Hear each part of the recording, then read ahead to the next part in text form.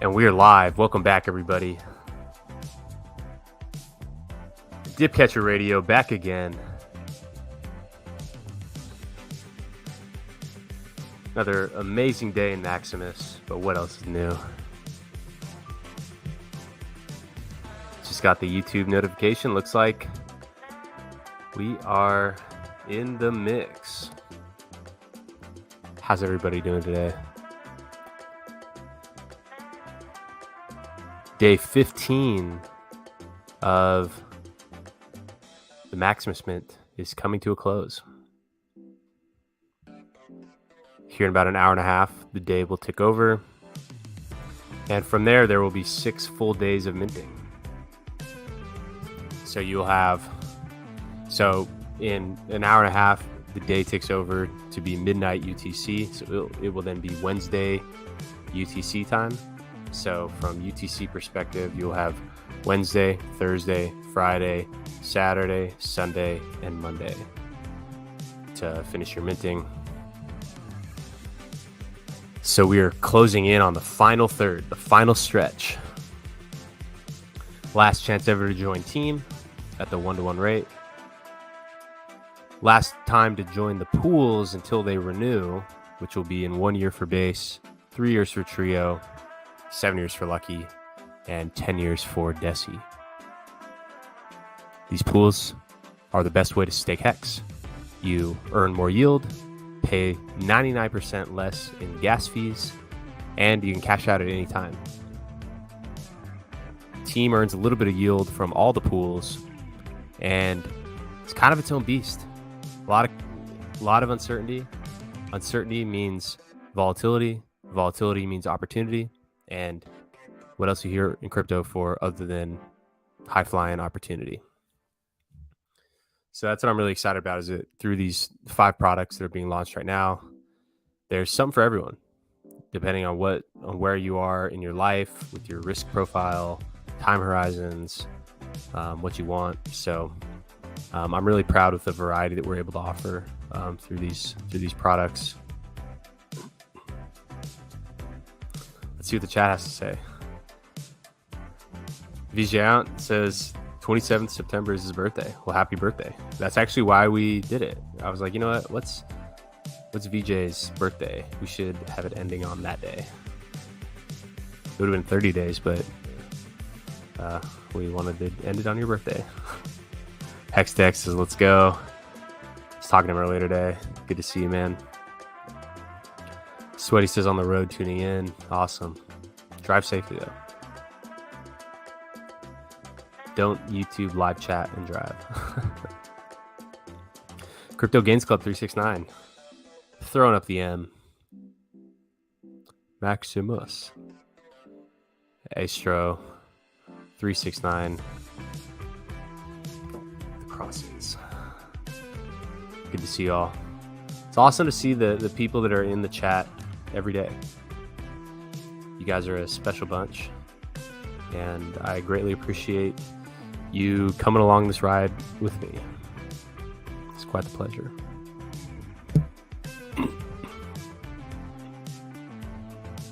Bry162 says, let's get Dipcatcher to 5555 followers on Twitter. Only need 25 more.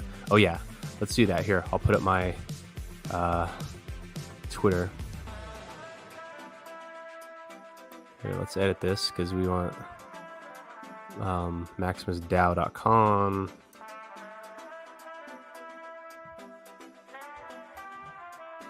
Follow me on Twitter. I need, what did he say? 25 more followers still? 5555.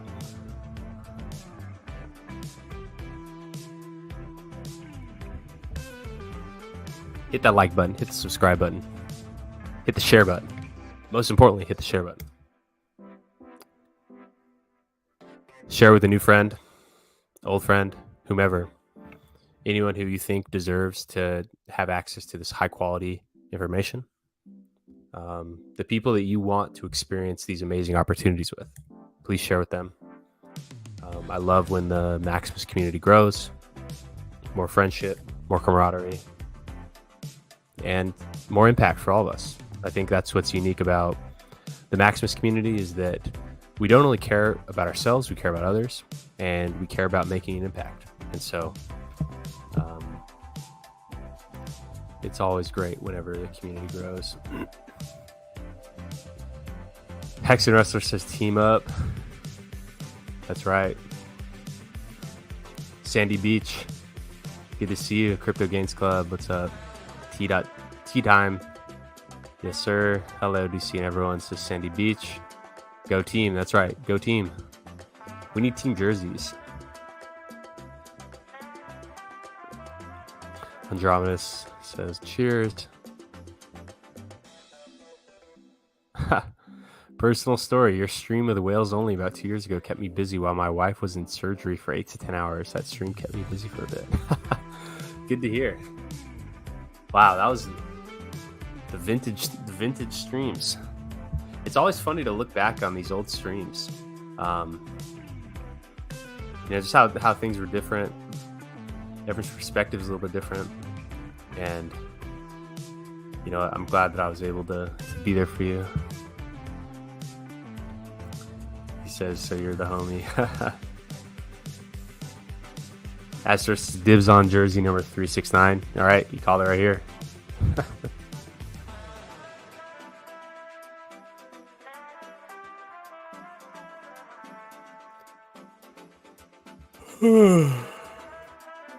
Guys, I am tired. This launch, streaming so much, late into the night, raging code, waking up early, still trying to do all my husbandly duties. I'm tired, but we will keep pushing. We got some amino acid energy drink here, pre-workout. Give us a little late afternoon jolt.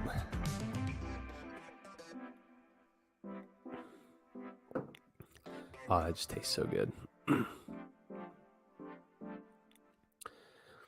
Crypto Gains Club says it was on your website with the chart of stakers and people being diluted. Oh yeah, that was wow. That was 2 years ago when we made that chart. Let's bring that up. Let's bring that up because it's actually very important when we're thinking about staking. So what Crypto Gains Club 369 is talking about is on. Let me share my screen.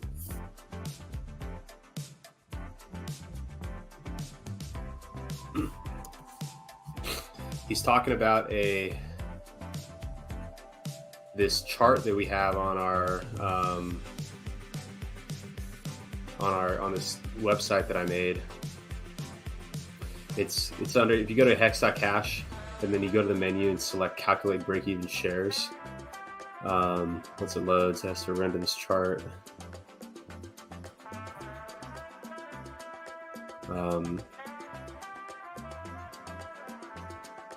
So what this chart shows is per the amount of hex that you have, how many T shares do you need in order to keep up with the baseline inflation? So everyone above this line is earning inflation and everyone below the line is paying the inflation. So it shows a pretty large range here, which it was mainly because the question I was trying to answer in this was we're trying to figure out how much hex or what percent does the OA pay in inflation, because the OA has a huge bag and relatively small amount of stakes. And so the question there is, what percent of that bag is effectively paid to stakers as, in through the inflation through staking? Because if you're above the line, that means you're earning the inflation because you're getting more of it. You're increasing your amount by a higher percent than the total percentage. But if you're below it, you are increasing your amount by a smaller percent than what the total pie is growing. So if you're above the pie, if you're above the pink line, your piece of the pie is growing. If you're below the line, your piece of the pie is shrinking. And so that's what this chart paints. And what he was saying is that back in 2020 is when we were discussing this. So let's zoom in to see like it on a little bit more useful timeline here. So I mean, even these are big numbers. So here, let's even zoom in a little more. 40 million. I should really make it. Let's see. Hold on. Okay, we'll start with like 15 million all the way down to.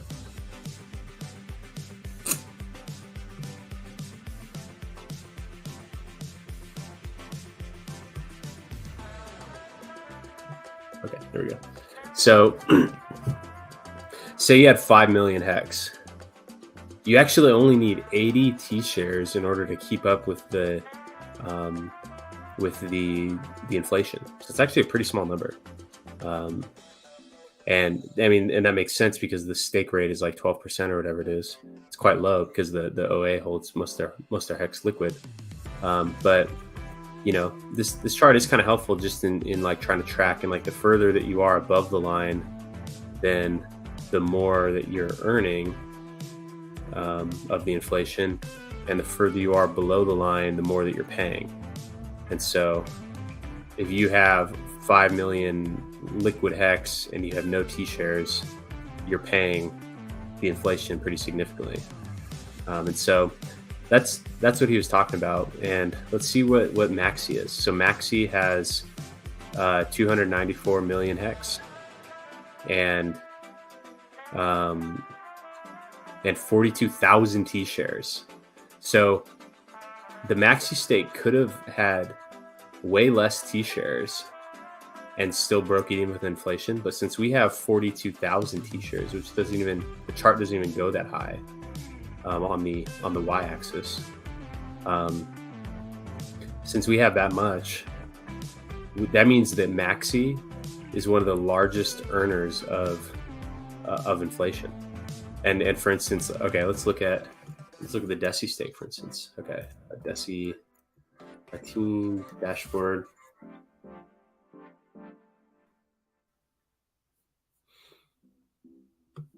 Oh wow, it was up since last time I looked. So the Deci stake is going to have about 17,000. Say it ended right now, 129 million.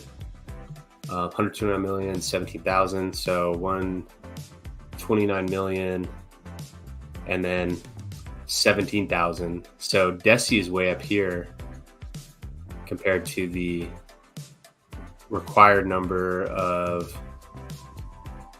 say, 2,000 T shares required in order to break even with inflation. So that's pretty powerful. You know, that means that stake is going to be one of the highest earners of inflation. So that's pretty amazing. Thanks for bringing this up. I always forget about this because I mean, it kind of goes without saying, and yeah, but it's cool that you brought that up. Will says, I call number 55. All right, you got it. Crypto Gains Club, something like that, yep. Hit up Crypto Graphics about jersey gear. He's produced some sick merch. Yeah, we'll have to. Crypto Gains Club, yep. Nate Stakes, what's up, dude? Good to see you. How can we mint the Perpetuals on ETH Fair? So you go to, make sure you add ETH Fair to the network settings on your MetaMask, and then go to epow.perpetuals.maximus.cash. Just for Perpetuals or Team? Perpetuals. And then here you see the warning. The senior first using the Maximus Perpetuals contract on the new proof of work Ethereum forks. These are brand new experimental chains. Use your own risk. Any number of unpredictable things could go wrong. And here you can select Ethereum Fair.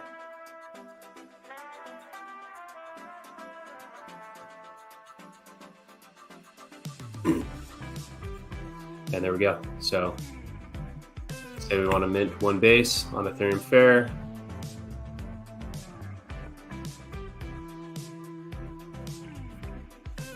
Give permission. Yep.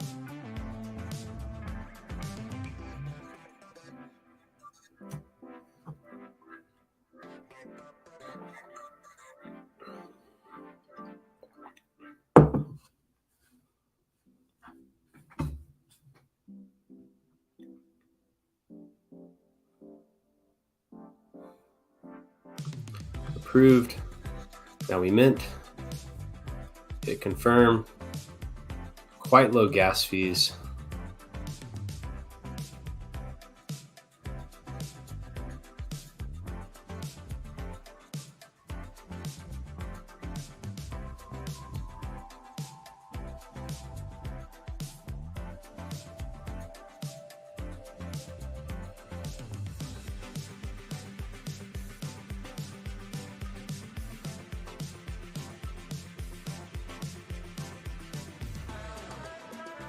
Now we wait, and then we'll pull up the Block Explorer link and we'll look at the transaction, just kind of see what's going on. Here we are, etherfair.org. That's weird. The default, the ones that you took in here, that's not it. Let's look at etherfair Block Explorer. Explorer.e. Yeah, here we go.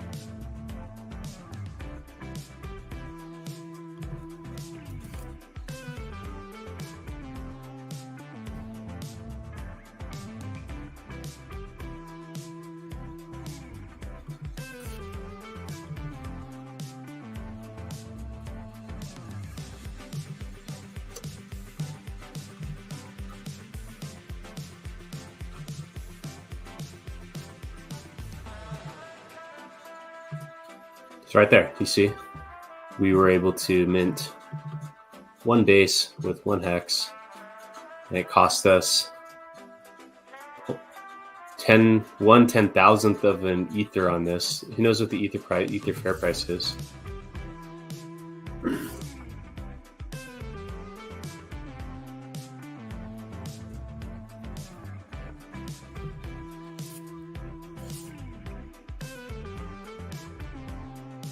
$1.25. So this transaction fee cost us times 1.25. That cost us 1/100th of a penny to mint on Etherfair.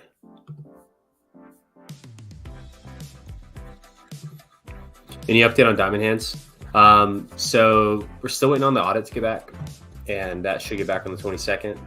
And then I'm almost done with the front end for all of those. So target launch date is the 22nd for Diamond Hands. And for people that don't know, Diamond Hands is a contract that you can time lock your perpetual pool tokens in, and you can earn bonus rewards if you hold them throughout the whole entire stake. So if you're using the Maximus Perpetual pools as just an alternative to staking on your own, where you're not really looking to sell, even though you can, you're not looking to sell your token midway through. If you hold it all the way through in the Diamond Hand contract, you are eligible for rewards. So we're going to be testing that probably tomorrow and try to get that ready to launch.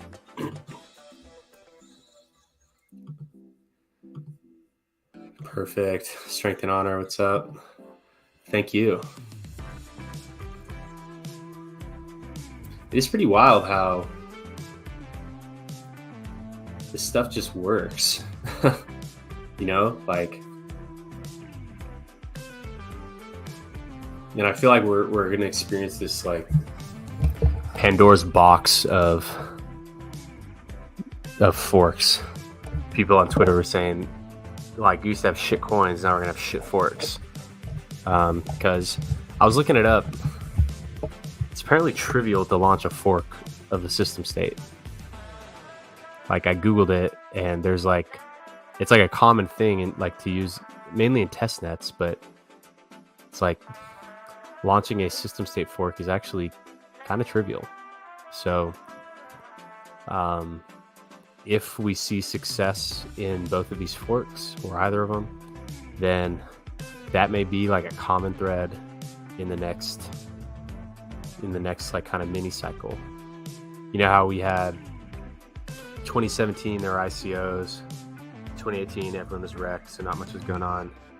2019 still kind of wrecked. That was when Hex launched. 2020 it was DeFi, yield farming, food tokens. Then 2021, it was NFTs. 2022, kind of dead, but still NFT and DAO are kind of these like hype cycles. Perhaps in 2023, we just have fucking shit forks at the yin yang and you can't keep up with them. So I don't think this is the last of these forks. I think they're only going to get crazier. I think we're probably going to see, like, because the thing is with with like a whole mining apparatus, you actually have to have people that produce the blocks. But if you move to proof of stake, in some ways it kind of reduces that, like, I guess, like operational burden. You still have to operate the network, but it doesn't require the mining infrastructure, which is like a big part of it. So I think that there's probably going to be proof of stake system state forks. And in that case, that's, I think, where it kind of heats up, especially for us, as it relates to Pulse Chain. Because these proof of work ones, it kind of makes sense that, like, when they make a big network change to the to Ethereum, that like a fork emerges, like that doesn't do that big change. That's like common. Like that's what ETH Classic was. That's what Bitcoin Cash was. Like it happens all the time. But if any of them are extra successful, then you're going to see a lot of them. So I think that if either one of these ETHW or ETHFair pumps, then I think Pandora's box may have been opened and we'll see a lot of these. And I think a lot of them are going to be proof of stake. So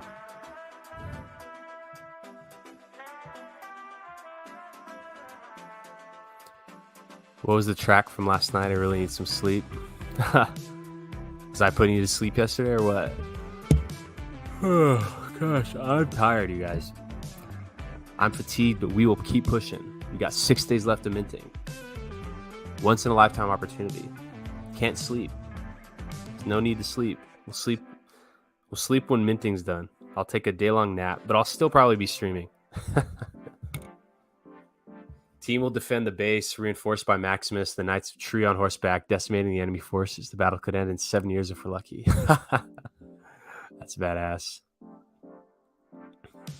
Diamond Hands contract deployed only on ETH, right?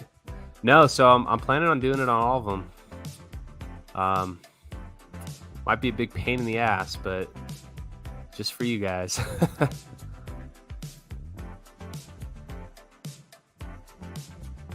Crypto Arty, what's up, bro? Oxiel says we'd still need to have miners to validate the blocks, or else nothing would go through. Yeah, I mean, someone's got to operate them, and if it's not worth it, maybe you have to find someone who will just do it because they have some other reason to, other than the block reward. But yeah. Artie says it brings an extra layer of security to this coding streams. Yeah, I mean, I think it's helpful to kind of give some transparency around it, because like there's nothing in the apps that's like privileged, like there's no like secret stuff, like, and you could read, like if you inspected the code like just through your browser, you could see everything. So it's not like there's anything that needs to be hidden. And since there's no admin keys and there's nothing with the contract, like the way that my code is interacting with the smart contract is the same way that like Etherscan is interacting with the smart contract. And so there's kind of nothing secret there. And I think that just adding more transparency helps. And also, I mean, I think it gives people more comfort in all this stuff, because it's like, you're supposed to be careful about what websites you like connect your MetaMask to and stuff. But like, you see me make it live, then that would be the perfect crime, wouldn't it be?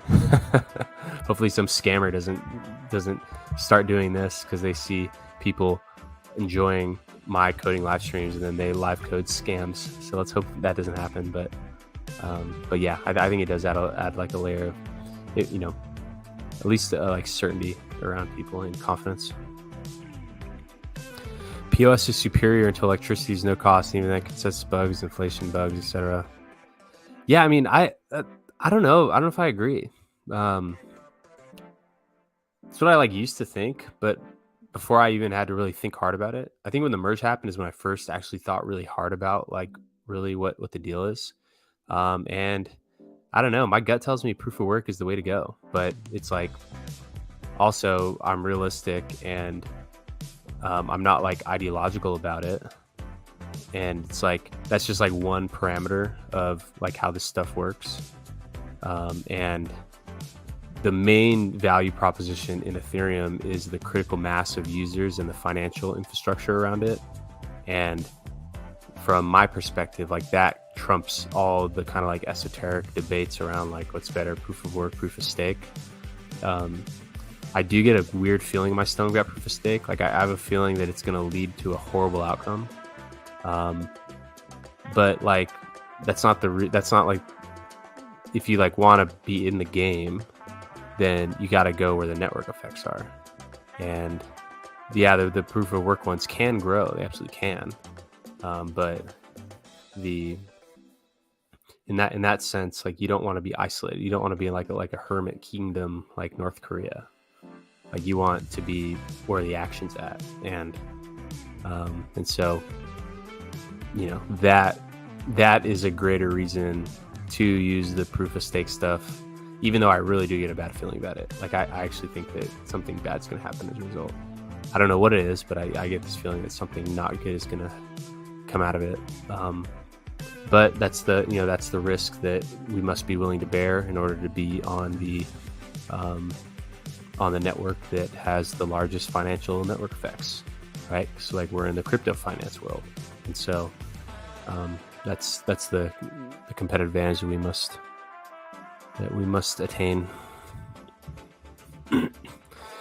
Poor Man Investing says ETF is greater than ETH. Yeah, I mean, I don't know. I don't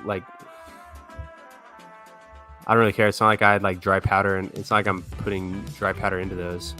So I'm very happy that I have both of them. And like I said in my let's look, Hunto Nomini 3-headed.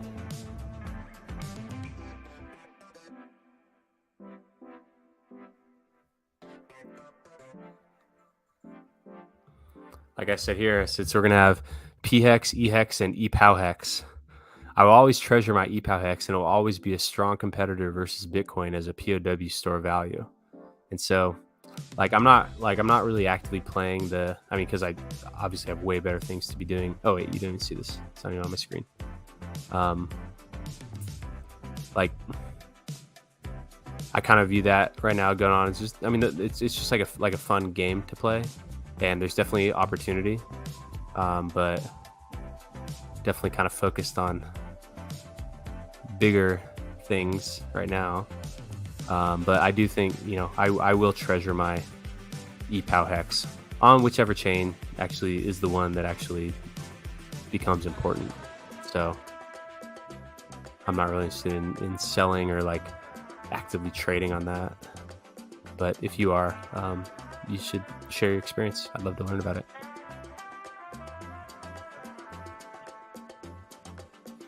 Can you think of any reason why anybody hold Hedron if it is better to swap them for Team where you get Hedron anyways? I mean, that's up to you. It's just like, you know, do you think Hedron's going to go up more, or do you think that Team's going to go up more?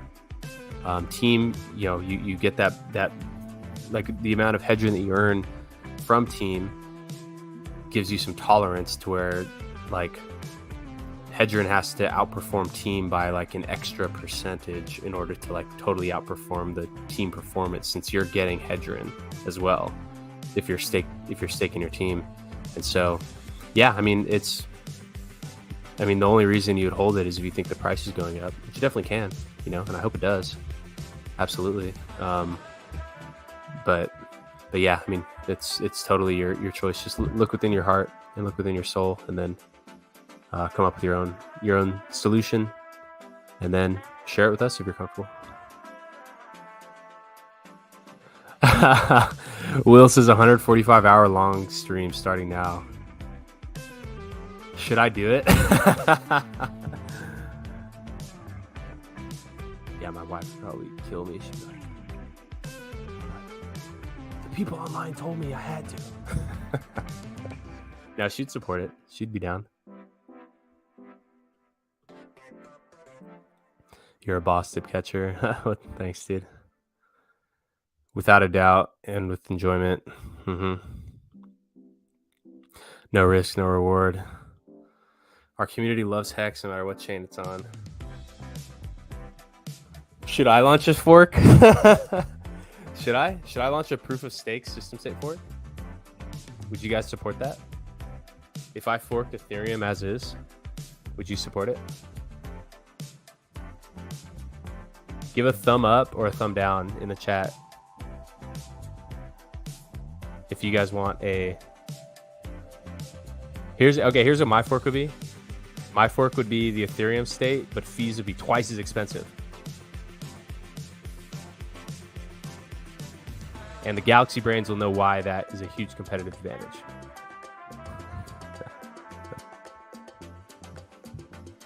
Yeah, we need a fork that's more expensive to use. You've got... Astro says, sure. Not too confident there.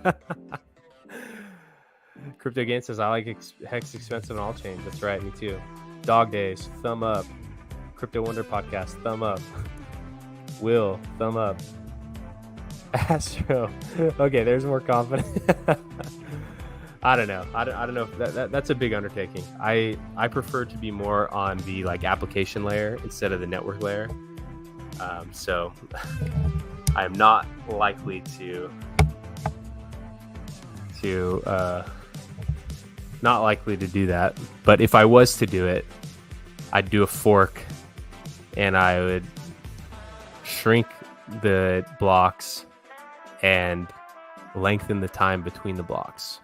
And only the people that really want to be on those blocks are going to be able to afford it. So that would be my scaling solution, is to actually make it more expensive to use.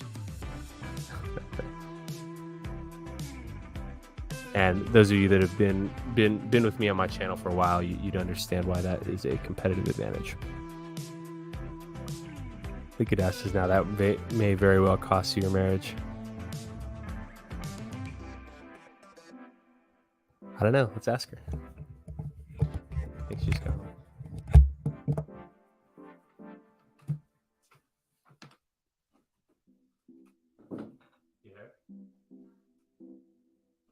Can I live stream for 145 hours straight? I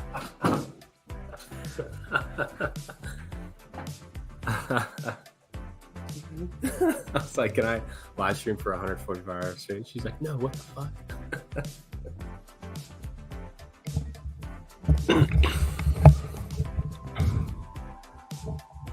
Important investors, what about a POS to work fork? What does that mean?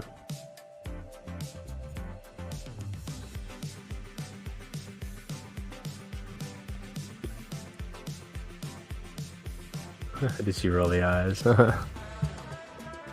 Yeah, guys, sorry. Probably not going to do a 145-hour straight live stream. But maybe it'll last like 24 hours.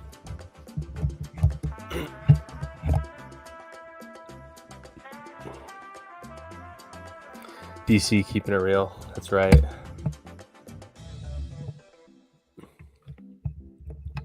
Have to stake to mine. I don't know. Maybe.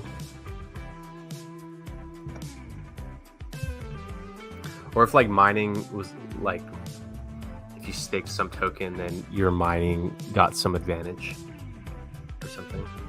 I don't know.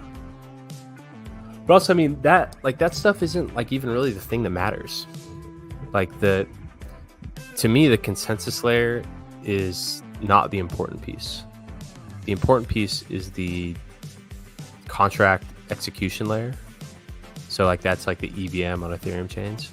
So like how the blocks actually get produced, that's not like the thing that's like a competitive advantage. The competitive advantage is in the application layer and the network effects that build up around that application layer. So yeah, I mean, and also that's just that I'm less interested in just like that kind of boring blockchain stuff, and I'm more interested in the smart contract stuff.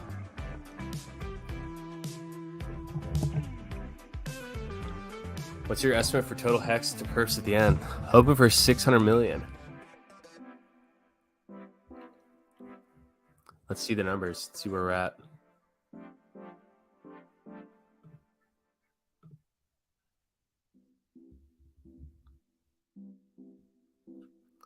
Wow, we're up 220 million. Over a third of the way there. 6 days remaining. Things always heat up in the last week. We're starting to see that.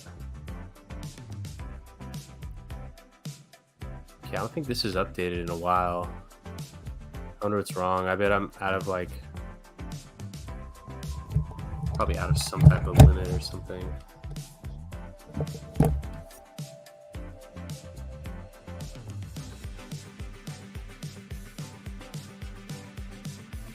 $220 million hex in the pools.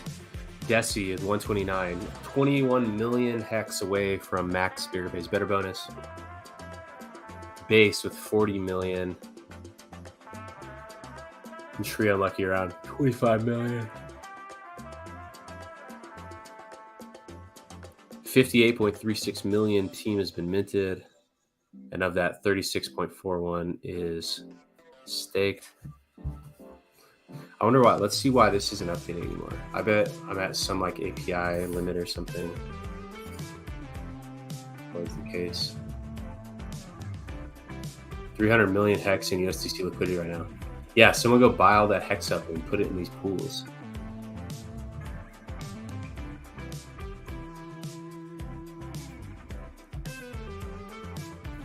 Let's see why it's not working.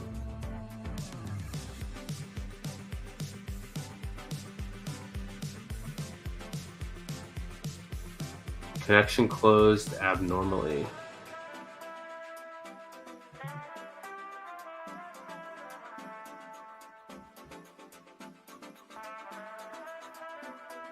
Okay, so it's just not getting all of them.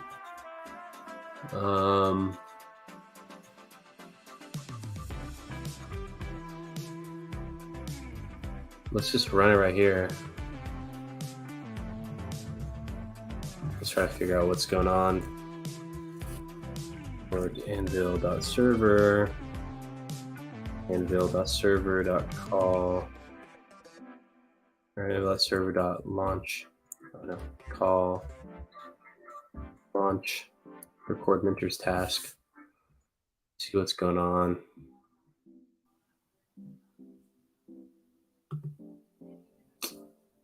Damn it.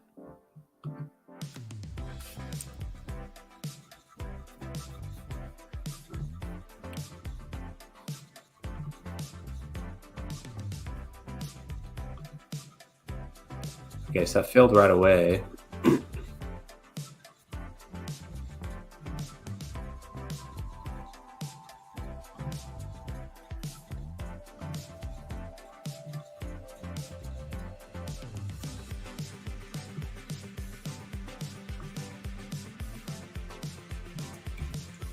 Let's figure out why that is so we can get our leaderboard back up and running.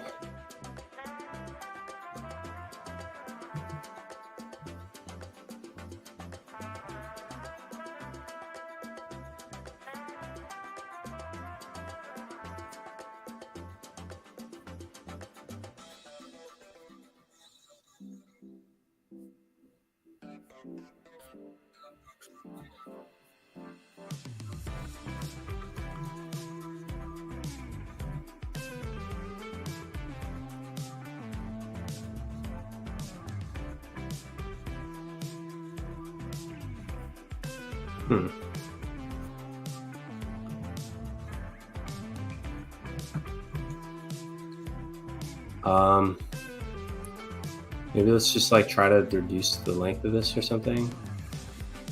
So Web3 Pi, create filter.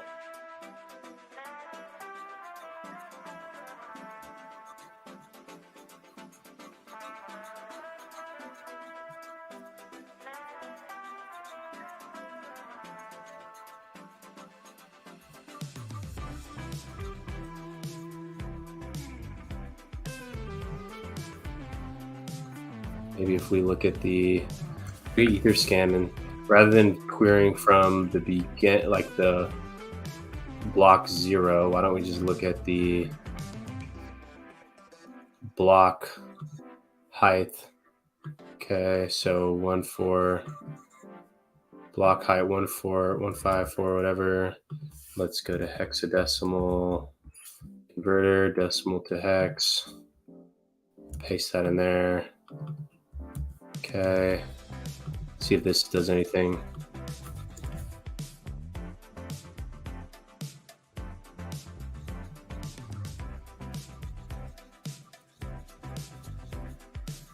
And then let's do what we just did.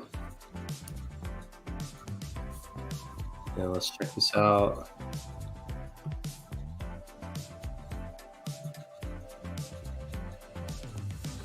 Okay, that's promising.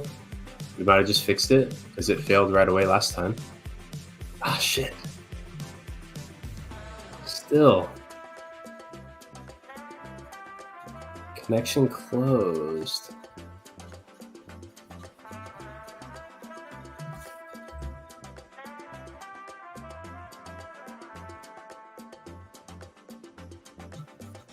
What is going on here?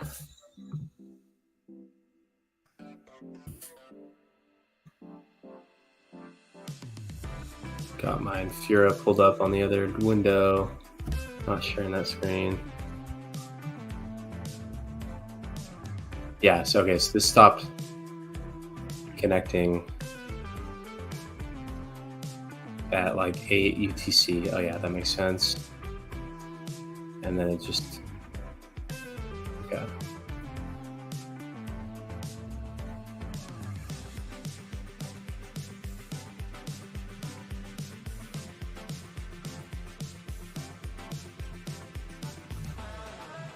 Lucky the least popular. Yeah, it's weird. Lucky slept on. Yeah, I think that it's just like people that want to do the long term are just doing Deci. And I think a lot of people think that Deci is going to repeat Maxi. But since kind of the herd thinks that that's going to happen, I think that Lucky's probably going to be the one that does it. So that's just, but not, obviously not financial advice. Team Deci, that's right. I like all 4 perpetuals. Me too. It's like such a nice staking ladder. A lot of flexibility. I will be a Maxi millionaire. One of my goals. Hell yeah, name.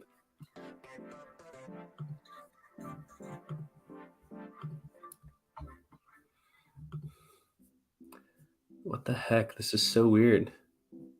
Because like right there, it fails in this one, but it works in the state pools. W3.e.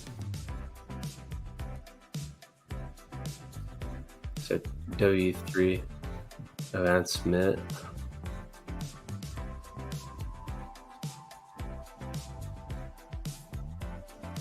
Why do you think it's failing like this?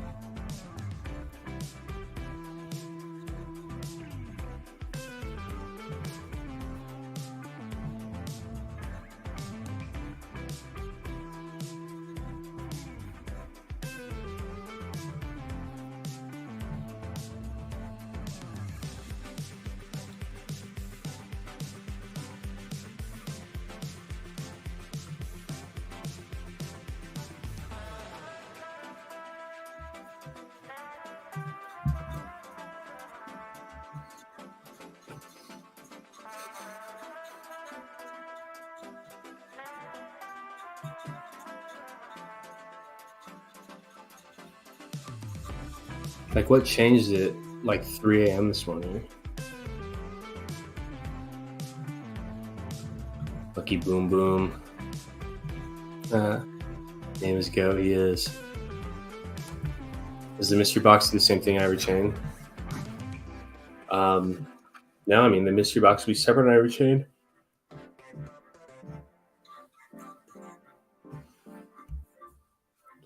What do you think of a lot of front running of the Maximus unstake? I mean, it's just like any other stake, right? And it's just like that. Like when we say the market prices stuff in, that's like what it means. So it's just all normal market activity. It's like people that have coins to sell, they can sell whenever they want and for whatever reason. So whether it's the maxi stake ending and they want to get in front of that, or they just want to sell just because they want to sell, doesn't really matter. No expectations on box. Yeah. Mikio knows what's going on. Lucky dark horse to go bigger on. Maybe. Absolutely could be.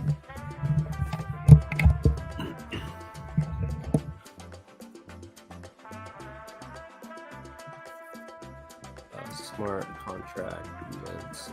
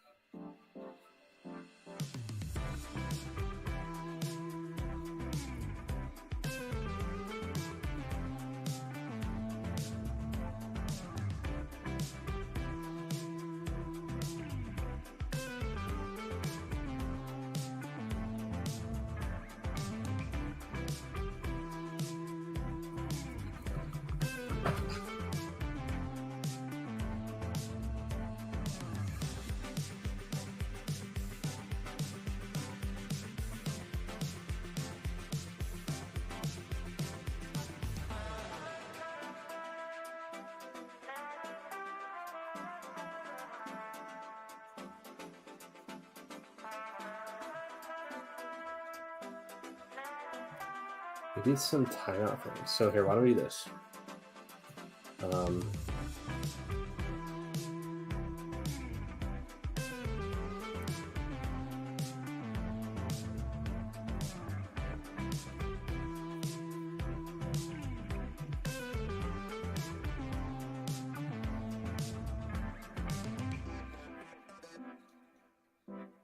Okay, so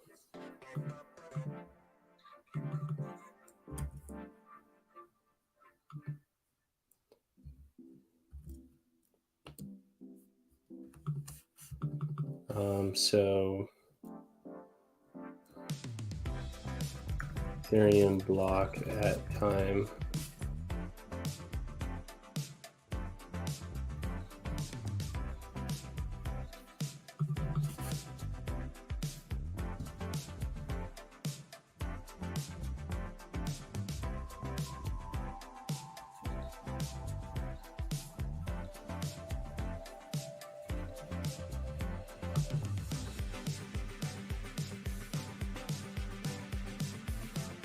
Because we want to figure out why we can't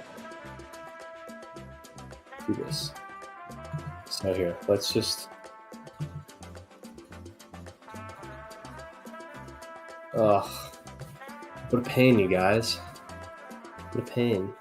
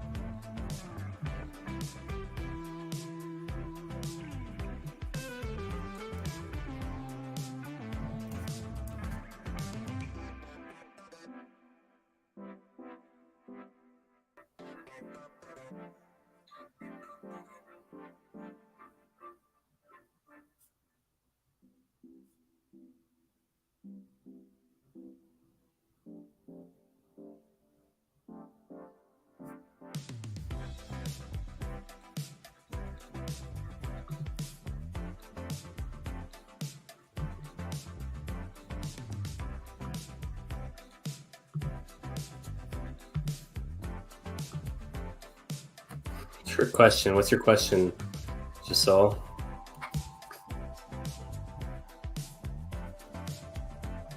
Feeling the music, you probably like Ghost Town Project and Buddha Bar. I actually haven't heard either of those. I'll have to listen.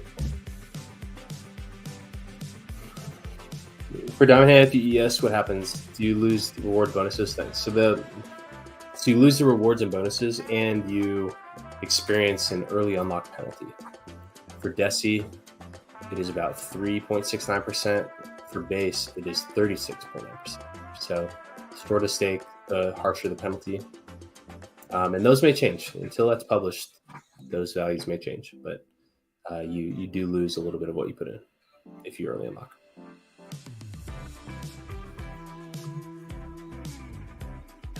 Mix. Let's hear your trick question.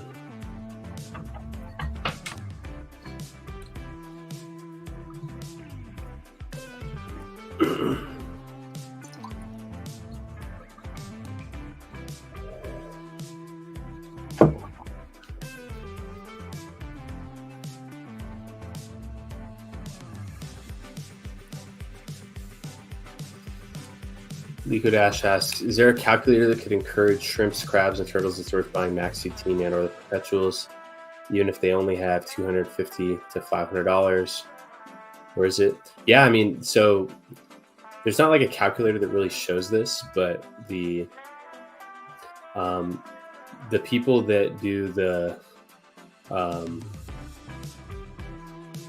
people that have those smaller amounts, the Perpetuals really benefit them.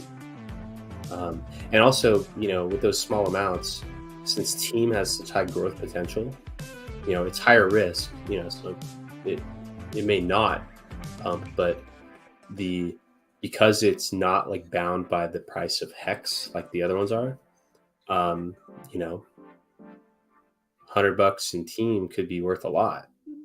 So there's no calculator to just kind of show that, but for those dollar amounts, staking on your own is basically like, it's not recommended at all. So, that's the, that's like the real benefit for people that size in the Perpetuals. And then Team, it's one that can increase in value a lot, just, shockingly. And so, small amounts can be worth a lot if everything plays out. But again, these like Team is higher risk than just holding in the pools, so you got to balance that out too. He said, "Out of sync question." It was the answer to, "Do you want me to fork ETH?" Yeah, we're gonna fork ETH and make it more expensive, and everyone will be shocked when it's more successful than anything else.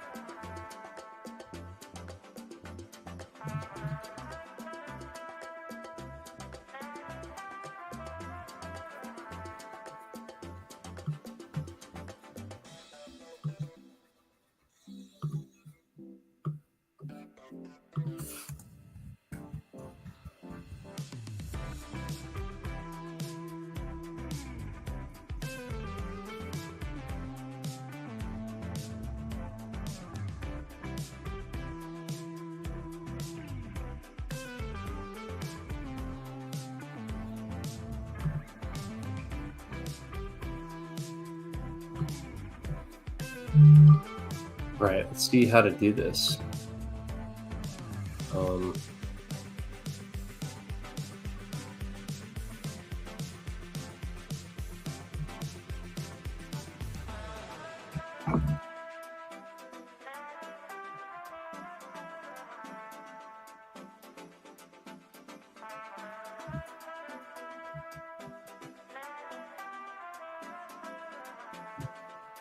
We may have to I don't know what's wrong with my...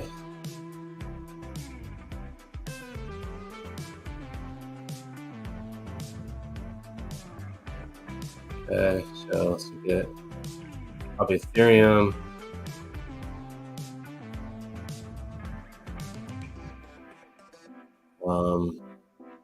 Smart contract events.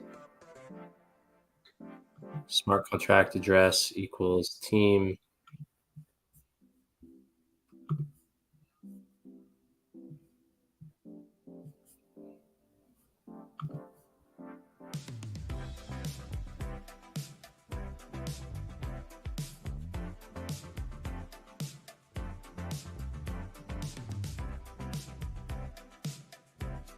Where did it go?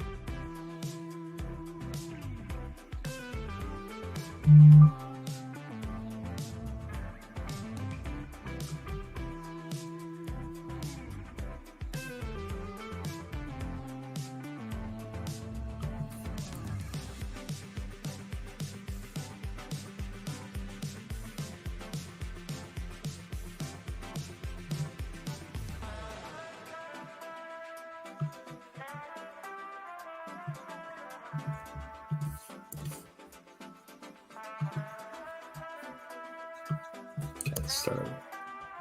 Ethereum. Smart contract events, where smart contract address is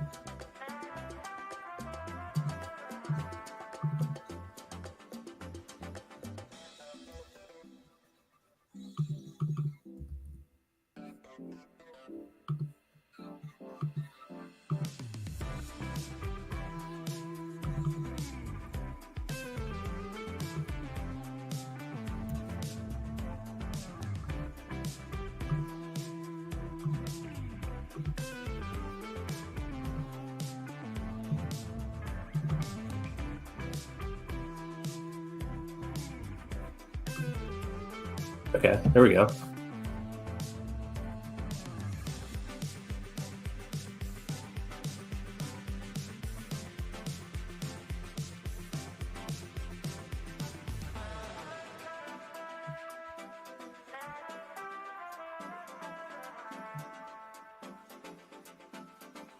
Okay. So I don't want 10. Let's see how many we can get on all of them.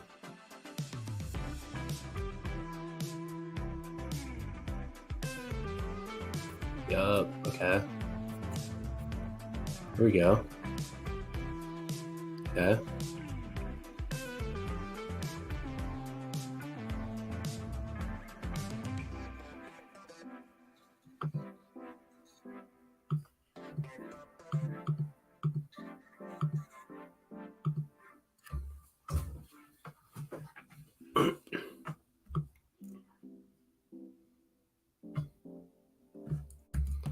All right, let's see if we can fix our thing.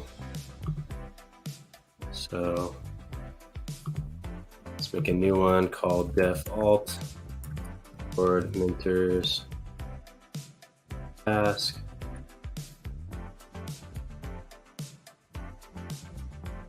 And we're going to say query equals all that. Rel equals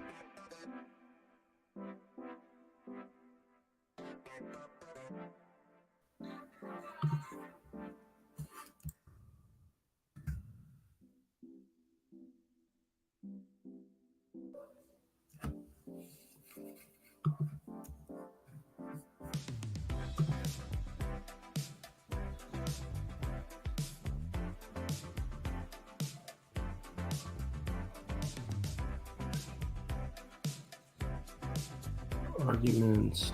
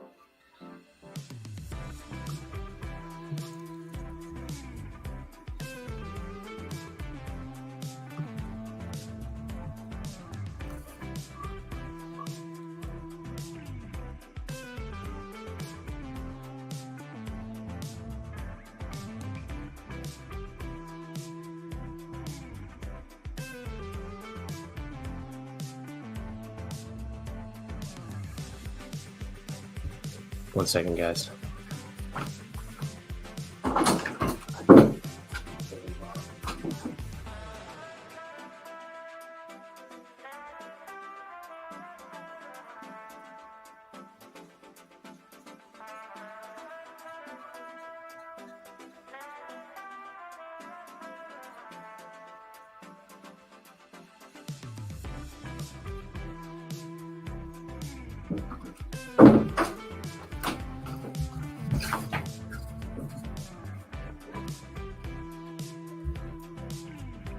Okay, so what we're trying to do is pull in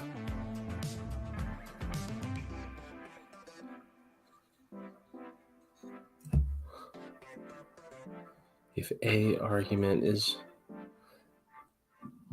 a value, address is a value. Okay.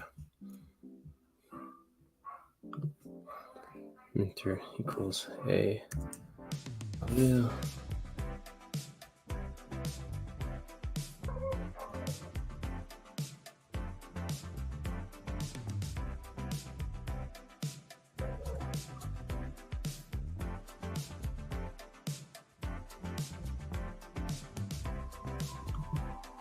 Underscore amount.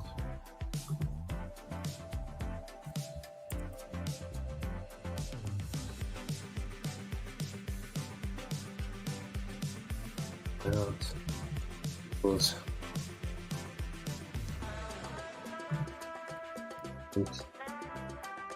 a value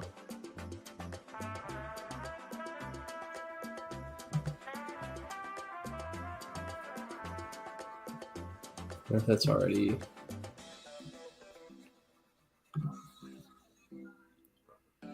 1, 2, 3, 4, 5, 6, 7, 8.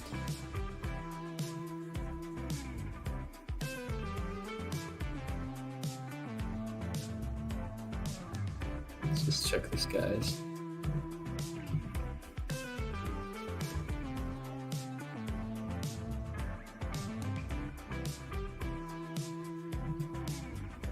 Yeah. Oh, yeah.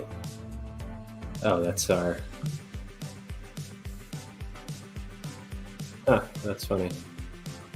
That is our development address.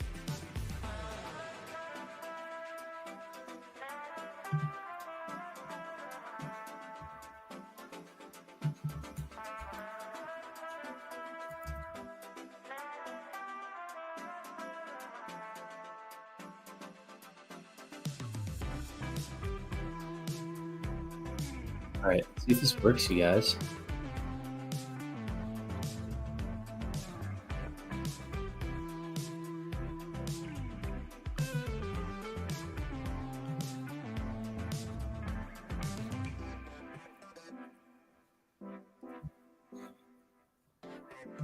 See if we just fixed our problem.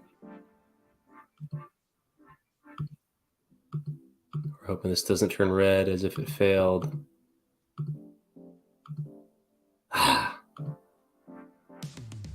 Invalid JSON in response.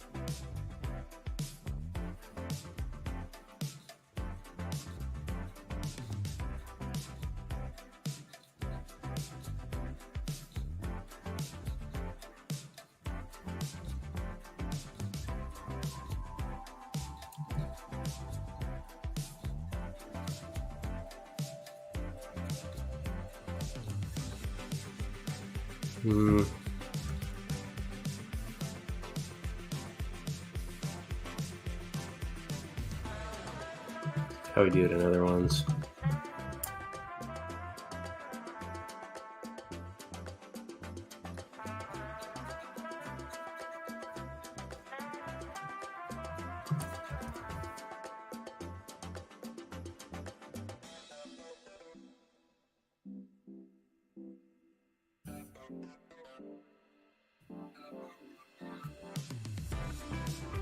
Method is post, that's why it is post.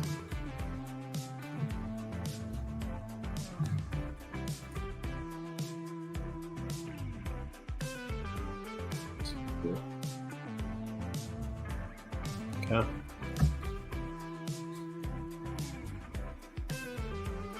Oh, and then data query. Okay.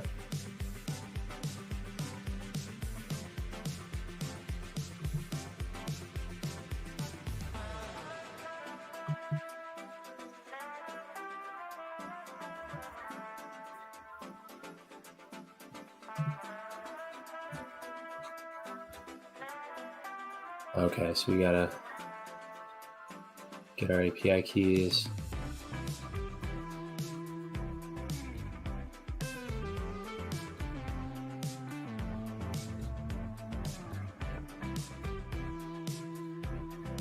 Oh, do we really want to do this? It's turning into a big headache. I was just trying to fix this quickly.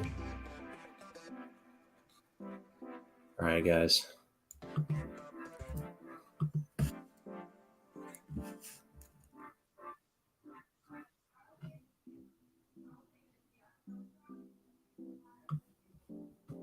Okay, so we're not going to use that. I don't want to do all that. We just may have to deal with our leaderboard not working for a while. I wonder if we just reset it.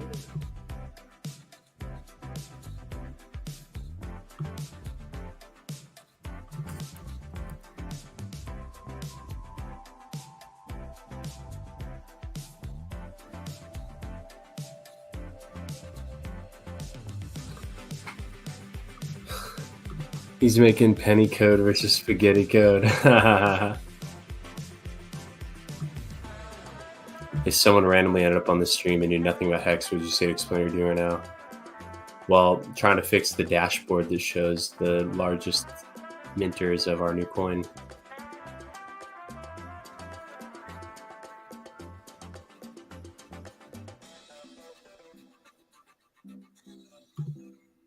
I'm cooking dinner in a diner jacket alone. Is that strange?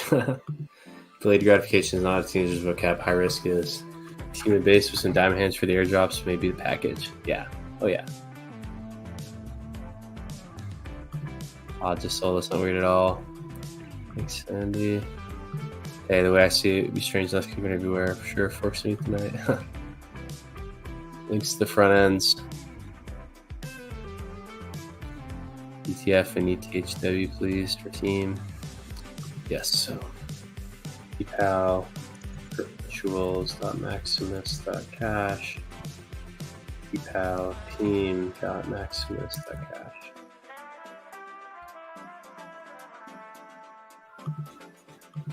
That's funny.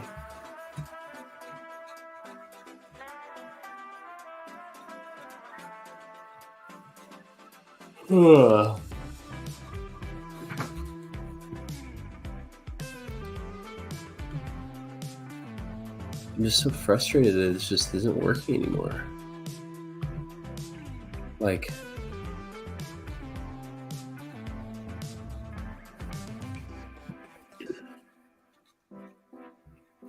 I wonder if it's like a, here, let's look at our, let's just grab this one. And then we'll add to the filter.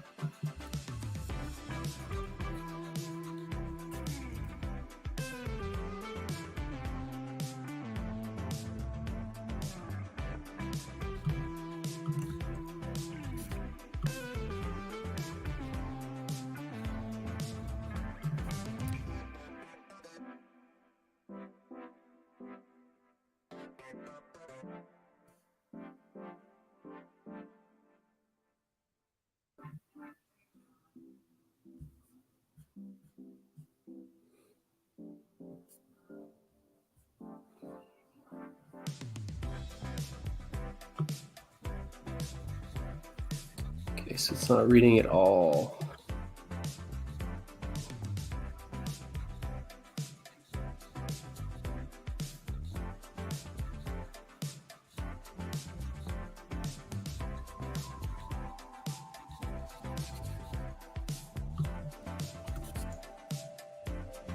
All right, we're gonna put some footers in. It's not working.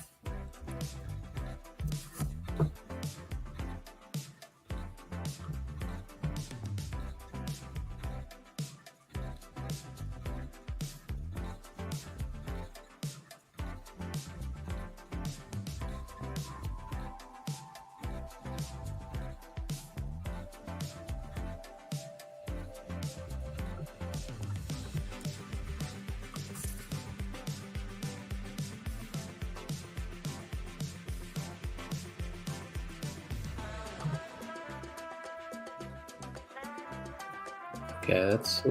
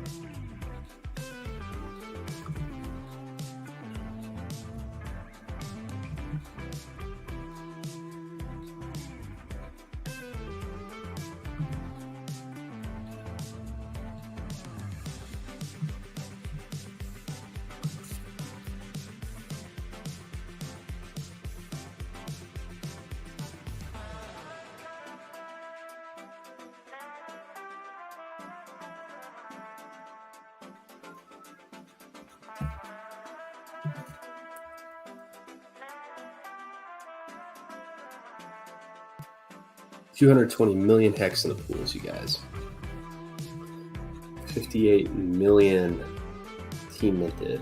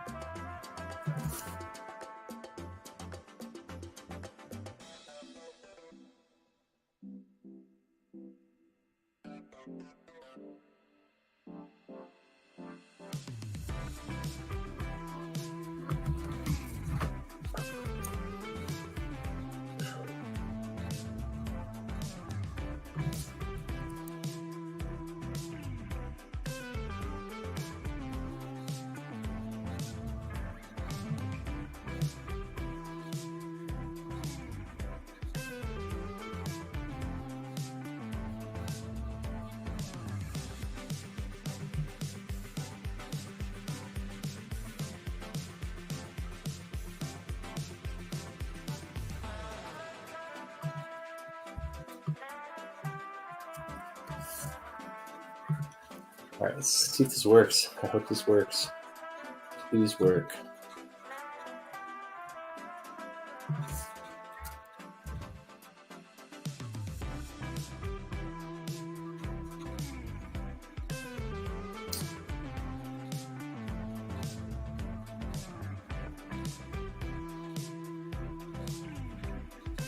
I wonder if it's because it's like filled up or something.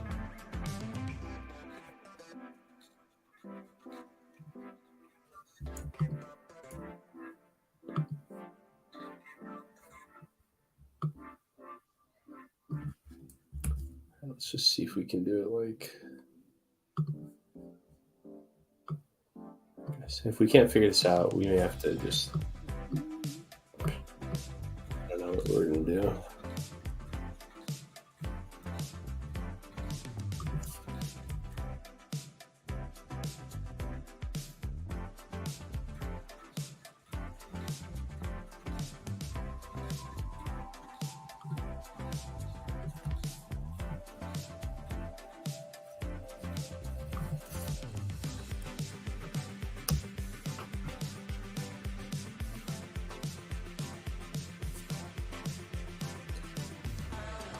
Oh, maybe there's too many.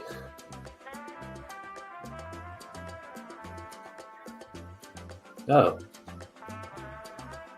Okay. Well, in that case, so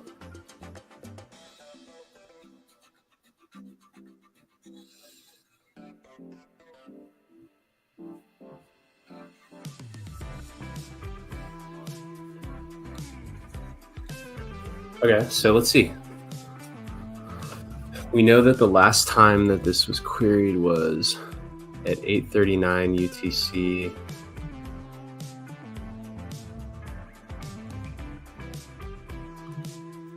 A 3 block from timestamp.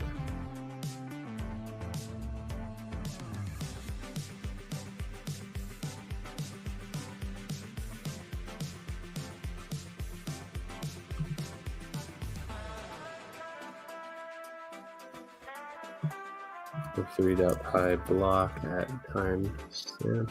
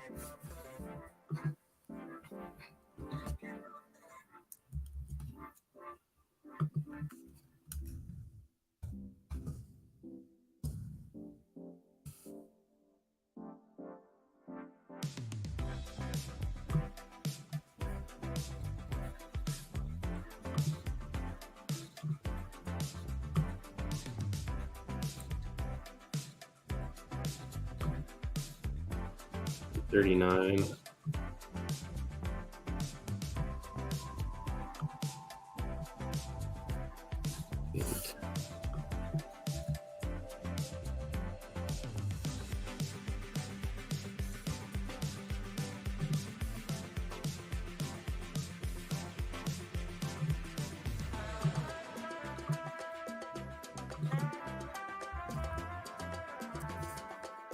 Okay, so that's the block number.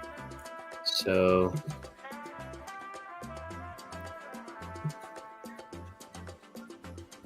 from block. Okay. So what we're gonna do is we're gonna say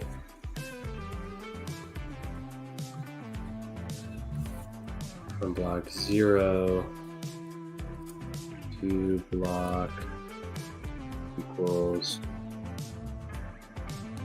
that, but let's like subtract a little bit. So 3, just bring 1,000 blocks earlier just to capture it.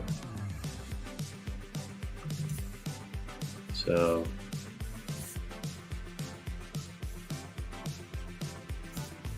events A equals. All right, we're doing a quick and hacky way to fix this, you guys.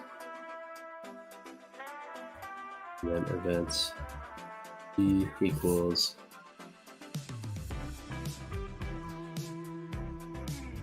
this, and we're gonna get to block. So this is from block.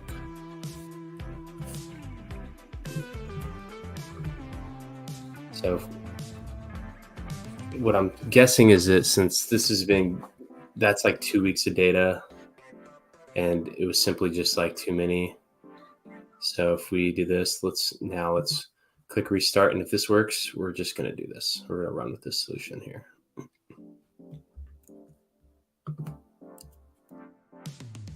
Come on, please work. Please work.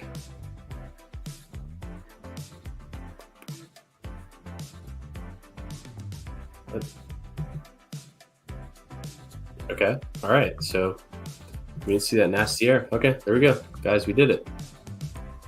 We solved our, well, so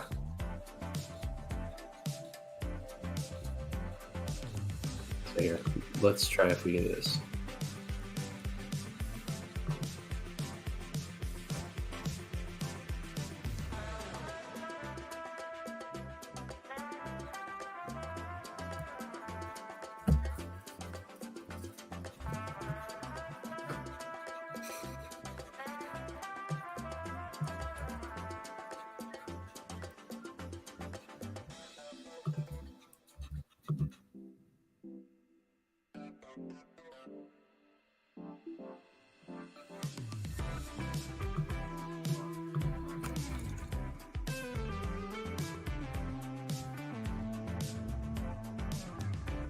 Okay. Now we're going to click run, and then now we're going to launch this task. So I'm going to build a server.call launch coordinators task. Please work, you guys. Please work. Please work.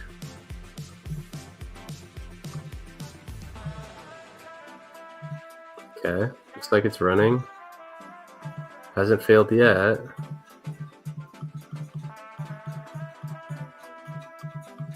All right, that's a good sign. By this time it had failed.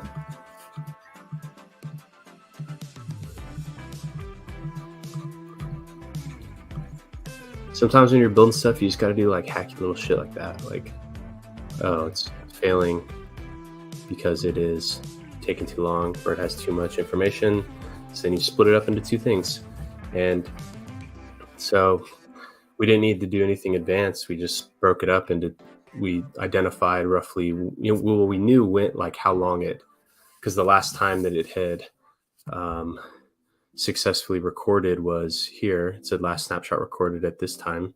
So what we did is we just found what block it successfully recorded at until then, gave it a little buffer, and then just split it into two queries where one was before and one was after. And from the looks of it, it's still running. So that must mean it's churning through.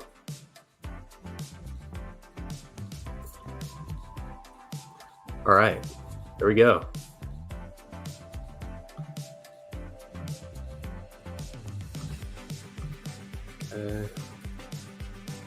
Found the issue and fixed it. Should be back up in just a few minutes. Let's do fixing is complete.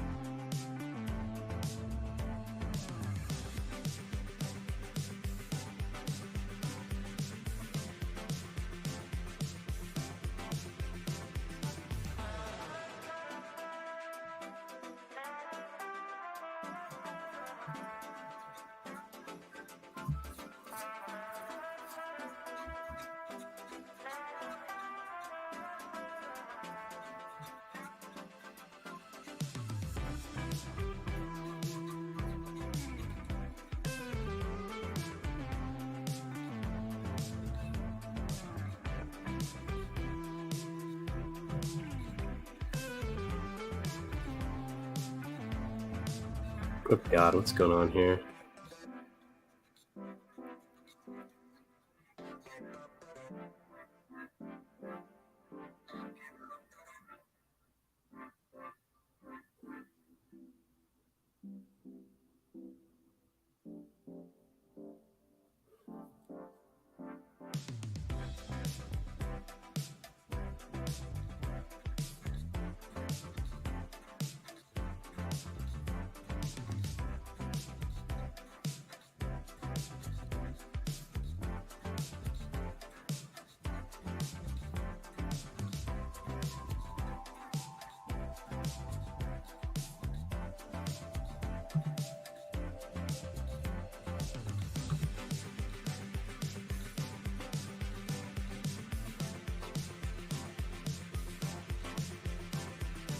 see if this is successfully completed.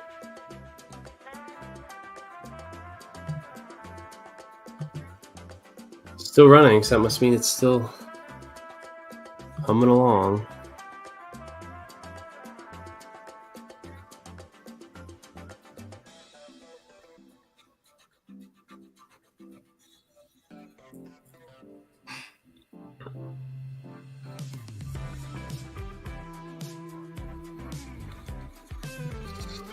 I wonder how many new people do you think we'll have? Because so as of 8:39 UTC, which has got to be like what, like 1 a.m. today, it hasn't been working. So it's been off for basically like 14 hours. How many do you think is going to happen?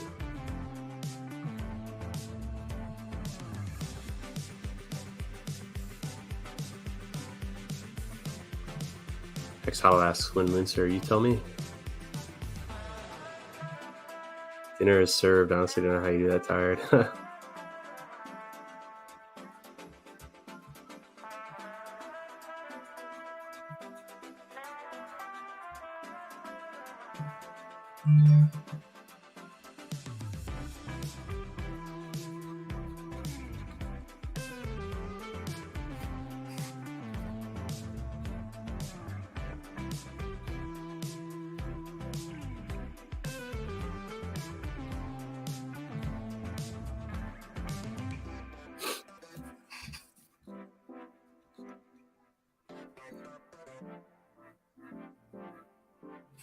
How many do you think we'll have?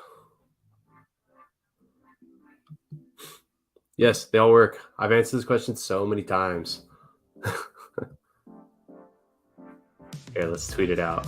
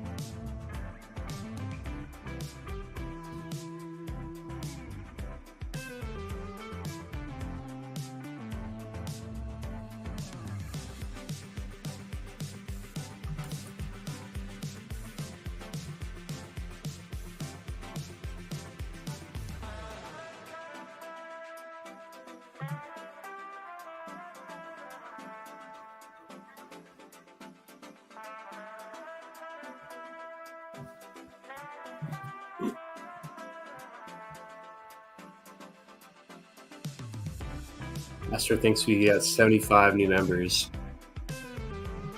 Done yet? See how long it took the last time it successfully ran.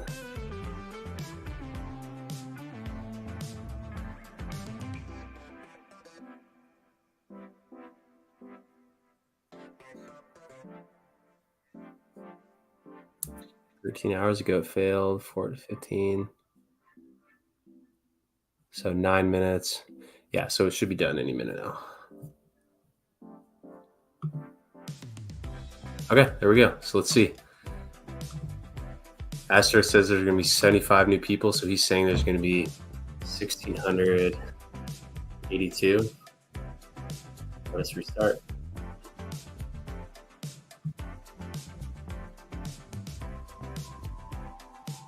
Oh, 1631. Okay, so a little less than what you predicted. Oh my god. What? Guys, the hedger and the deployer added even more. No fucking way. Unless there's some error. Oh my god.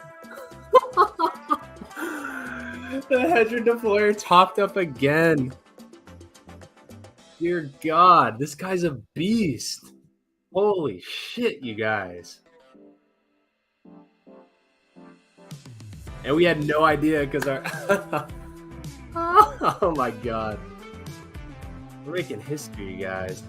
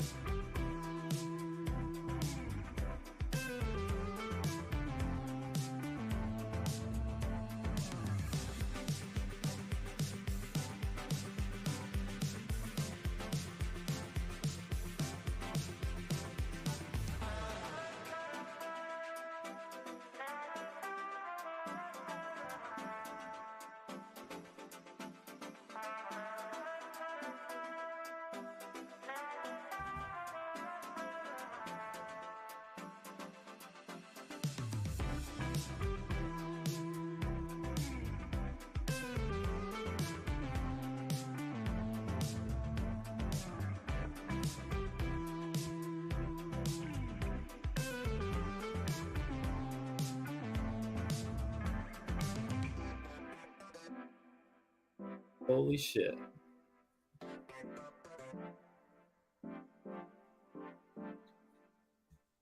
All right, let's tweet this. Oh my God. Totally. Now that we fixed it, we realized that the hedron deployer did another. What was this?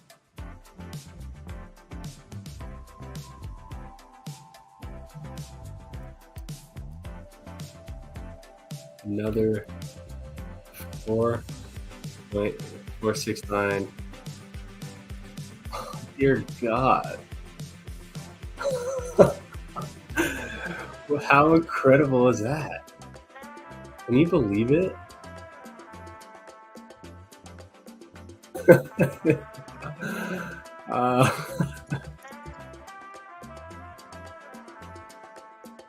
First thing we realized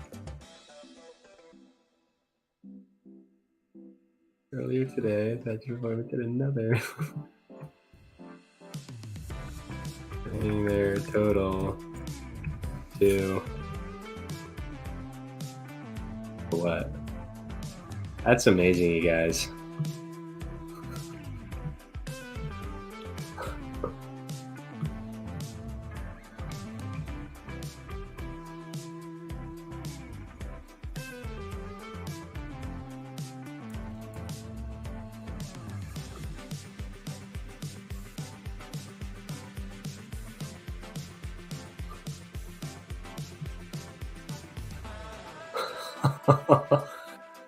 And 249, 248.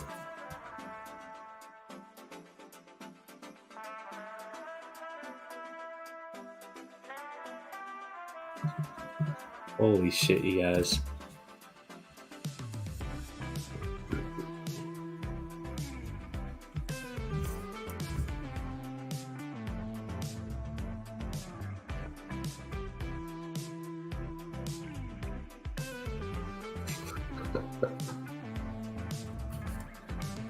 Mode.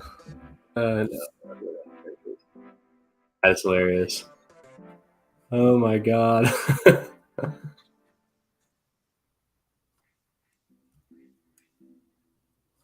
That went totally unnoticed all day. Is the Minters bot down too? Why didn't we see that on the Minters? How did we miss it? It's like 6 hours ago. What were we doing 6 hours ago?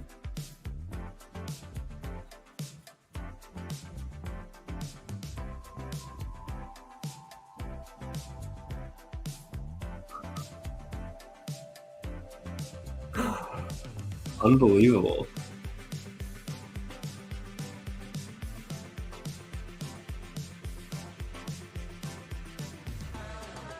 How did we miss it? No one replied to this message. How did we miss that? Earlier today, the hedge fund deployer with another 69 million.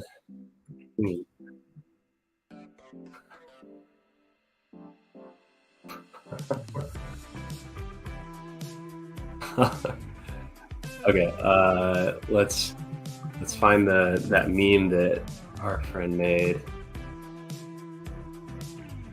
I think it's Baseball's Sin 6, Sin 3. Like the tweet, and that's where I know it is.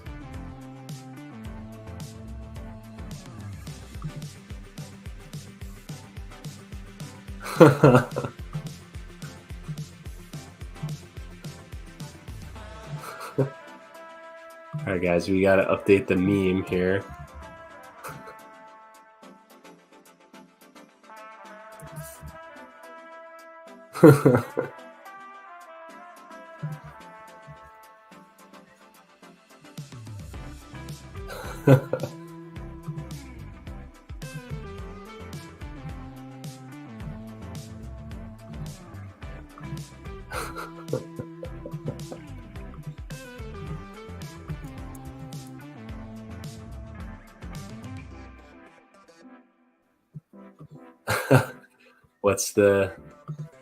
What's the new number that we said it was?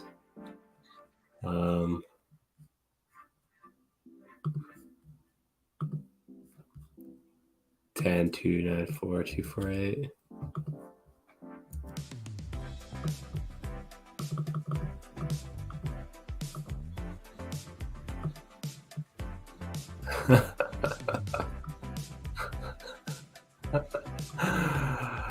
Oh my god. This is hilarious. How do I adjust the text color over here?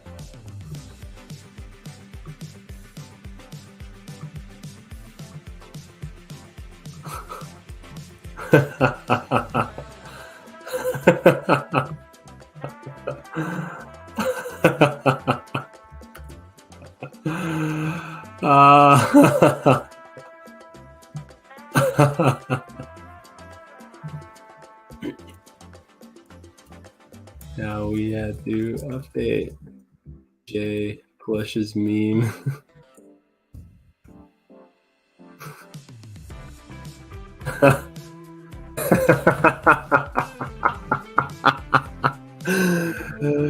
Dear God.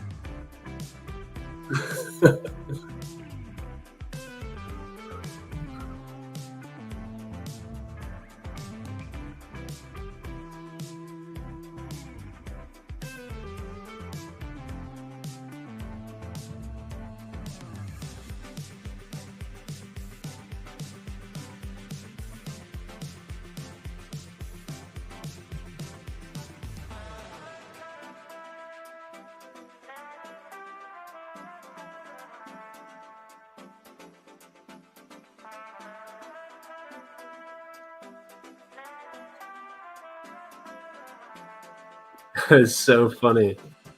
Oh my god.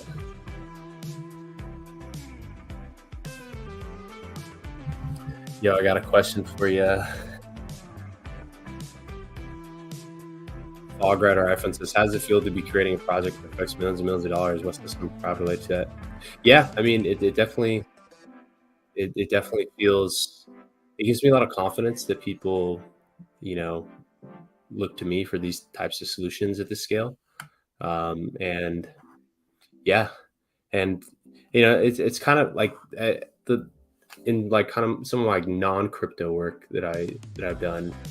The stuff I've done has kind of impacted similar values, and for like regular people, and so it makes me feel good for sure.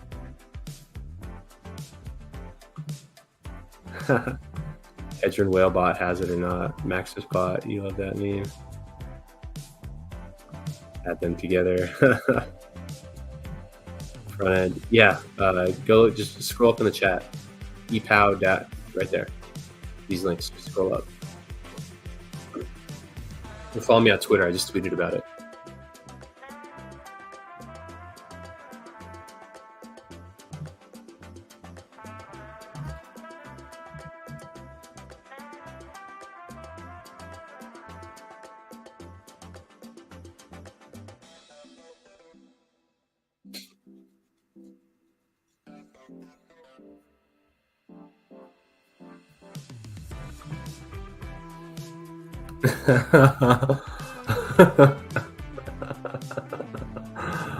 Dear God.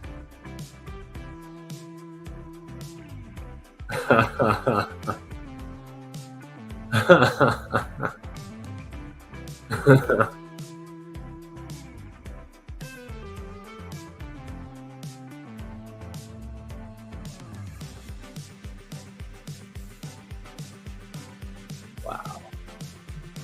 Unbelievable, you guys. Yeah. If you have Maxi, then you got it. And if you already minted your coins, you got your copy. But if you haven't, you can go and mint them on ePow.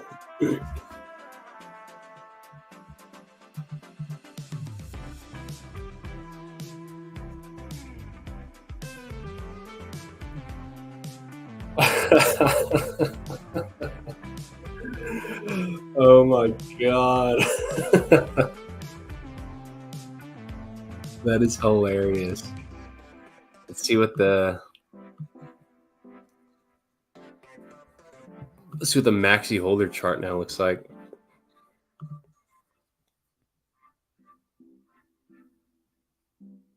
Wow. 20% of the total in there. The Hedron deployer now has, let's see, how much do they have left? 10 million in team and 14 million Maxi. Wow. 1, 2, 3, 4, 5, 6, 7, 8, 9. Okay, so we have grown. We've gained one more. We're basically gaining 1 million minter, or one 7-figure minter.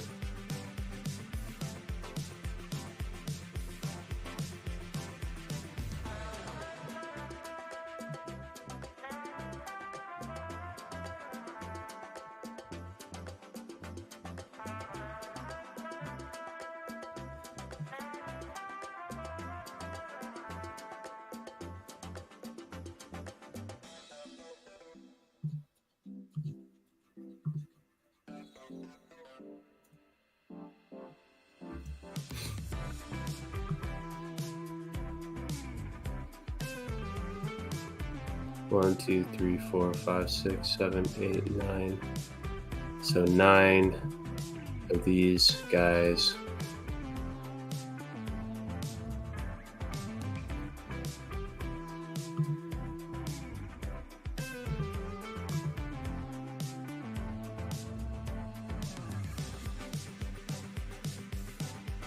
Whoa. It's fucking badass.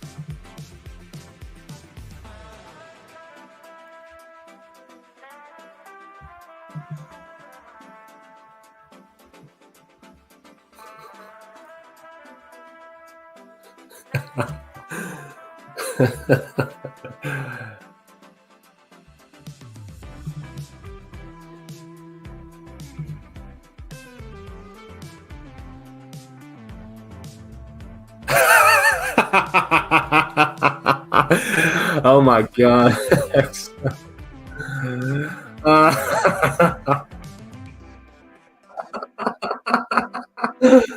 Oh my God.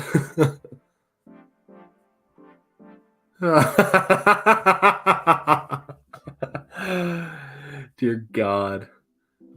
Oh my God. There's nothing like Hexico. No one has as much fun as Hexicans.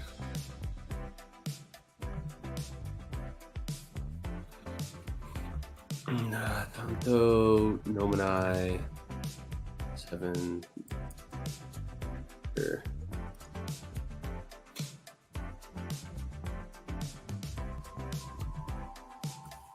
Okay, we added one more here, 2 here, and total here 9. Condition, condition here, big moves by visual and deployer. Added one more, so for your team here brings it to 9.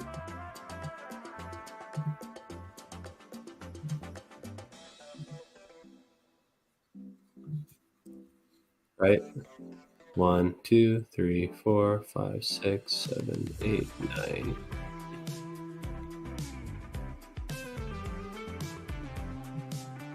Unbelievable. A loss of words right now.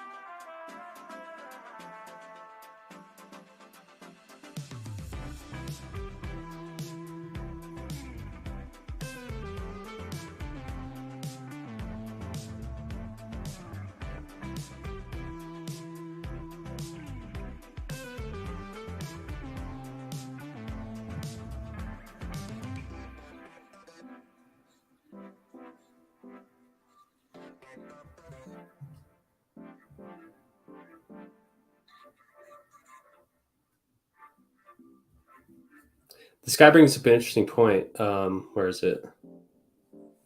So here's posting on a linear chart. So it kind of doesn't really make sense to draw a straight trend line on a linear chart because the slope of this curve represents a different percent move at a different, depending on how high it is. So like up here, like this entire move, so say this was 50 cents and this was like 25 cents. This entire move is 50% loss. Whereas like between here and here, like a 50% move is tiny. So I get what he's trying to illustrate with this, but it doesn't make sense to have a linear trend line that even touches zero, because when you look at it actually on a price chart like this, which is fun. I mean, it's like,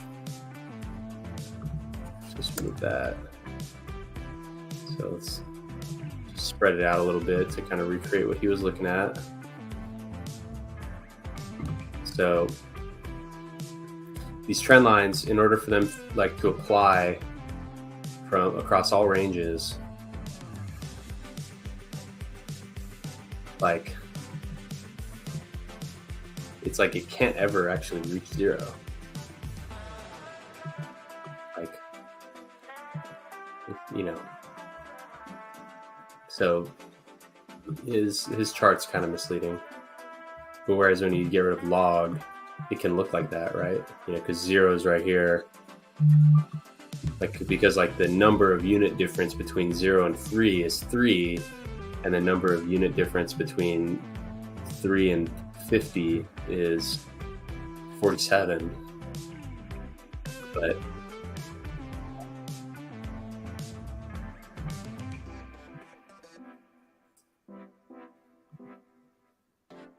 and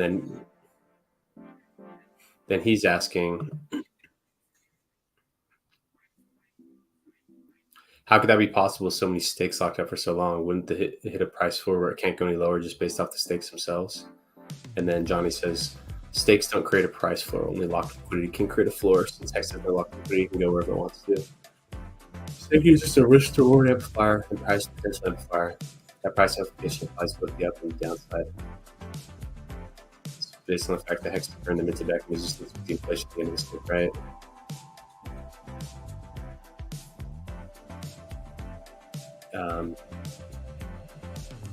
Let's go by. Say more the price is where you buy demand and scalable supply needs that move within movement. Since there is always time to, so regardless of how much liquid supply there is, the supply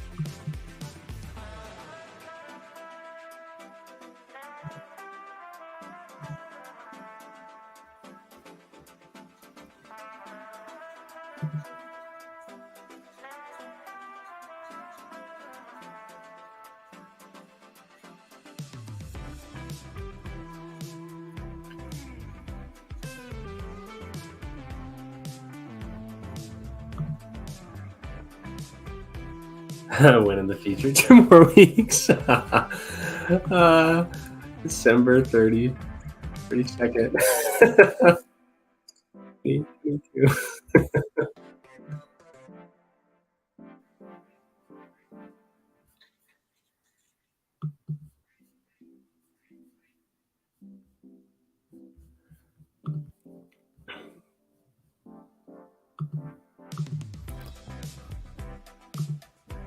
Do we get a copy of it? Oh yeah, I already answered this.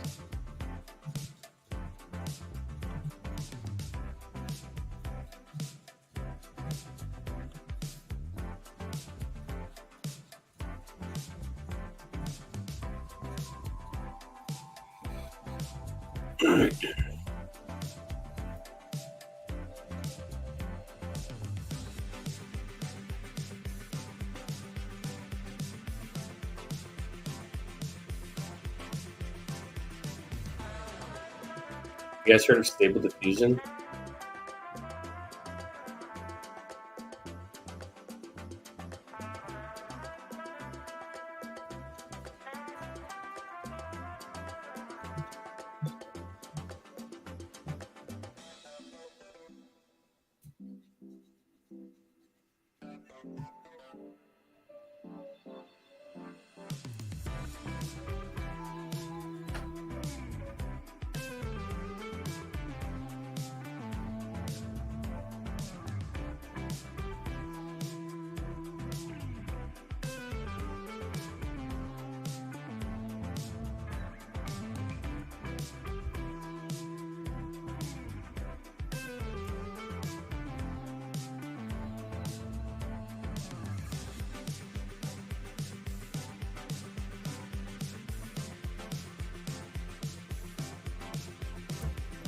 What do you guys think of this?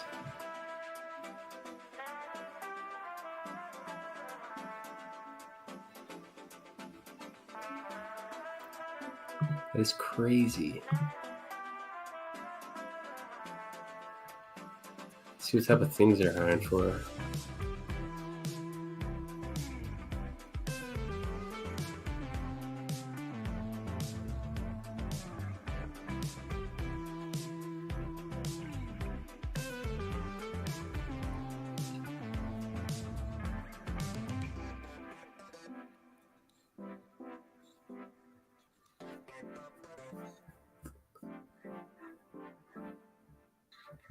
That's wild.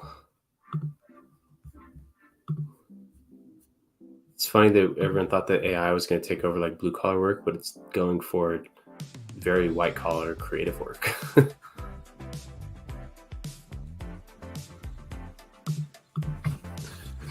Celta asks a really good question. Just, I know I'm a little late to the stream into this ecosystem, but I'm trying to gather the best and most information I can in order to participate. Can you guide me to the correct path? Thank you. So, why don't you start at maximusdao.com.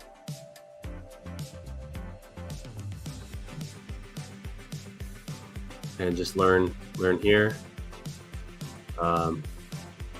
Here's a link to a video.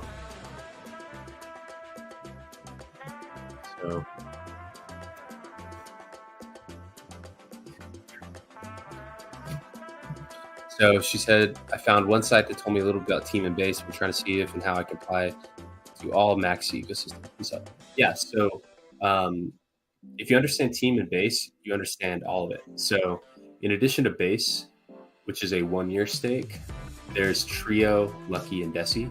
Trio, Lucky, and Desi are the same contract as base. They're all the same thing, just different plans. So base, 1-year stake that repeats once over. Trio's 3-year, Lucky 7, Desi 5. And so those earn the benefits for users when joining the stake pools is that you get more yield per hex stake, you pay 99% less gas fees, and you can cash out at any time. And so Team is the growth engine behind these stake pools. And so Team gets a little bit of the yield from all the pools that comes out of the bigger pays better bonus. So if it's a large pool, then Team's earnings are higher. If it's a small pool, Team's earnings are lower. So Team is just like the Maximus DAO team member token. So if you mint Team, you are part of the team, and so you share in the upside. You know, it's really like a marketing initiative for growing these pools. Is the whole point of the team. And so you mint Team 1-to-1 with Maxi. So if you have Maxi, you can mint Team. And if you want to join the pools, base, Trio, Lucky, or Desi, you can join any of those pools by minting 1 hex into whichever one you want to choose. And so you can mint the pools at perpetuals.maximus cash. And you can mint your team at team.maximus.cash in the chat. And yeah, so that's kind of all you need to know about Team and the Perpetuals. And yeah, it's awesome that you're getting into the ecosystem through these mechanisms. We think that this stuff is really user friendly, really good for beginners in the Hex ecosystem, and there's lots of benefits to participating. So glad to have you. If you have any other questions, follow me, twitter.com/TantoNomini. Find me on YouTube. I'm streaming almost every day. Yeah, so welcome to Maximus.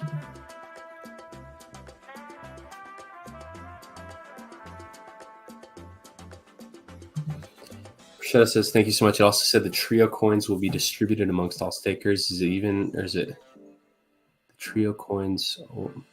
I'm not sure what you mean by that. Distributed amongst all stakers. So I guess what that means is that the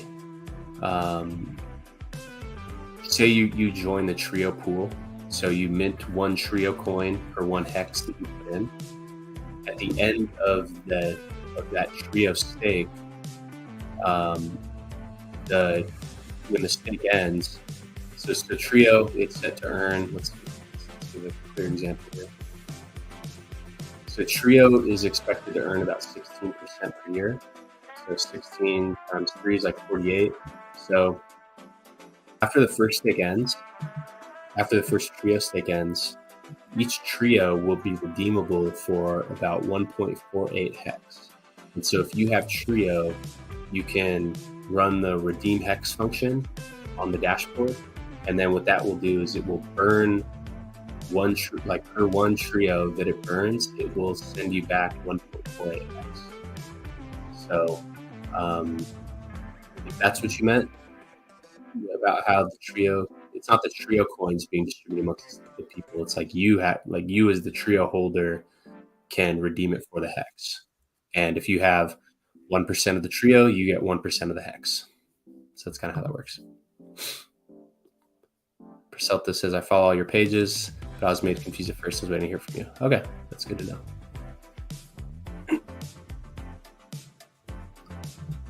Thank you so much, Perselta.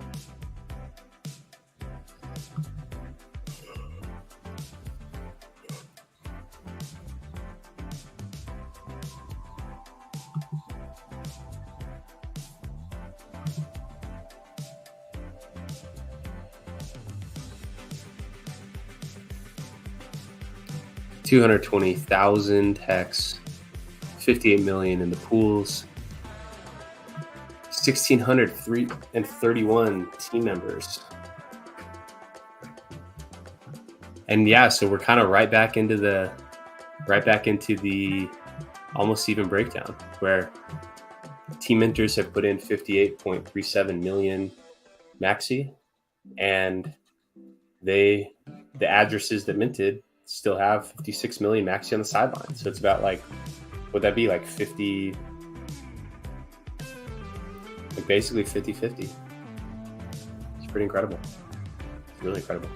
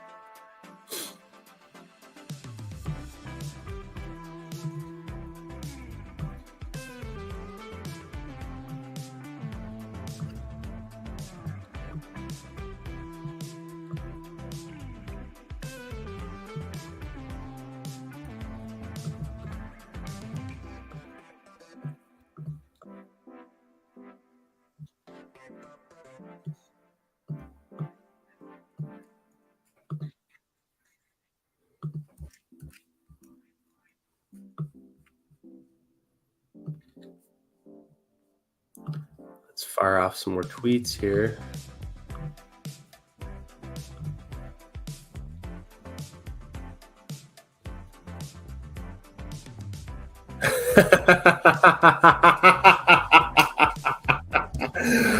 Oh my God, J Plush back again.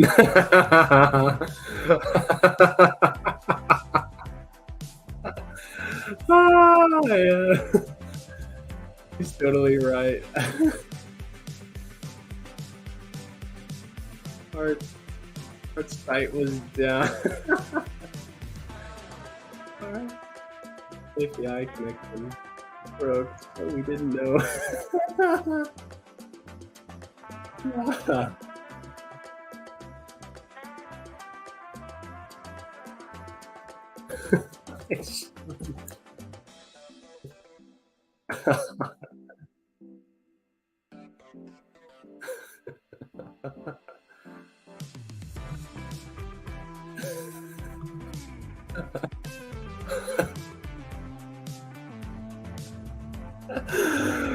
J Plush.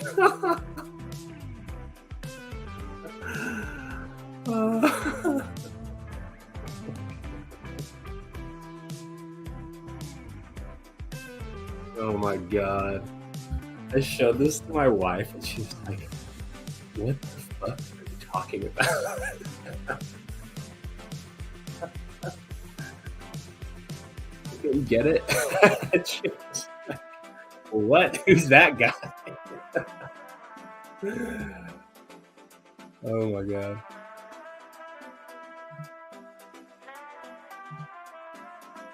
Celta says, you join the Twitter spaces? Yeah, sometimes I do.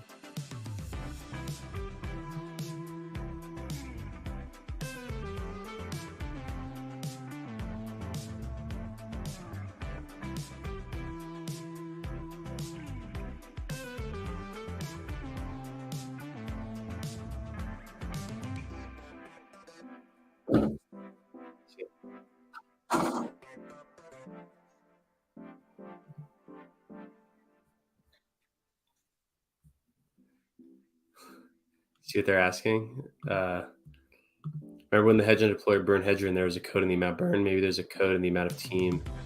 Let's see. So maybe like 4693 693 to ASCII.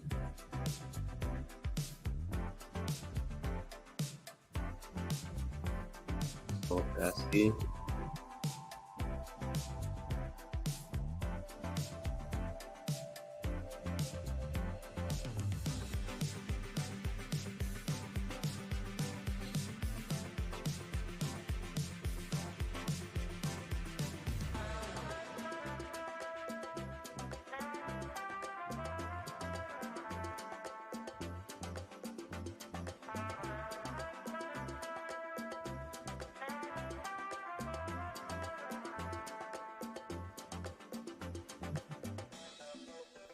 So I don't see anything from that. Let's see from this number.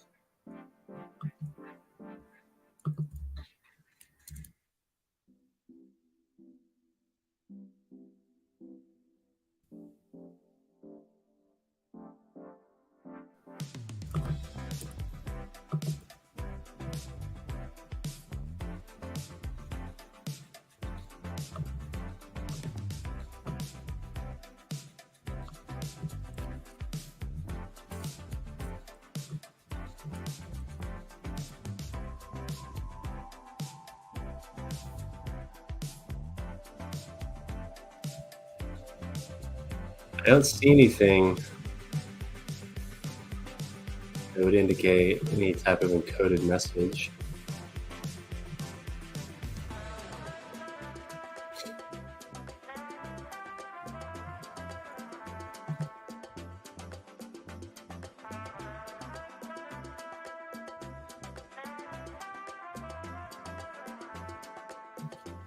F0.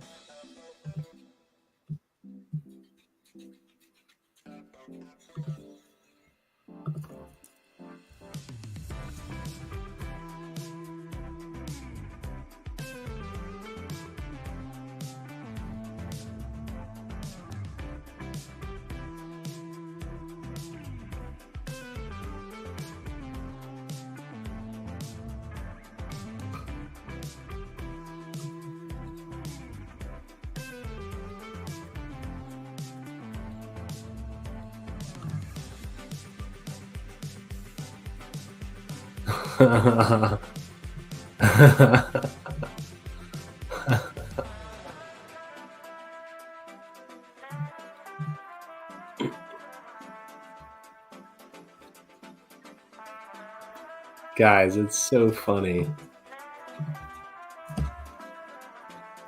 Rizzo says, "What's up, DC? Let's make a marketplace for transfer of goods and services on the blockchain." That'd be cool. What types of goods and services?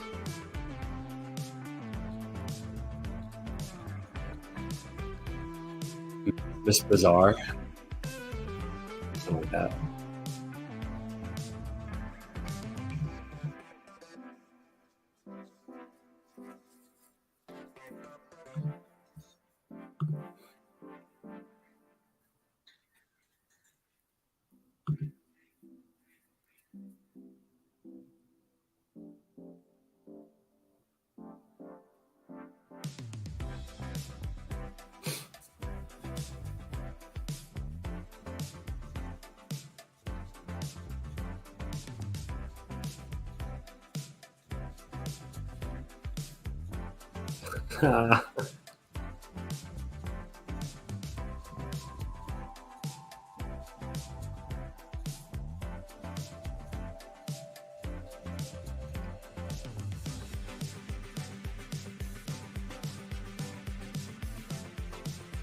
Oh, that's hilarious.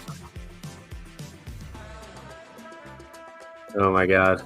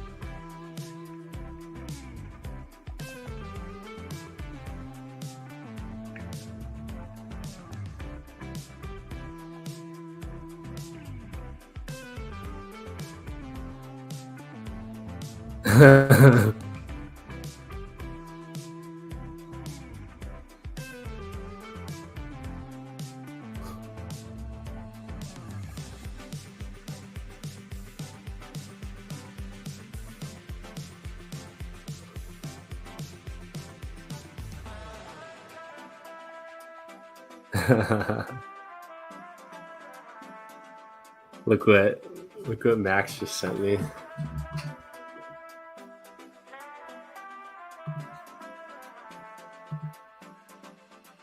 Ooh, look at that.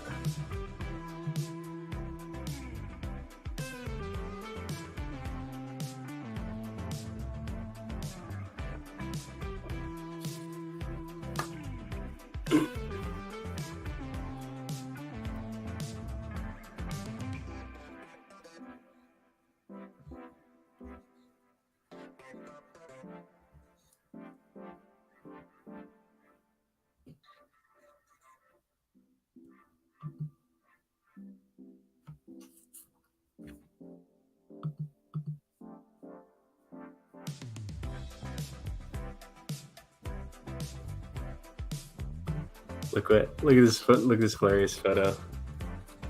Look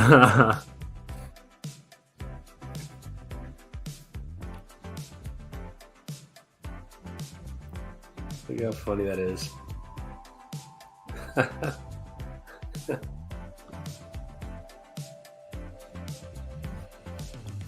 Rizzo says basically like the Craigslist people in the crypto ecosystem spend or see crypto goods and services. Yeah, I mean that could work. What's tough about that is that the it's like once you have to trust somebody, it's like, you know, it's complicated. You know, what do you do? Like, do you have like escrow services? Maybe there's some innovation there with like some type of DAO that operates the escrow for different for just like transactions take place. Because like, what happens if you like pay someone for something and they never send it, or something? So because like crypto, there's kind of that no chargebacks and like all, kind of those problems related to it. Perhaps that there is some innovation there for DAOs that kind of administer some type of escrow service on behalf of people who are transacting in real life. Maybe there's some there, dude. It's a good idea. And then you could just like plug that into where places where people already go and buy and sell stuff. Because that's like the pro, like, because like it's like you want to be where the people are doing business, and so that's like Craigslist, Facebook Marketplace. You know, those are the two that I can name. Maybe there's more, because then it's like you can't get the stuff you want, or you can't sell the stuff you have. Then it doesn't really matter how you pay. But you know, perhaps just kind of like you know, because then you don't, because then you, like that's a big marketing effort, like convert those users into your marketplace instead of the ones where they can just get, you know, find someone. But I think where your idea does have some legs here is it's like a kind of like a payment processor for spending and receiving, and if people are like already into crypto and they value like the trustlessness, then some type of way to like make it not where it's just like one central counterparty that's the escrow service, but if it's like some type of smart contract that maybe where like buyers and sellers each have to like post some type of collateral, and also it's like the buyers and sellers need something to lose if they lie, and then also the like the DAO or like the group of people that's like confirming and like operating the escrow, they have to have some skin in the game too. So if like all different so if the buyer, the seller, and the escrow all have like skin in the game and are incentivized to do the right thing and do what they intended to do, then that could work. There could be something there.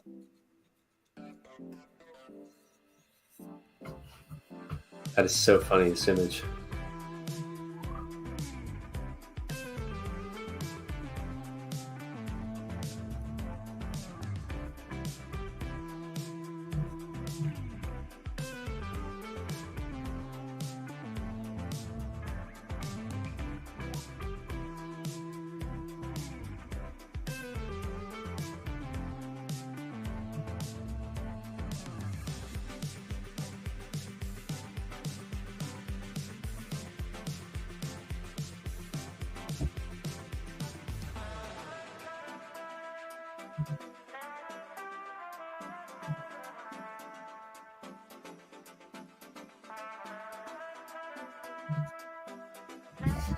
Oh, that's so funny.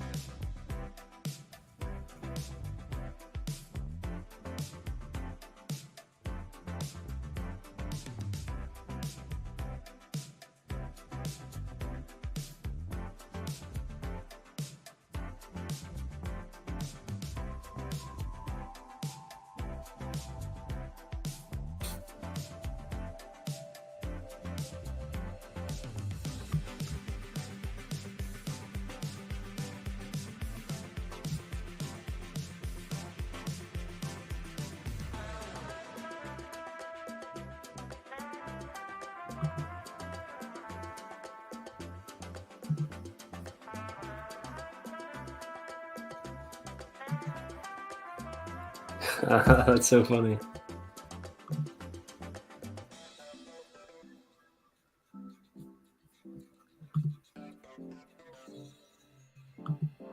Yeah, some type of like ranking system, because like also, I mean, people are willing to tolerate some level of trust and like curation in that sense, where like you're curating who are the good buyers and sellers, and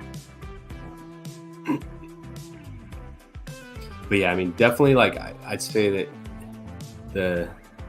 because it's so hard to compete with Craigslist, right? Like, how do you compete with Craigslist and getting an adequate number of buyers and sellers? Like that network effect is really important for those double-sided marketplaces.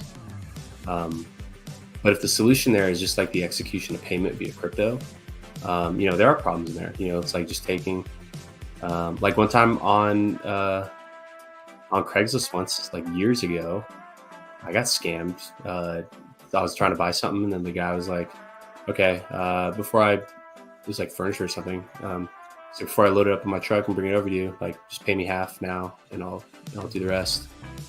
I pay, and then he's like, it just ghosts me.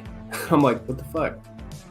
So yeah, it's some type of thing to help people identify that they're doing business with the right people. God, this night was so funny. Do you guys want to see a hilarious video that I didn't post it, but truly a hilarious video?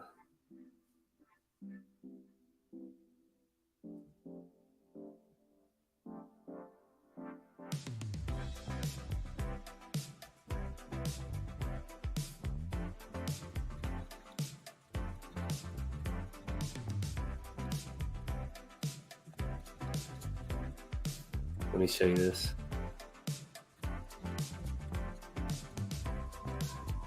This is funny. This is truly hilarious. All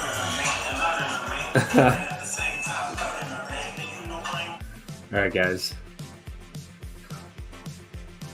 I'm about to show you something so funny. I'm not going to post it on Twitter, but you guys that are watching here get to see this hilarious video from that night where that picture is taken.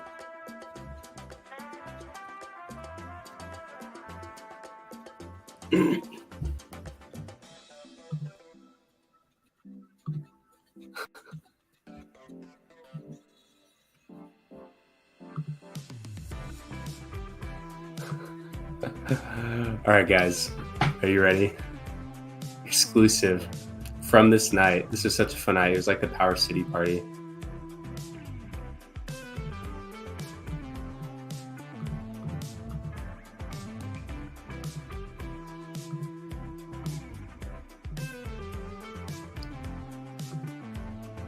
Let's pause the music before we...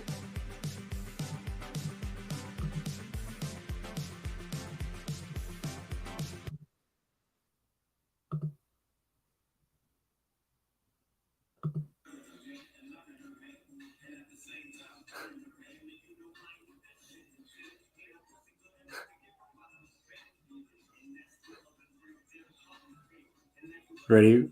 Wait for it.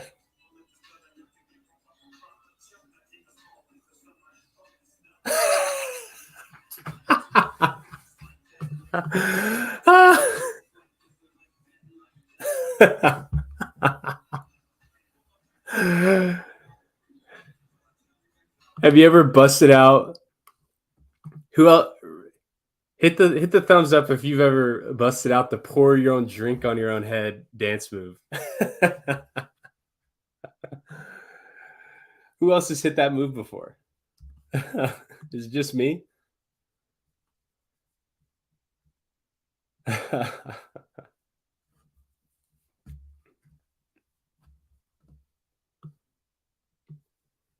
that hilarious?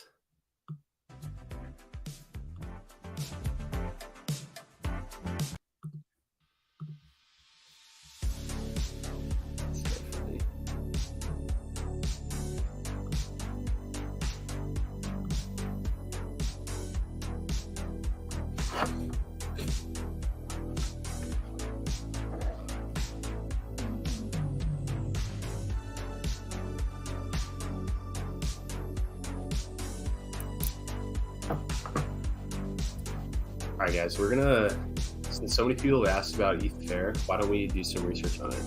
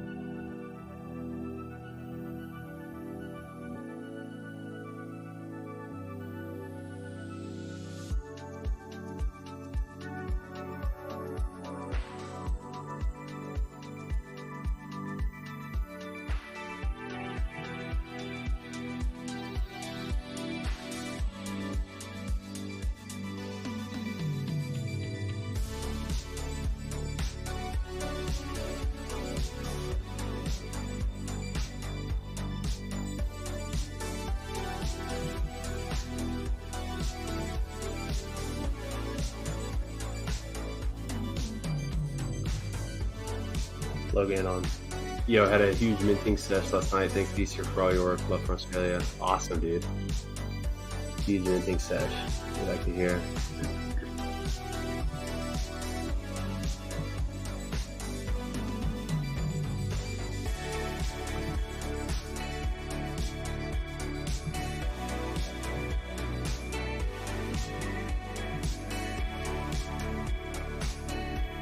All right, guys, look into ether, don't we?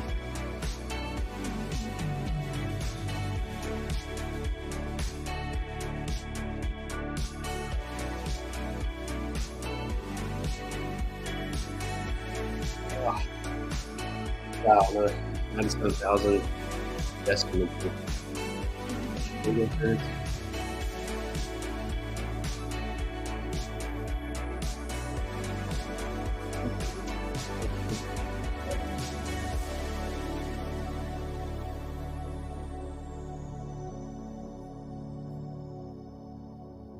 All right, so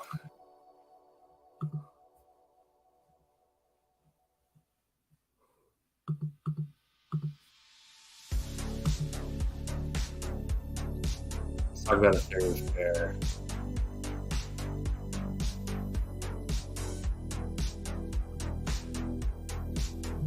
Ethereum fair.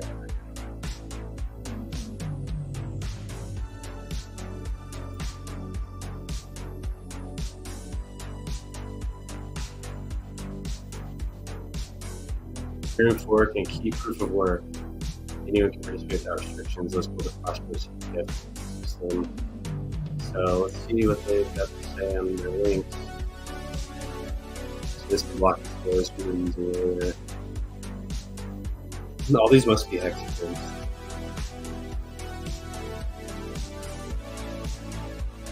Yeah, hex.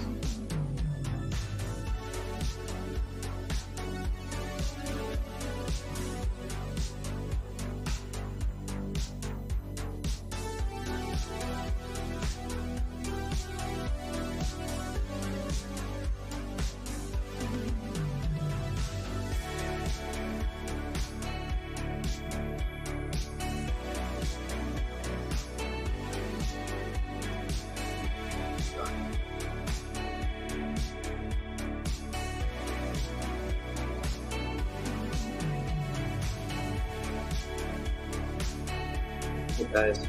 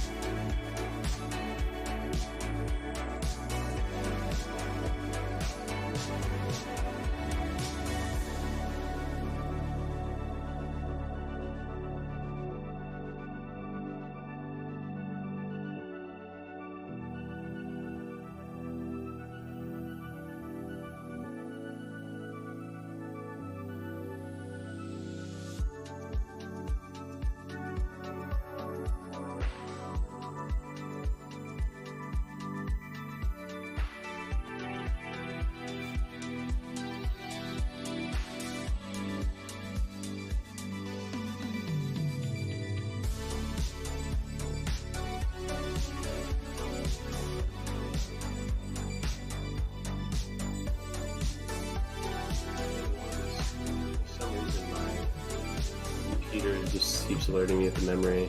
And so sorry about just dropping off there for a second.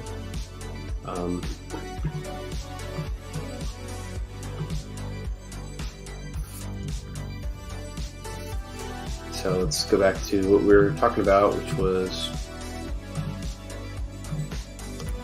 the fair.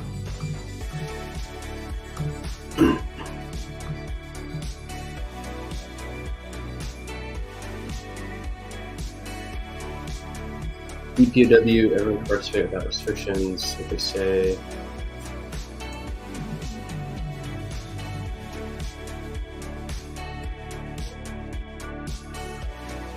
This is what they said is going on.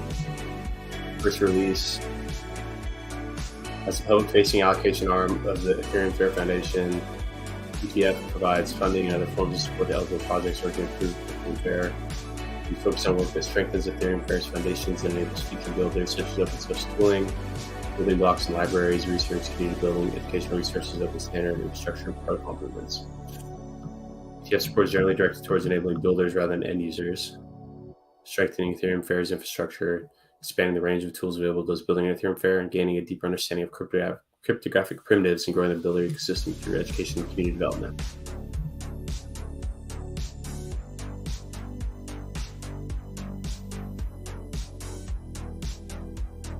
Office hours.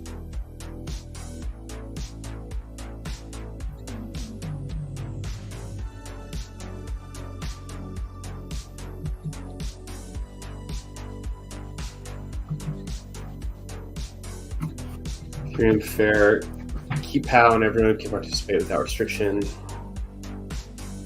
The Ethereum Foundation is moving to POS fork and will keep the original chain.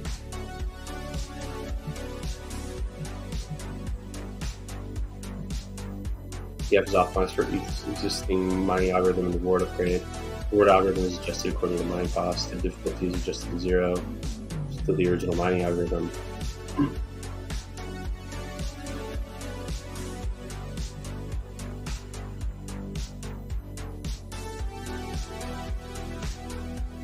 Oh, so they started doing this not August 2nd. Guess there's not really any information there, but what's going on Twitter?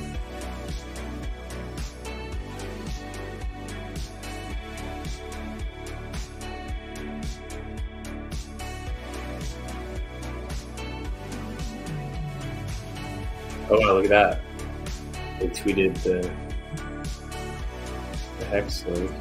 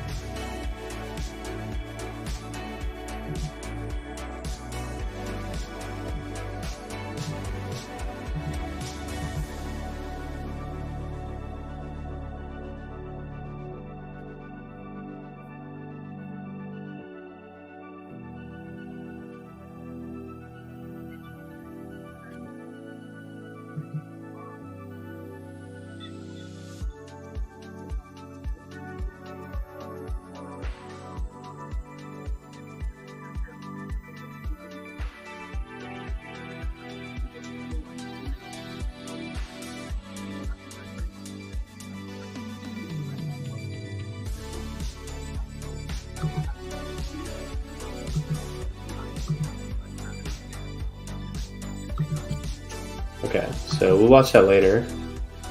But I guess probably for what it looks like, it's just like how Ethereum was.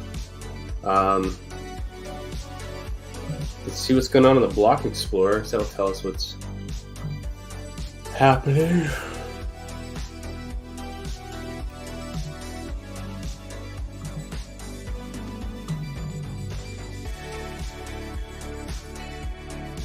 So I wonder what this 92, what do we stack up? Pulse Dogecoin 7, Maxi. Does that mean only 5 people have minted team on this? Where's Hedron? Hedron's up there, 27.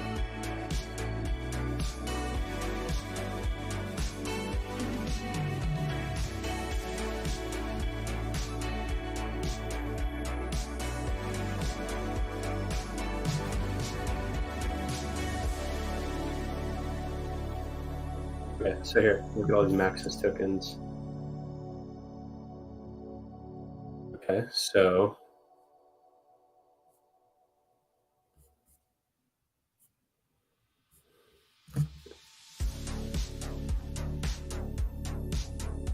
it's saying there's only 9 million team, so that means that this fork must have happened.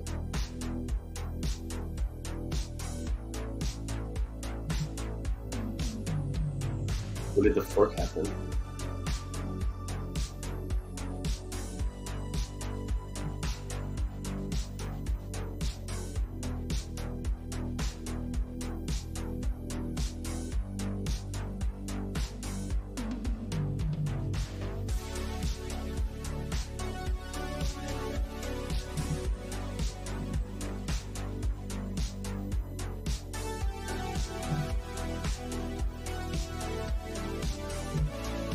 Hypercelt asks, have you done anything with ETHF already? Just heard about it today. Well, so 2 days ago we added it to those links I just shared, so the ePow, Perpetuals, and so you can. So if you are on the Ether network, that's one of the networks supported.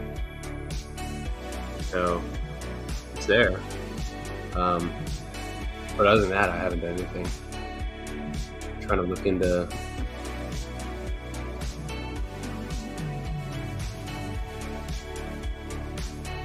It says there's only 3 holders, but maybe that's some type of indexing thing. Look at that.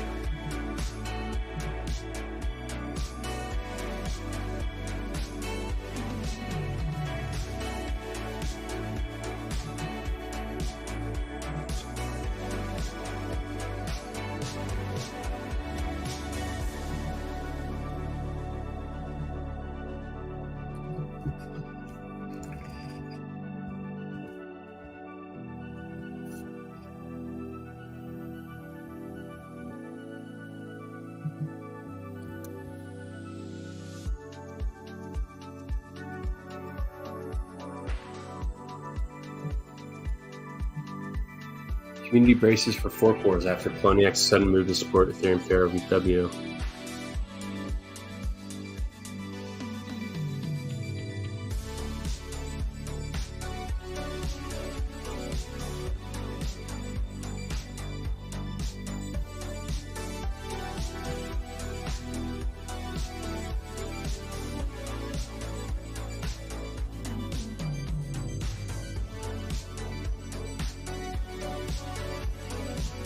Oh, so they actually.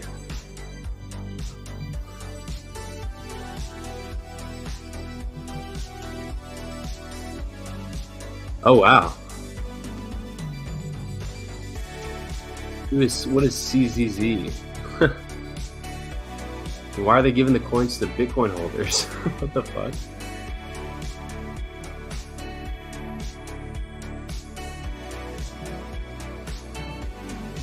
Is that true?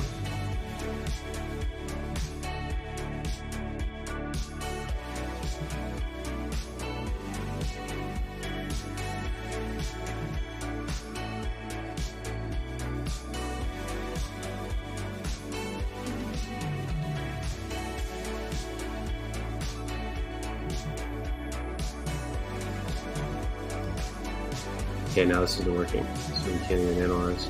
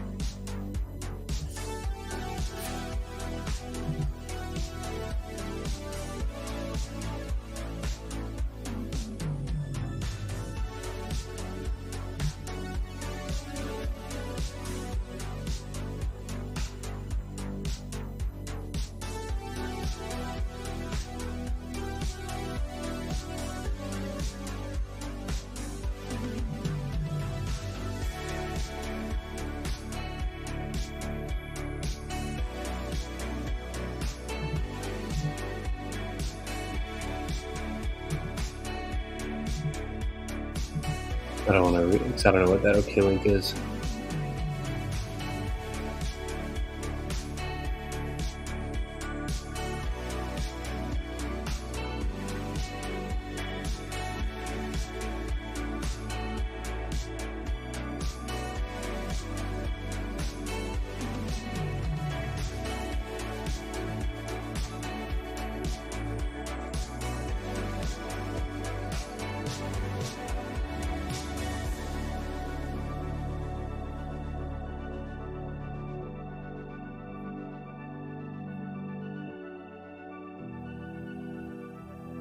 like it's basically just hexagons here, unless this is just like how it produces the results.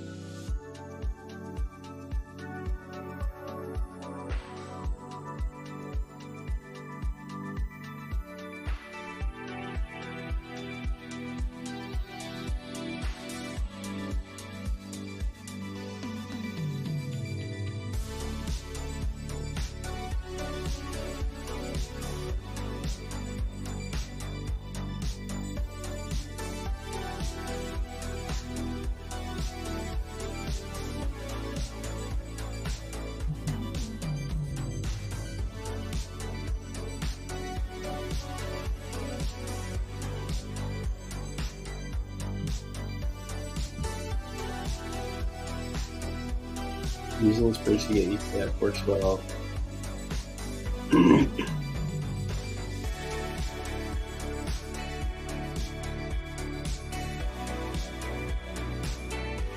I don't really want to click any of these links.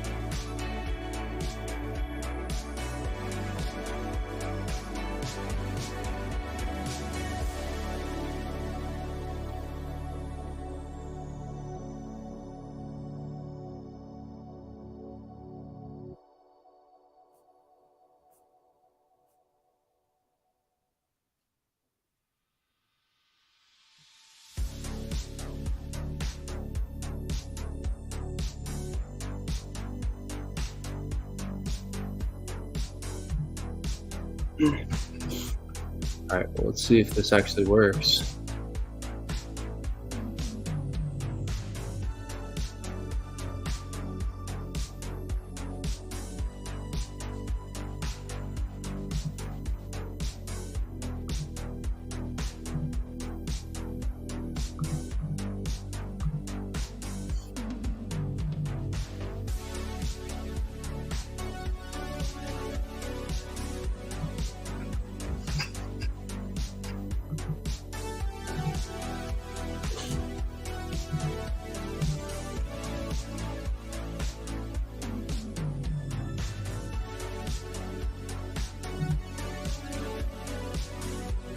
So let's get the hex contract.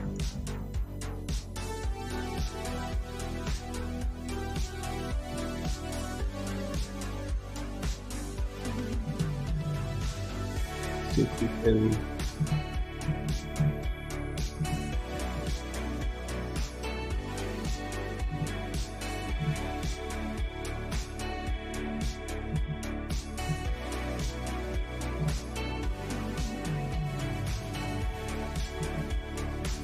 So right now, one hex is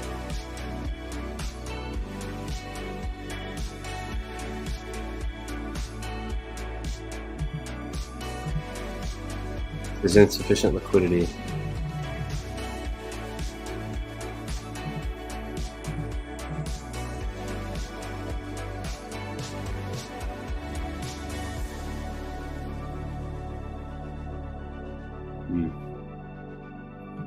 Okay, so that doesn't work.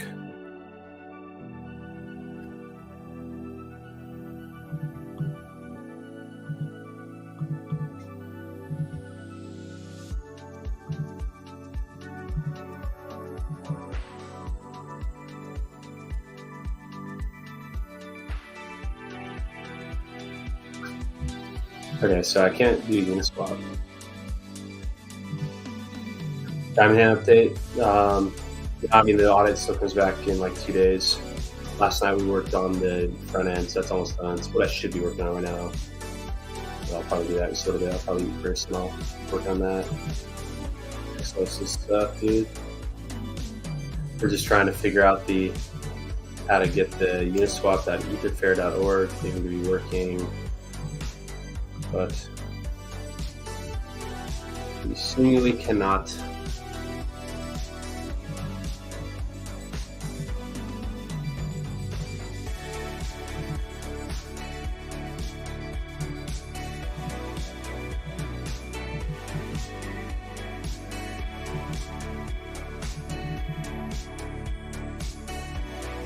Let's see if this works now.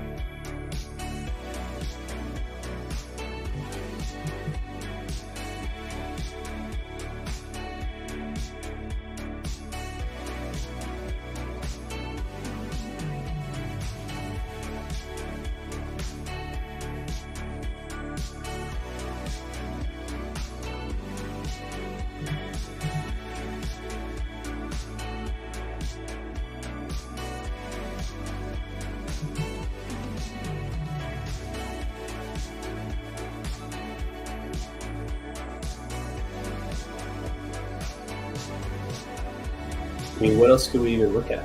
I mean, these sites work.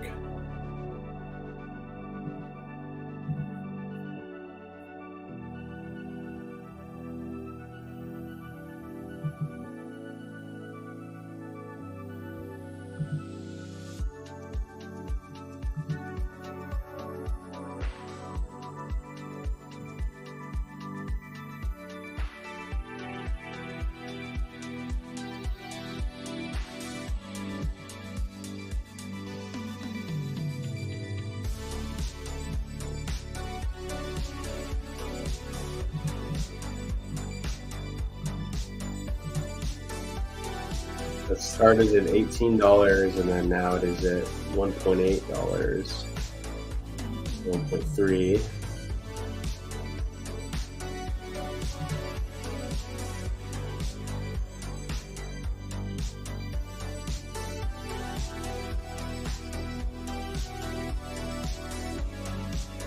Is there even supply data?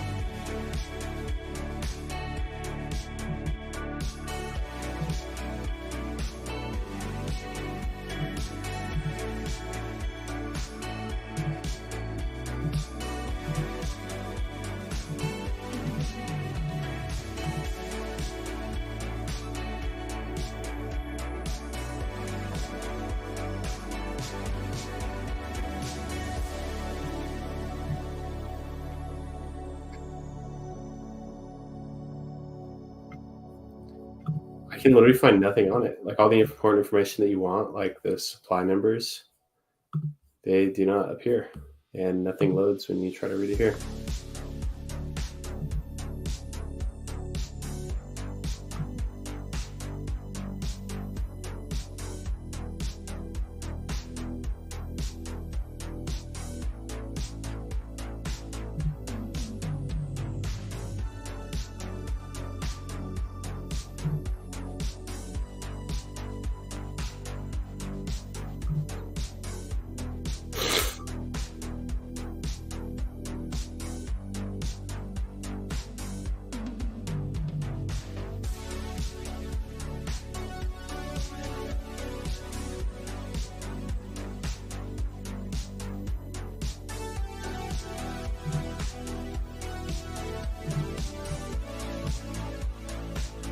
X Token says I was mucking around like you on the ETF Uniswap yesterday. Got one trade to work, but couldn't do more.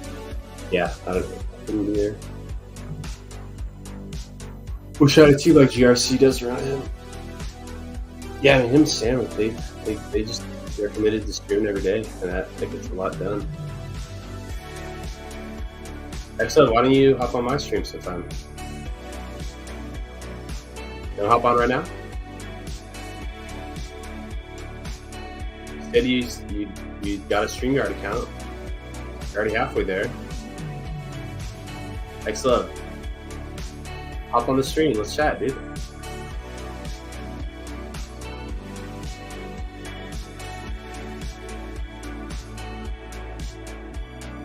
It says it's a great opportunity for Pulse Chain, Pulse X developers to capitalize on improving launch. Those recent chain launches. Yeah, I mean, definitely like the dynamics of it.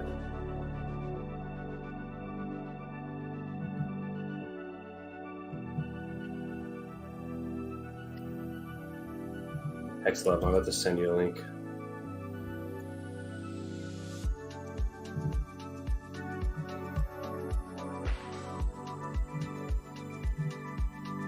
Excellent. Check your Twitter. Check our Twitter DM.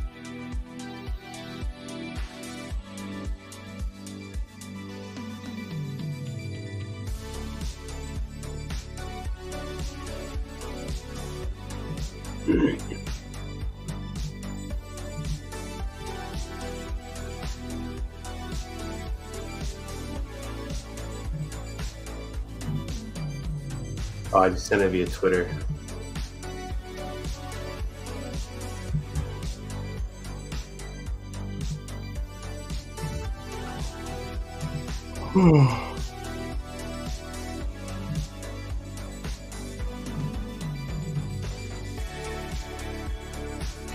If we can add.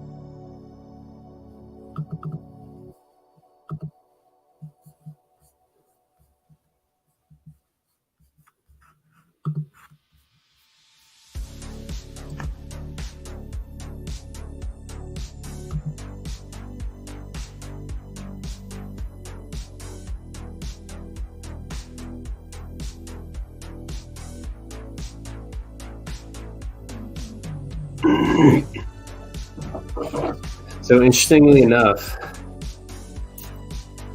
just knowing Ethereum is probably the best way to prepare for Pulse Chain. It's kind of the way it goes.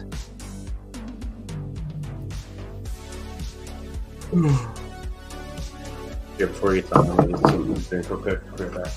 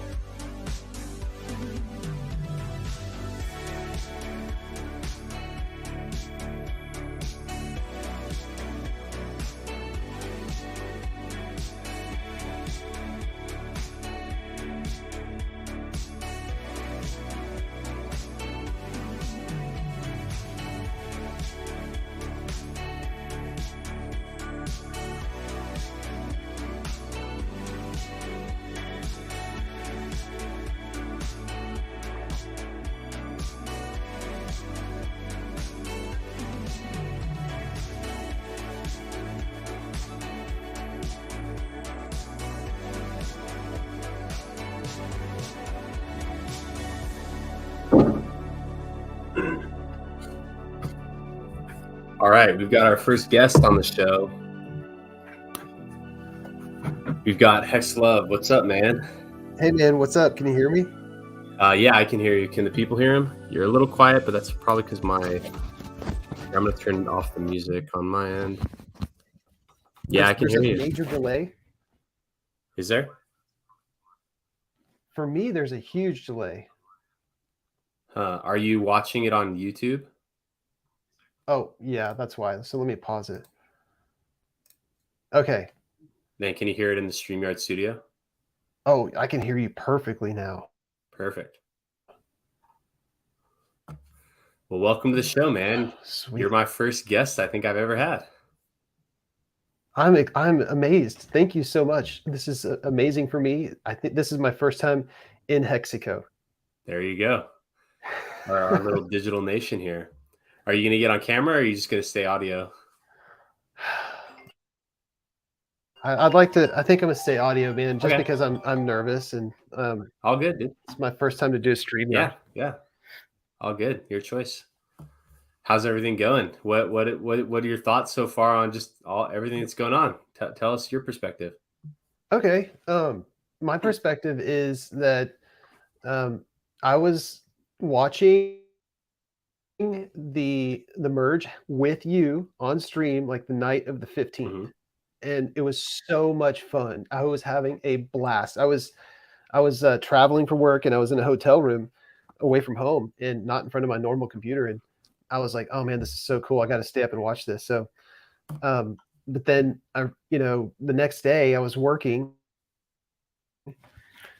and now I realize that, guys like GRC and Bullish Ox and Sam Stolt and Jesse, Just Ask Jesse and other major Hexicans, what they were doing was preparing for the merge by networking, getting networked up their MetaMask, and they were figuring out the best way to swap, which they successfully swapped on ETHW, and they went in and scooped up like millions of hex. I mean, like I think I heard GRC say he got 5 million hex. I think that other people got like 15 and 20 million hex on these chains. And so that's a significant amount. And there was then the idea that, I mean, I had the major emotional side effect for like 48 hours. I was beating myself up because I was having so much fun watching the merge and not actually taking advantage of it and being an early adopter of it. And look at us tonight. We're just like, you have tons of irons in the fire. However, like, I don't. And so I kind of think that I should have been more prepared, to be honest with you. And I was trying to watch streams and stuff, but I have a life, I have a job and stuff. So this does not come natural to me. I've only been in crypto for like, I don't know, like 6 months. I just bought my first hex like very recently, my substantial portion. I don't have any stakes. I'm brand new to Hexico. So, hey, this is me. Like I know how to add a network to MetaMask, but then, ask me to go to mexc.com or something like that and Kyber swap and changenow.io and just all these other stuff. I basically just kind of like, I need a little team like GRC has to kind of like do things with, because on my own, I feel like I can't really be as effective. Yeah, I mean, that's just part of the learning experience. It's like, like, and it's hard to kind of see, because like these things always happen. Like there's always like these, like, whether they're airdrops or just like things like this merge where there was a fork, and they're things that you can't really predict. And it's like, you can't really even prepare for. It's just like the sum of all your experiences so far. It's just, those are really how you prepare. And so it's like, and these things always come up. Like this isn't the last time that some random thing happens that, like, that happens. And so like, definitely don't beat yourself up over just like not just like not being there in that right place at the right time. Cause like it was impossible to even know, like, we didn't figure out that you could actually connect to the network until that next morning. And like it's just like, that's kind of the nature of it, where, it's just like, you only know what you know.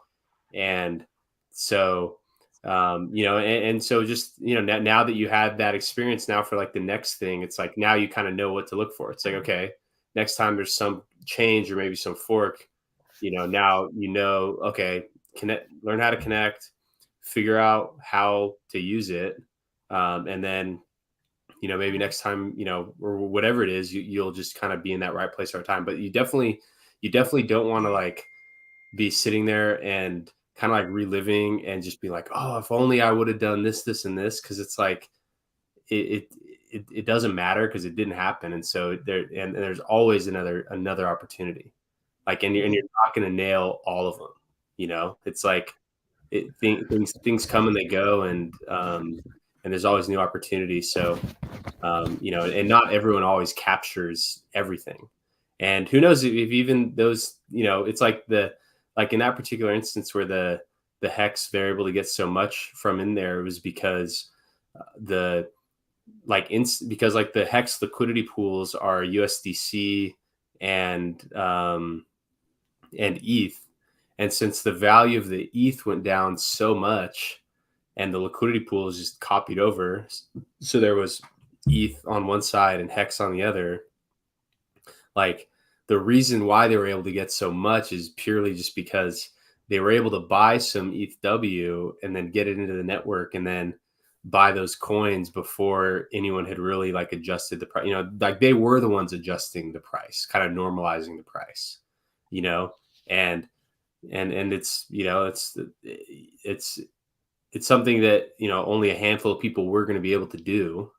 And it just happened that they were in the right place at the right time for that. And also, they've been in the game for a while and kind of, so it's more just like, the more things that you participate in, then the more equipped you are for that next opportunity.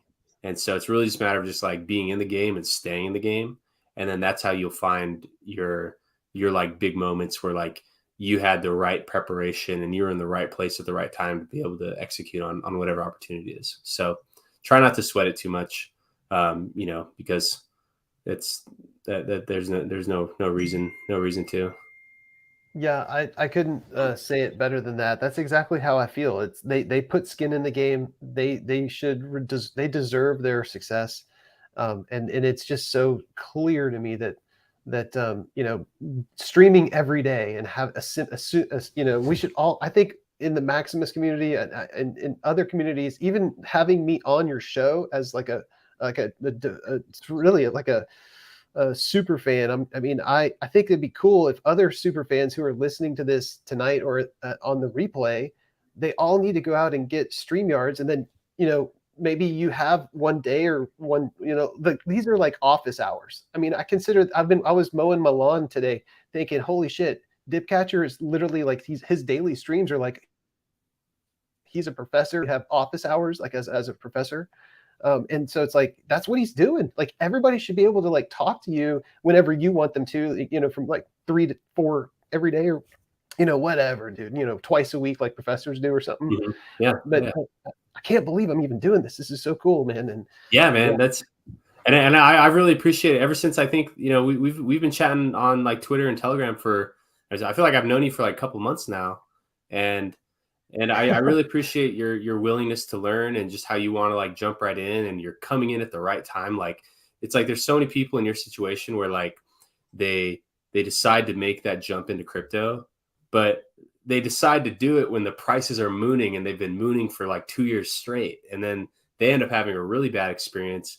Whereas now it's like, at least you're getting into it and like scaling in. It's not like you're rushing. Like I can tell you're not rushing, like just from some of the things you told me, that you're not necessarily, and sometimes you felt kind of like you wished you had kind of moved a little faster, but it's honestly better to like take your time and just kind of scale in, because it's like people really get wrecked when they're in a rush. And so I think you are taking a good approach. The whole like fork thing there, it was kind of hard to even know if that was even going to happen or not. But you know, I like how you're really dedicated to learning, and you want to be in this world, and you know, you're hopping in, at least you're hopping into like a good ecosystem, because there's so many people, it's like, you know, they choose some other random thing and then they just kind of get fed into the meat grinder. But you know, you're definitely hopping into the right ecosystem where there's a really strong culture of knowledge sharing. Like people in Hex love sharing knowledge, and you don't really see that so much elsewhere. And so I feel like the Hex ecosystem is definitely like a good fit for kind of what you're looking for, and how you're kind of putting yourself out there. So It is, man. I mean, it's amazingly welcoming community, and it's just, you know, going through this process, following you for, I don't know, lots of hours now. One of the questions I have is, you know, about the topic that I find most people having right now when I talk to people on the sidelines behind the scenes is the DESI token, you know, the DESI coin. It's, you know, and lots of people are spreading out their percentages, but I find that I'm talking to people who just want to go like all in on the DESI to get the premium. And you talked about it last night, but you know, I think I'm kind of one of those people, and I'm toying with the I you know, had to explain to you how I had FOMO when I didn't get on the EVMs, okay? And how I don't know if it's FOMO. I didn't FOMO into the EVMs, but I also didn't go into the Perpetuals or team on day one, bro. I didn't. I'm not a freaking gladiator, man. I mean, I feel like I don't know if I even told you this or not. Like, I'm being real. Like, I take my time to study things, and look what's happened. Like, since day 1 of the phase that we're in, it's the price of Hex has gone down. So it tells me I can buy more Hex. And I just got lucky that way. And so, and I'm thinking about, you know, spending a very considerable amount of money on DESI, and I'm thinking about Lucky too, because last night you were talking about Lucky a lot, but I mean 23% versus 30%. I still think that I want to see that DESI number go to 150, and I want to do what I can with like a substantial amount to push it to 150. So I think that's what my play is right now. Just FYI. Just awesome. Yeah, I mean, dude, that follow your gut. You know what's right for you. And so yeah, that's a totally good way to reason about it. You know, like the high earnings, you know, that's especially if you don't need that money now. Like, it sounds like you have a good job, and like you're not like strapped for cash. And so, you know, that the longer stakes that's a totally good solution for you. And yeah, and I mean, you know, there's no like day one bonus, like all 21 days of team are equal. You know, but and what's good is it's kind of like, even though the maxi price is going up versus Hex, at least it's going down versus dollars because Hex is going down. And so, you know, it's not like, so you're actually like, I mean, if we look at let's pull up the deck screener chart here, look at it. So, you know, if you're in dollars, oh my God, we're at 2.329 Hex. Yeah. I mean, look at this. Like, of all the time you could possibly buy team, you know, because you have to have Maxi to have it, of all the time you could have ever bought Maxi to get team, it's 45% down in dollars versus, you know, compared to the launch. Even though when you look at the value in Hex, it's at almost an all-time high right now versus Hex up here. Yeah. But measured in dollars, because Hex is going down so aggressively, you can get more Maxi than you would have had you like minted, or even like, when did we launch? On the 5th?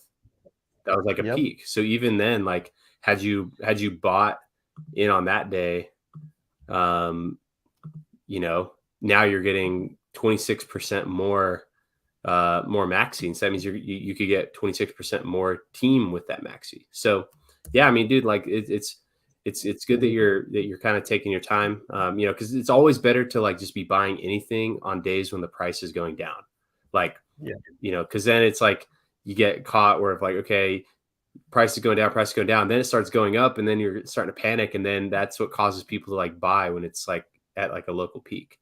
And Yeah. so, yeah, I mean, there is, well, I guess one thing to keep in mind, like the if you've already transferred your money in, sometimes exchanges can take like 3 to 5 business days in order to process your to allow you to withdraw. So if you're just sitting in USDC, then you're fine. But you probably will want to at least start moving those funds in if you haven't already. Good Um, idea. yeah, just because it, like, I know the Coinbase, depending on how you do it, I know if you do a wire transfer in a larger amount, it's available same day sometimes, but sometimes they hold on to the funds for like 3 to 5 days. So, so that's kind of the only thing to consider as we are now just about. So the last time to mint is well, what time zone are you? Central. Okay, so the last day or the time for you to mint is going to be Monday at 7 p.m. So, um, you know, so that's like 6 days from now. And if you have to wait, you know, you just might want to just start moving that into USDC now, or just moving the funds onto your crypto account, and then just buying. I mean, you'll probably just need to buy ETH first, when you're like, just because you'll need ETH for gas, and you can swap into from ETH to Hex and all that. So that's probably what you'll want to do. That sounds like a plan to me. You have something special about you, man. You really you are linked in, dude. I mean, you have good mojo, bro. Since like, uh, all I guess like ever since I've known you, and like look at what you did. This is what I thought about. One major amplifying idea that I had today is how you launched this in September, and I watched some other streams that are more mainstream crypto streams that analyze like Bitcoin cycles. And September is the worst month in terms of value for Bitcoin. It's always low, like 10 out of the last 12 cycles in September, it's been low. So you need to be congratulated by having the subconscious timing to just decide September 5th through the September 26th. I applaud you for that. It's hard to communicate that in text, but dude, thank you. That's smart, because I mean it's helpful for people like me getting in, and so I really appreciate it. Thank you, man. That means a lot. And yeah, it's funny because it's like I didn't necessarily. It's not like I went into it saying I'm going to launch it in September. I basically launched it as soon as it was built. But I feel like just like kind of this divine timing of just how it's all unfolded, and like, you know, where it's just kind of the timing just kind of works out perfectly. And so, you know, Yep. it is good. It is better for this to be at like kind of, you know, the base of the cycle. You know. I do know, because I was one of those guys in the chat room, in your chat along months ago, when you were talking about launching it, or weeks ago. But you were, I was, this was like July or August, and I was trying to get you to, you know, launch it during the bottom of the market. And you were like, no, I want to do it as soon as it's done. I want to do it as soon as it's done. And then your good energy just, you did launch it in the bottom of the market. It's amazing.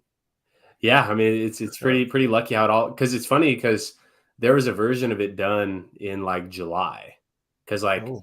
I had built it. I had a prototype of the contract that was done before my wedding. My wedding was in early June. So in May I had like, it basically, we launched Maxi. That was April 15th. The stake started on May 1st, and then about 2 weeks or 3 weeks into Maxi, that was when I thought of the Perpetuals.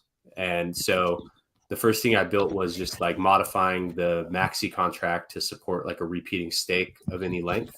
And then I was like, okay, how can like, it's a lot to just be kind of like, you know, for me and Golkey to kind of be the only ones promoting these pools. Like, how can we like incentivize other people to be involved and have skin in the game and in trying to grow this whole ecosystem? And so that's when the whole team idea kind of came about, was like, okay, we'll launch the token that's the like marketing team for, you know, all these pools. And so then I built like a staking mechanism that allowed like you to, you know, just claim rewards based on when you staked.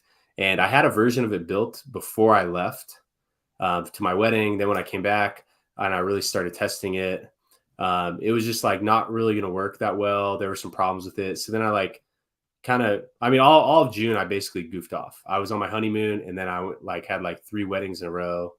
So I was basically goofing off all June. And then July, I started to continue to like really test the contract. And then I had a version done that I was preparing to start auditing. Like I was preparing to set it to the auditor. And then just when I was like testing it, the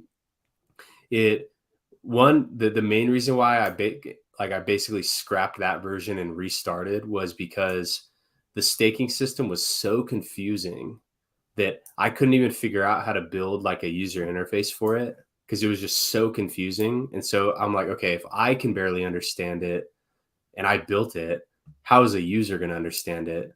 And so I ended up scrapping that version of it, rebuilding it into a way that came out to be very simple, very direct, just like I'm really happy with how it came out now. And so, you know, I had a version that was ready to launch in like July, but then I was like, this is way too hard to understand. There's all these weird edge cases, and just like, it just sucked. And so, you know, it's kind of lucky that I kind of had to take a second pass at it. And so that was like all of August was just getting that ready.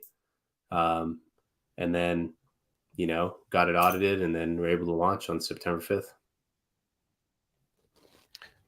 Yep, I followed you through all that. I totally amazed by you, and yeah, you got skills. So let me ask you some like tough questions, because I try to ask you tough questions, and you have always answered them with, you know, I'm amazed at your skills at communication, because you're not only a really good coder, you're also a very nice, kind communicator.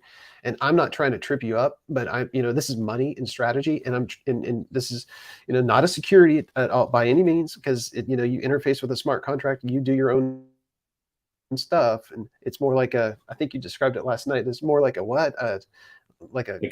general partnership. That's how DAOs are generally viewed by the law, as general partnerships, where like people join, they contribute, and they can share in the income. So that's more like a general partnership, because it's like it's not like we're raising money so that like I can go and like execute on a roadmap, and like, you know, where people are relying on my future work to like deliver like gains. It's like everyone is part of this, and everyone covers their own costs. Everyone does their own thing, whatever they choose. And so that's why DAOs are generally considered more like general partnerships by the law. Okay, so if you is my mic working? Can you hear me?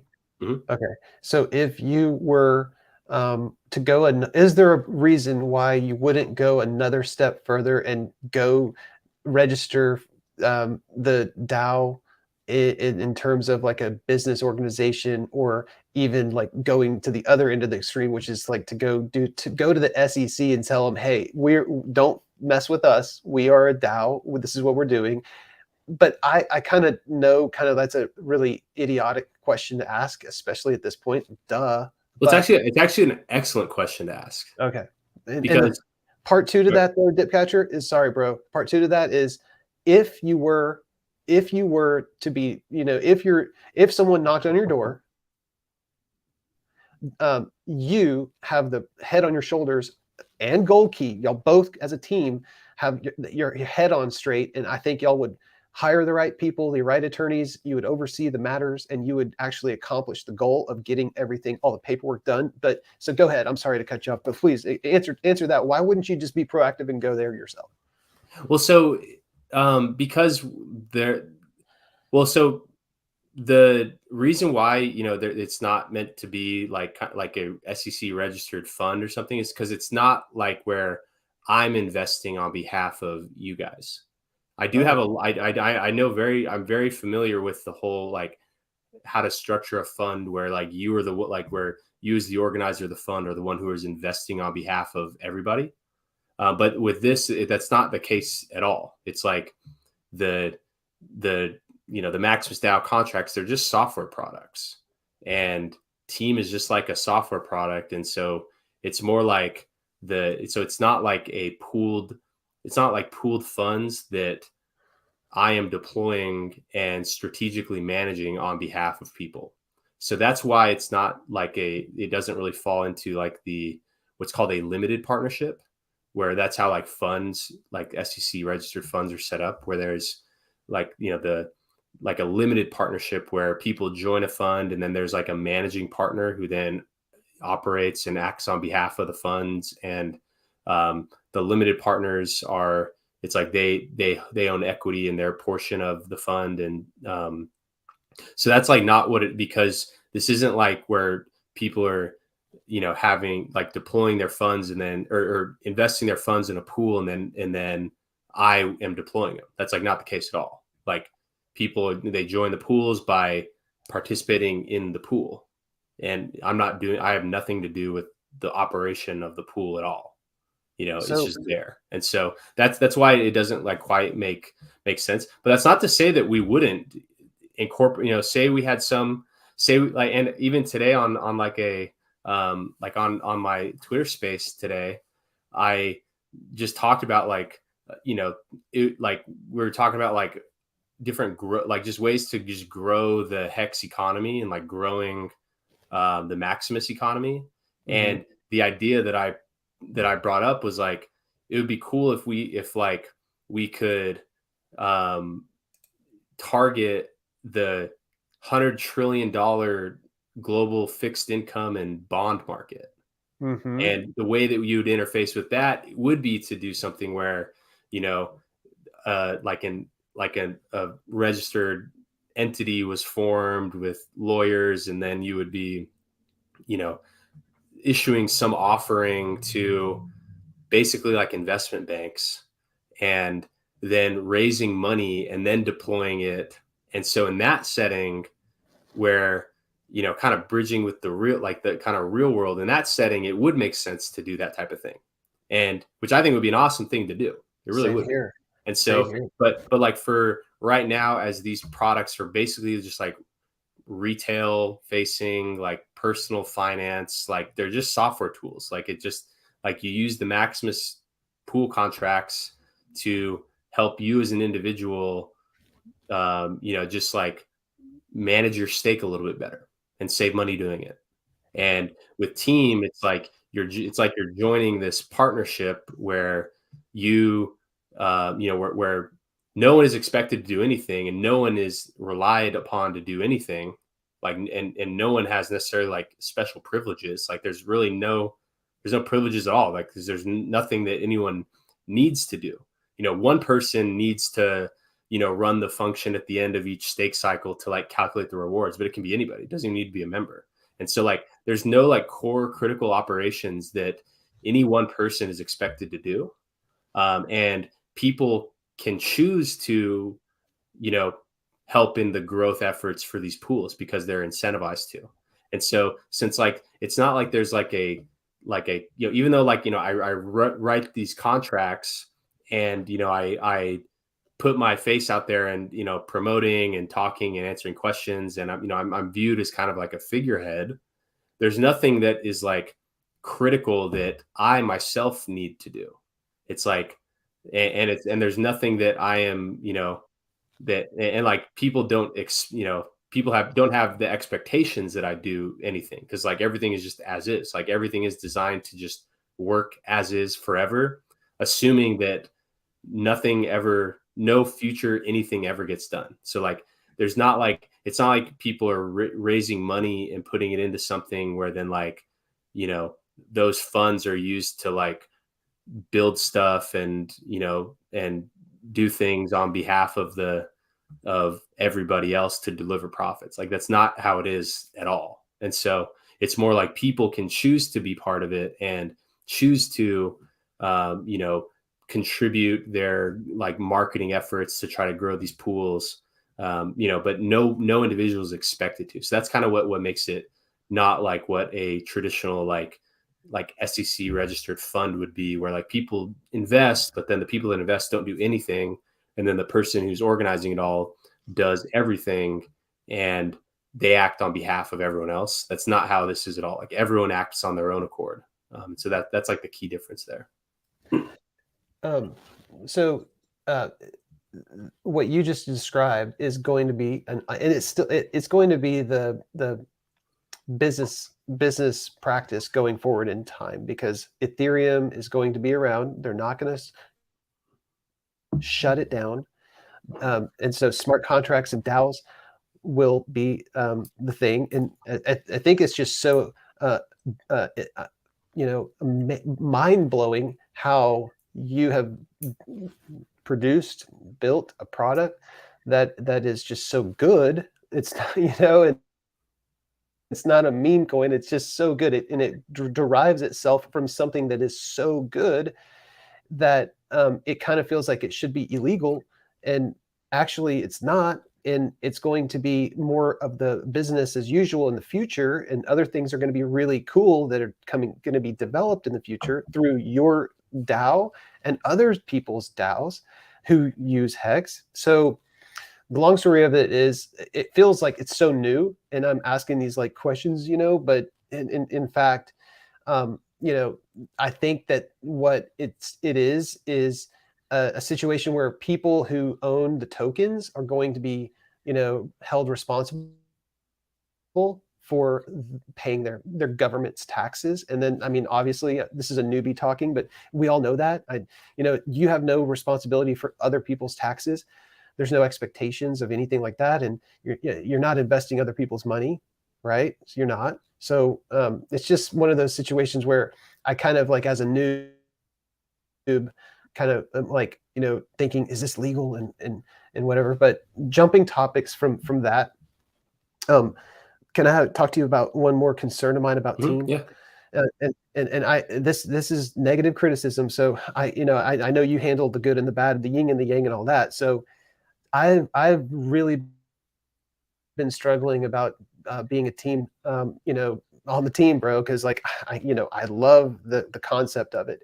But in year one, the yield, I had a total misconception of how Team was, going to derive its yield.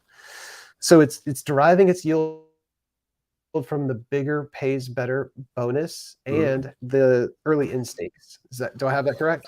So it derives its yield from the bigger pays better bonus and the hedgerin from the base stake.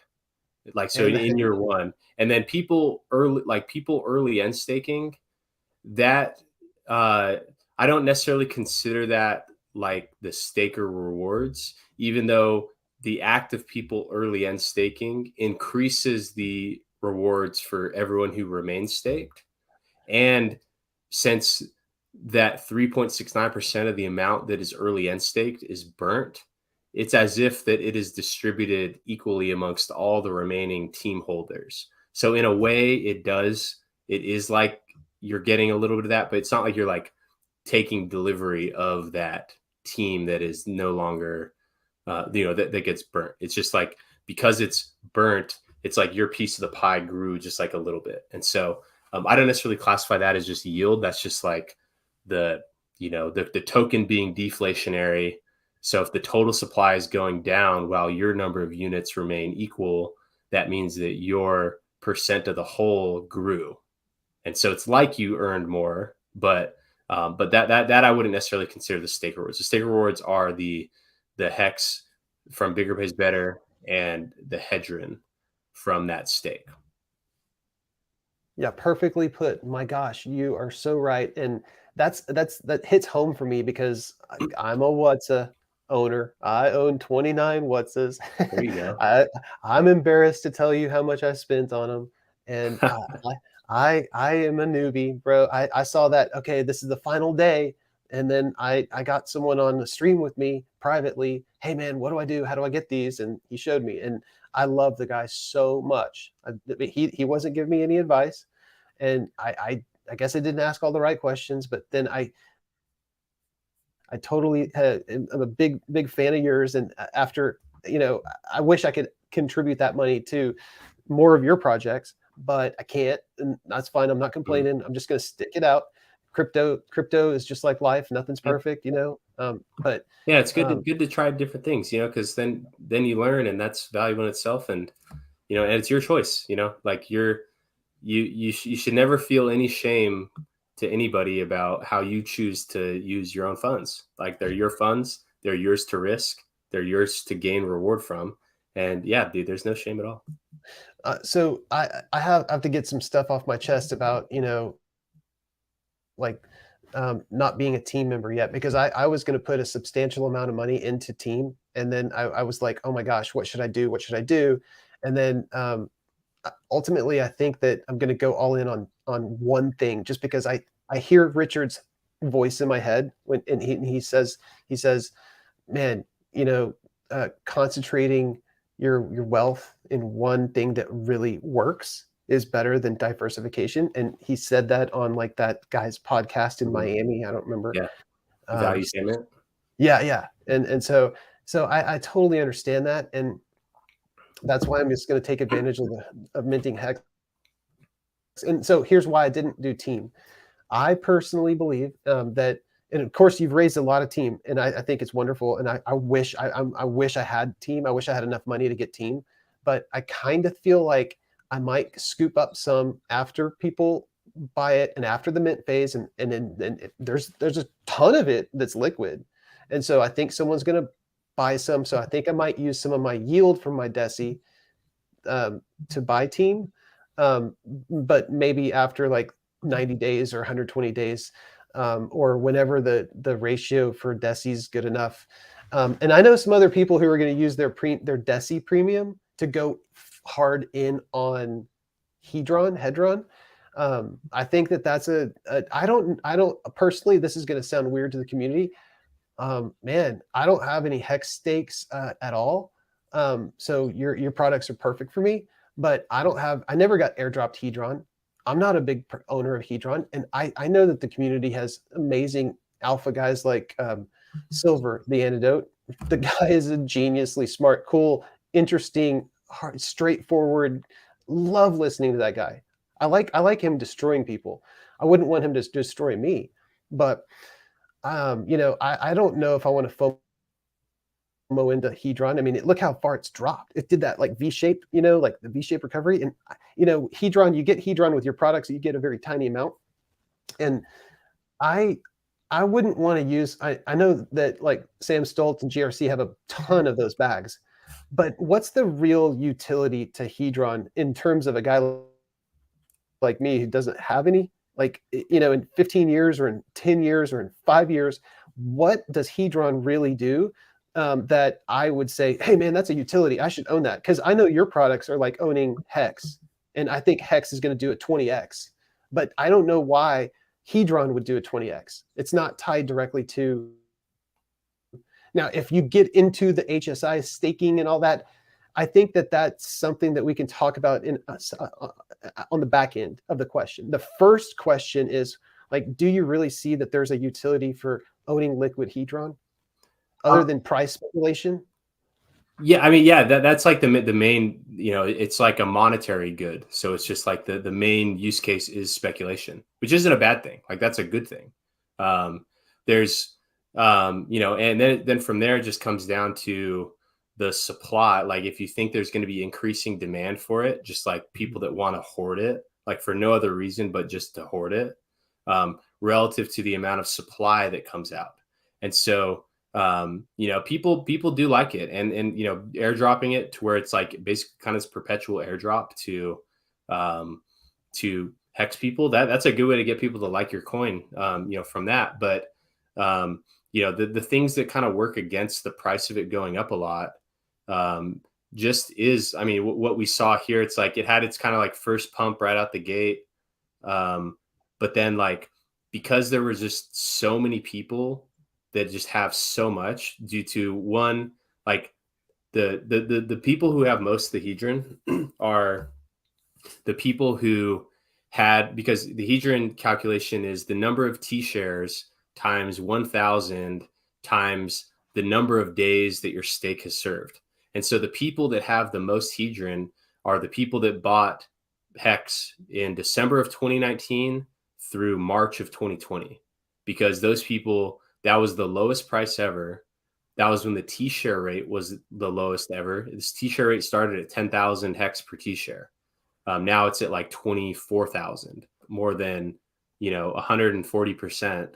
The price is up now relative to then by like thousands of percent. And so the people that have the most of it are just the people that had the most Hex staked from early on. And so, and since a lot of those people claimed that 10x bonus, it's the number of hedron per, you know, is 1,000 times T shares times days, which is now 1,000 times 10.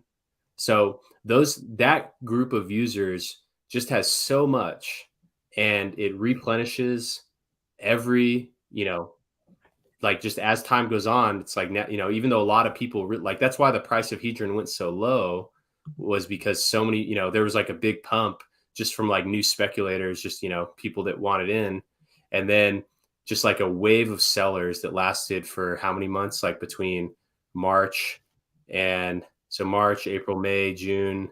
So like 4 months of constant selling, just as like all the people that got a bunch of hedron for free from their early long-term stakes were just selling because they got so much for free. Because, you know, they had like, not, it was like by this day, it was what, like day like 800 or something when it launched. And so these people had like 800 days of hedron accumulated. And so there's just like a big sell off. And then, you know, by now it's like a lot of the people that were going to sell their early big bag of hedron have already sold. And that's kind of what's let the price go up. You know, but just like it's like, if you think about it, like every couple months, it's like those hedron holders regain the amount of hedron that they sold. So so this was like, if those people sold all of it and it was 800, that means that over the course of 2 years, you know, because it came out about, you know, every 2.5 years, because like Hex had been around for about 2.5 years by the time that it launched, by the time hedron launched. So every 2.5 years, the whales that created this sell pressure here, they now have that same amount of hedron. And whereas the new people who could compete with them, like any new stake gets just such a tiny percent now relative to like what the early long-term stakers who got that 10x bonus get. And so for the next 14 years, that's really kind of the main thing, kind of holding the hedron price down. And so it does kind of give a really big advantage to the earliest, largest players. Many of them have sold their hedron that they had already, but it's like all the hedron that they have already sold, they're about to re-get over the next 2 years. And so that's kind of like a big source of overhead that's present there, which is, you know, kind of, you know, it makes it hard, you know, and it'll probably go through these cycles again. Like, you know, I mean, if you look at the Dogecoin chart, it kind of goes through these. Let's see if we can pull it up on TradingView. If you look at charts like this, let me see. How do we go to the full chart? Let's full chart. So like, look at Dogecoin until this big pump, which is really just like an amplified move of what already tended to happen. Dogecoin had this type of market cycle where like it would go up. So let's zoom out a little bit just so we can get a little bit more granularity on this stuff. But it's like for years, the Dogecoin chart would just like absolutely pump, and then go back down, absolutely pump. And so like, and it never really, it always just kind of stayed within this range, but perhaps that may be what we see the Hedron one do. So like Hedron's a really good thing to like speculate on, really good one to trade. And so, and because it's like a popular thing, people love Alex, they love that everyone's getting it. And so it has like really strong brand affinity. Like that helps get users, and new users are what push the price up. But it's like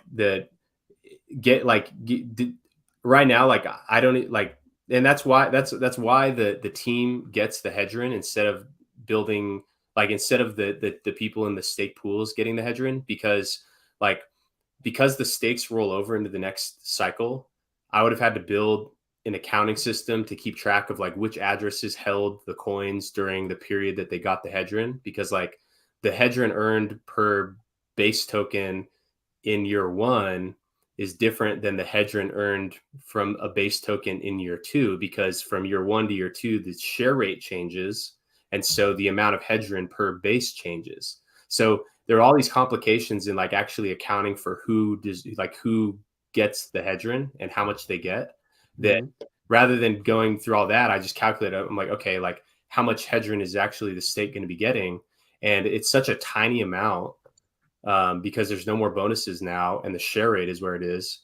And so it was such a tiny amount that I'm like, okay, it's not worth building all this whole complicated accounting system to keep track of who to give the Hedron to. Because we'll just send it to team. And so like, I wouldn't worry too much about the Hedron from the stakes, because like if like Hedron absolutely can go up, Hedron can absolutely moon. Like, I mean, we already saw it like from the bottoms, like how much did it go up here? Like Hedron absolutely can go up. Like right there, it went up, in that range, 2,574%. Now it's up still like 1,100% from the very bottoms, which it did spend there. Most times when things bottom, like a very small number of people can get that, but it actually stayed down here for quite some time. So like it absolutely can moon and continue to kind of trade in a cycle like this. And so like, I recommend people like don't so much worry about the Hedron, especially like people staking. Like when people are like, I'm just going to stake individually because I want the Hedron. I'm just like, well, do the calculation on how much Hedron you're going to get and look at the gas costs that you think you're going to pay. And it's kind of a clear, like the amount of Hedron is very small, whereas the gas cost can be very large percent of the total, especially if it's a small stake. So, the Hedron, like, and also it kind of works out that like the Hedron is a really good thing to incentivize the team with, because it's like a smaller amount, like it's like, we didn't want to create a scenario where a team was like extracting a ton of value from these pools. Like we wanted it to be like we wanted to feel like it didn't come at the user's expense at all.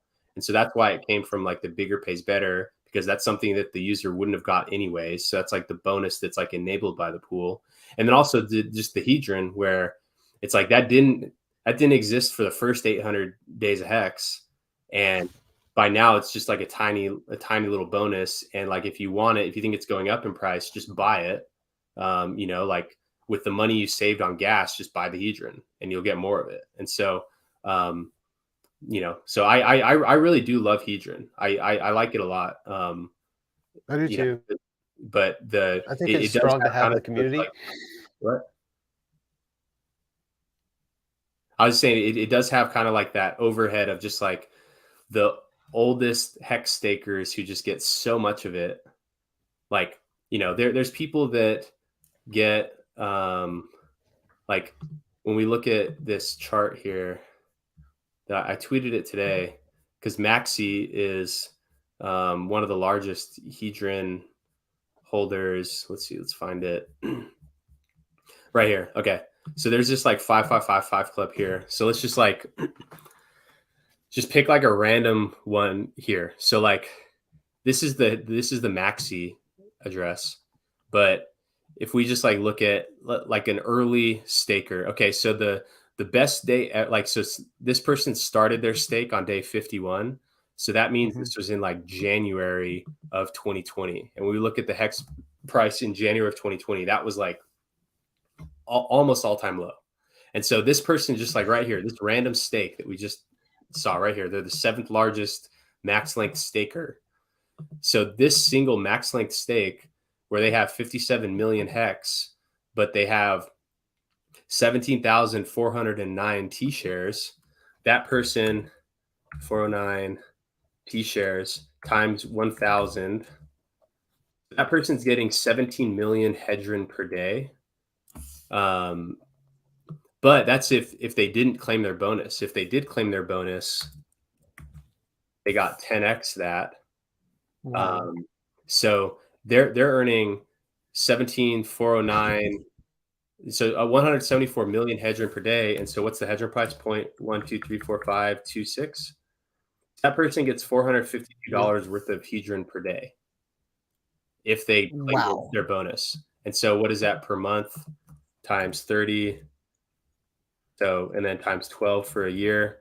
So that person's getting like $162,000 worth of hedron for free from that single stake. That's not to, I bet if we looked at that person's wallet, I bet they have way more stakes than that. And so just like from that stake alone, they're producing that much. And so like a new staker just can't really compete with that. And so like that, and also since like, a lot of people, when they get something for free, they're likely to sell it unless they have some like really strong affinity to it. They, they're more likely to sell the stuff that they got for free. And so like, because it's kind of this nice bonus, then it's likely to be sold. Now there's the hedron staking in the ICOSA system. So maybe that absorbs some of that sell pressure.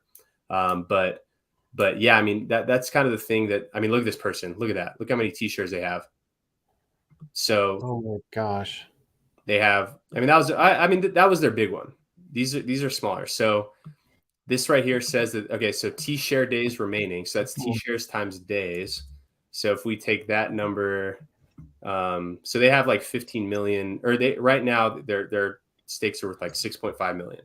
So if we take their T-shares days remaining times 1,000, so that's the, and then times 10, this person is going to get 814 billion hedron over the course of the next however many years. So a lot of their stakes end at like, like around this time. Okay, so I mean, most of them. Okay, this person's way max length out. This person mainly max length, literally all max length stakes. So like, this person gets over the remaining course of their stake, they're going to have like 814 billion hedron. And so what is that times what's the price point? 1, 2, 3, 4. That's what this current price. That's like $2.11 million worth of hedron that they're gonna just like be. It's not like it gets it at the end. Like the hex all comes at the end, but the hedron just kind of comes to them every day. You can claim more hedron. So there is a lot of hedron that is set to come out from mainly the people that are in that list that we just pulled up of the top 500 of the largest stakes. So like these are the largest hedron holders mainly. So that's kind of what the market has to fight through. And so luckily for the Maxi stake, because Maxi has a lot of hedron, most of these max length stakes will have expired by then. And so hopefully that means that most of them will have sold by then. And so since Maxi just hoards that hedron, like Maxi right here, I'll show you where Maxi is on this. We are right here, 294. Yep, right here. This is the Maxi address. It's the 5th largest active staker. Maxi is unique in this setting where the hedron doesn't get distributed until the end. So Maxi's actually hoarding the hedron. So Maxi's helping boost the price of hedron, but many of these other people are not. They could boost it by selling their hex for the hedron, which can push the price up. But a lot of these, so then you just got to do a mental calculation on your own of like, what percent of these people's hedron do you think they're going to sell? How aggressively do you think they're going to sell? How many new buyers just starting from scratch do you think are going to come in to buy it? And then from there is kind of how you can gauge like where you think the market's going to go. But But yeah, so over time it will be, this the bonus is, so over the first 15 years, like that's kind of what has to fight through. But after that, I think honestly, after 15 years, it can probably go to the moon, because it's going to go from a very high inflation environment to a very low inflation environment. So that, so it does have, a lot of promise. I think in between now and then, it can go on any number of cycles, like it's already gone. It could go higher than it is now. It could do anything. And it has, strong brand, strong community around it. So it's good. Hedgering good. But it just has to fight through that very high inflation during the first 15 years. That's mainly goes to people that are just the largest, oldest hex stakers. Just like, it just reminds me of like what's happening with the early adopters, the early people who got into the ETH W and ETH F, ETH, fair, like the earliest adopters, reap the rewards. And it's just like, it's no different with the Hedron too. I mean, in a strange way. Mm-hmm. It's kind of the same kind of topic. I know the purpose, the way you get to the end goal is different. There's different processes, but early is better. Mm-hmm. And so Gifford actually brought up, so the other thing that can kind of counter that like high inflation in the first 15 years are these auctions. So as the I have something to say about that though. Yeah, I have a question. So if you have the first auction has the bonuses, right? The 10 times bonuses, but I don't believe that the second auction, which starts 90 days after, and the third and the fourth auctions, like those, the second auction, third auction, fourth auction, fifth, sixth, those don't have those multiplying bonuses on them, do they? Do you mean from the Icosa minting, like the bonuses from that? Or what do you mean? So some of the HSIs up for auction, maybe the chat knows this, but some of those have a bonus on them, but many of them don't because they're super small. But all the ones that have bonuses are only going to be in the first, most of those are only going to be in the first HSI auction, and then after that, if there's any of them, they're going to be smaller and smaller and reduced down to the none. Mm-hmm. Yeah, that's because the bonus lasted in the first like however many days or however many weeks was the bonuses. So those ones, like they like locked in that higher like emission rate pretty much for the Hedron. So yeah, and depending on when the advance was taken and when it wasn't paid back. But I think with the Icosa ones, so the ones that people like the HSIs that people may have already had, those may have the bonuses, but like new ones that were made just recently and then minted into the Icosa, those ones didn't get the bonus. Because so that's not bullish. Yeah, I don't think that that's very bullish for the fifth or the sixth or the 10th HSI stake. I don't know. I mean, HSI auction. I don't think that that's very good. Well, I mean, part of what they're bidding on in that auction, I mean, the main driver of the value still is the hex stake that you're acquiring.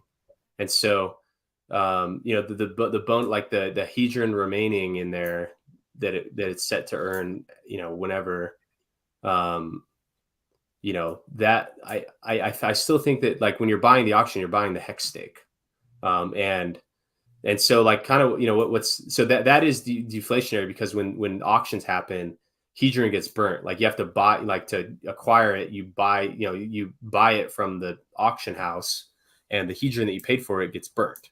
So that's bullish in the sense that like if people are buying Hedron to then bid on the auctions, that is bullish because they're pushing the price up. And then rather than like just later on selling and pushing the price back down, the Hedron that they had bought is burnt. So that is bullish. And then also, if somebody who just has a lot of Hedron from their existing native hex stakes from month one, rather than selling the price down, if those people are in the auctions actively, then they are not selling and they're that they're not contributing to downwards price. They're not pushing the price up, but they aren't contributing to downwards price action.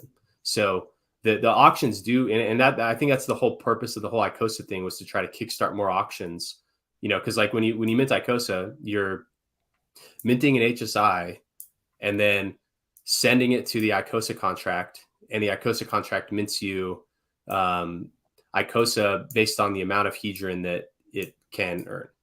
And then the ICOSA contract borrows all the available hedron it can, and then defaults on the loan. And so that pushes it into the auction, which now puts it up for sale to whoever has the hedron to buy it.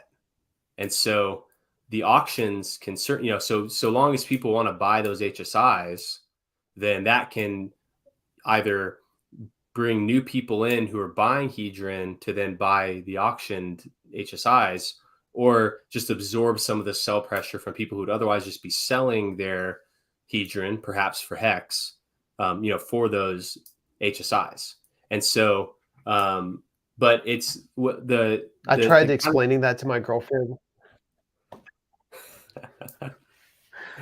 Very difficult. Yeah, I mean, like unless you're active in the space, it's hard to even keep up with the stuff.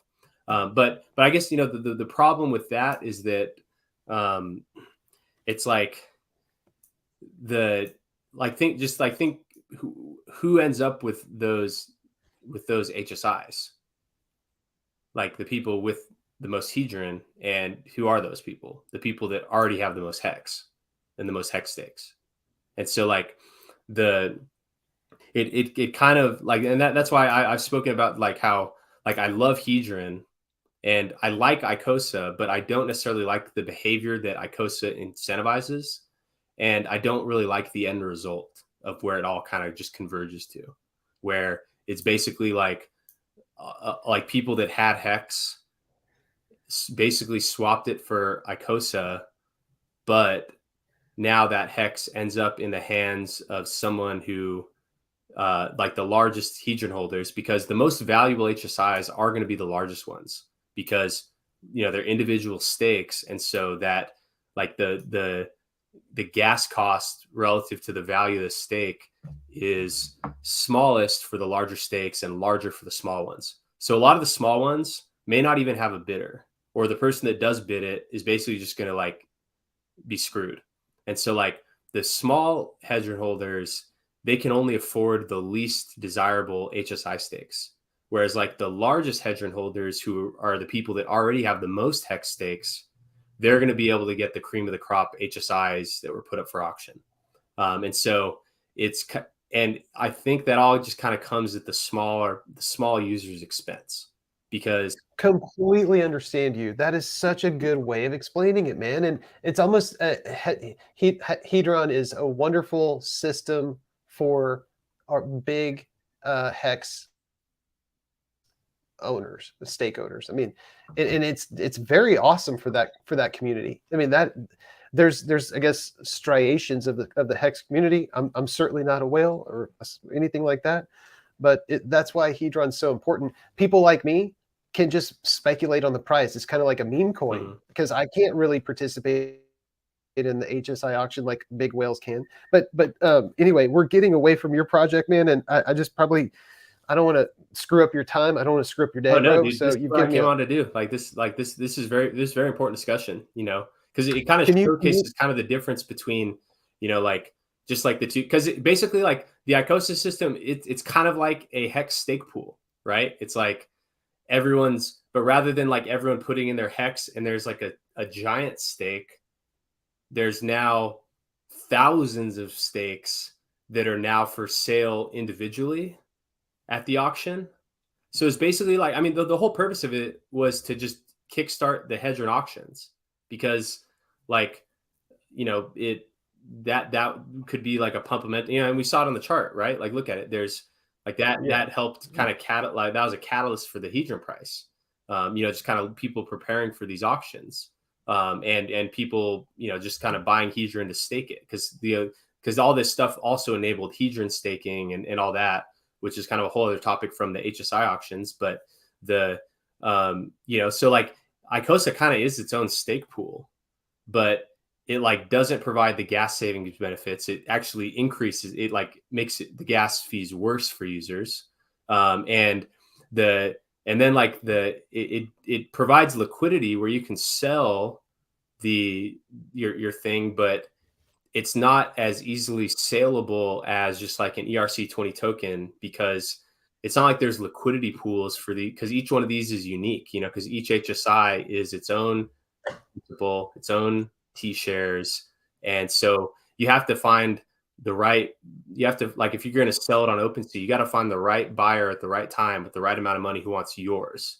And it's not like there's just like a liquidity pool for them. And so while it is liquid, it's not necessarily as saleable. And so, it's not quite as saleable compared to just like, the big pool.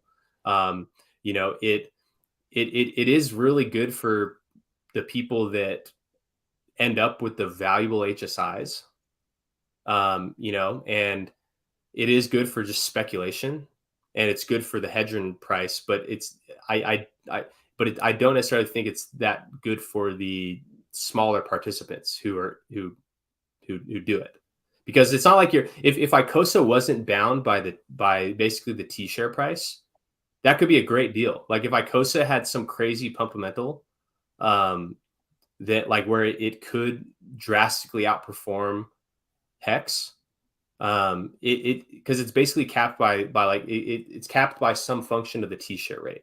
So like as the T-share rate goes up, the price ceiling for ICOSA can go up, but anytime it goes above a certain level, it invites someone to just like mint ICOSA and then bring it back down. So like I wish that ICOSA had some mechanism that allowed ICOSA to pump 10,000x versus Hex, because then I could see that being a better value proposition for someone who like stakes Hex and then trades their Hex stake for the freshly minted ICOSA that they can then stake, and you can earn more ICOSA and maybe trade the whole thing. But like since ICOSA kind of does have like a it's just like the stake pools kind of have they kind of have their own price ceiling in a way, because it's like if the base stake was so much higher than the redeemable value, then it's kind of a no-brainer to sell it, and it doesn't really make sense to buy it. So ICOSA is kind of like the ICOSA chart will probably look a lot like the trio or the lucky chart, to be honest.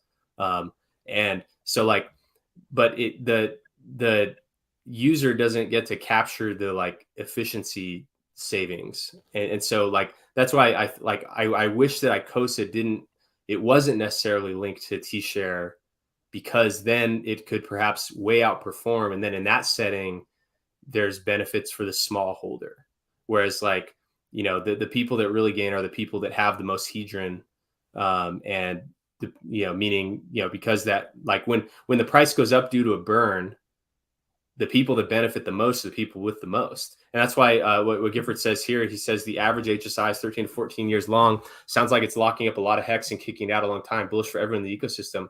So I've actually kind of changed my perspective on this whole topic of like the benefits of just like locking up all the Hex possible, like for as long as possible. Because when you think about who that benefits, it's not necessarily the people who are locking it up. The people who are benefiting are the people who can leverage that for their own exit liquidity. And so, and also just like the largest holders in general benefit the most. Because like, I mean, just think about it. Like if you have $100 and the price goes up 1% as a result of your, just like say, we got everyone to just lock up a bunch of Hex and push the price up, just say 1% just for ease of calculation, or just say 10%. Yeah. Okay, so you have $100 and something that you do with a big group of people causes the price to go up 10%. You gained $10. Someone who has $1 million of Hex that maybe they bought for $100 way back when, that same 10% gain to them is $100,000. And so even though the percent is the same gain experienced by those people, there's a big difference in in who's mainly benefiting from that. And so I've actually kind of changed my perspective, just especially seeing how the Maxi launch played out, where like that caused like a pump in the hex price.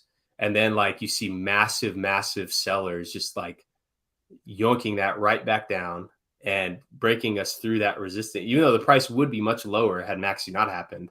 I've kind of changed my perspective on that whole premise of like, because it's kind of been just like the default like narrative, like consensus narrative, like, oh, locking up everyone's hex for so long is bullish for everyone. It's bullish for everyone that the price can go up, but who actually benefits the most from that, and whose expense does it come at? And so that's kind of the how my perspective's kind of changed on the whole thing in general. And part of it was just kind of, just as I thought through the whole entire process of the, mint your HSI, tokenize it, swap it into ICOSA. You now have ICOSA. Now the ICOSA borrows all the hedron, pays that to stakers, mints some ICOSA, pays that to stakers, then doesn't pay the loan. But like that was the part that was just weird to me. Like, why borrow and then neglect the loan? And then just like thinking about from there, like, where does it end up? I'm like, okay, it's going to end, like the ones that are valuable are going to with the people that have the most hedron. So luckily the price went down and allowed new people to accumulate a lot of hedron. So that is a good normalizing force. Like, it's very good that the price went down at those low levels to allow people to get more hedron that they didn't just have it as a result of their early long stakes. But, just like kind of just taking it through like the whole cycle through completion of like who actually ends up with who ends up with which HSIs and which HSIs are more valuable than others. It's like the people that can afford the big ones are going to be the most valuable. The people that can only afford the small ones, those are like the least valuable. And it's not like all HSIs are equal. Whereas like every hex or every like maxi or every deci or every trio or every lucky, it is equal.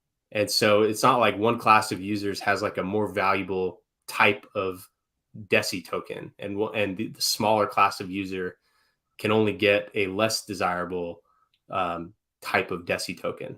It's there's like it's more equal. Whereas like if you categorize, if you like treat the ICOSA system as like a big stake pool, where rather than pooling the hex and making a big stake, they're pooling the stakes and then just kind of like reselling those to other people in its own ecosystem.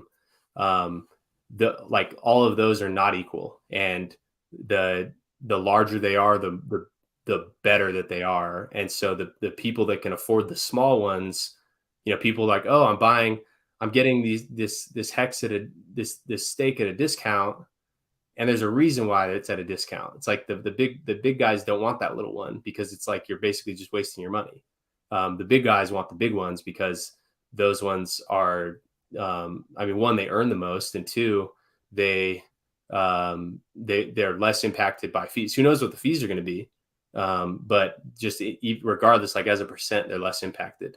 Regardless of what the fees end up being. So that's kind of, that's like my only kind of like, and it's not even a problem, not like problem, because it's like, one, people absolutely have every choice to build whatever they want, and people absolutely have every choice to engage in whatever thing that they want to do. And the part that I don't like is that like the all this stuff, like kind of like the whole premise behind everything with Maximus is that the like we're really trying to kind of like level the playing field between like the smallest participant, like the new participants, and the oldest participants. And we're really trying to make Hex more gas efficient, because every gas fee that's paid is extracting money out of the Hex ecosystem. And so I don't like that the ICOSA system like basically canceled out all the kind of normalizing and like efficiency gains that we had done with Maximus. It kind of like undid all that, which is fine, like, because people demanded that, and that's like all that matters. It doesn't matter what I want. It matters what people choose to do with their own money. And so, that's kind of, but I still think Hedron is like a very, like, I love the Hedron token, and I think it can perform very well. And I think ICOSA is like even more, boost that. You know, and the whole ICOSA system, I think, drastically benefits Hedron.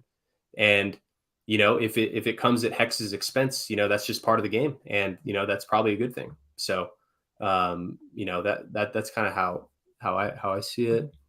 Mr. Capuzzo says after an HSI is bought on auction, it could then be sold back to ICOSA contract to mint ICOSA again. Yeah. So, you know, luckily, you know, people can, like, if you end up with a HSI that as time goes on, you realize it may not even be feasible to end the stake, you can always be getting ICOSA.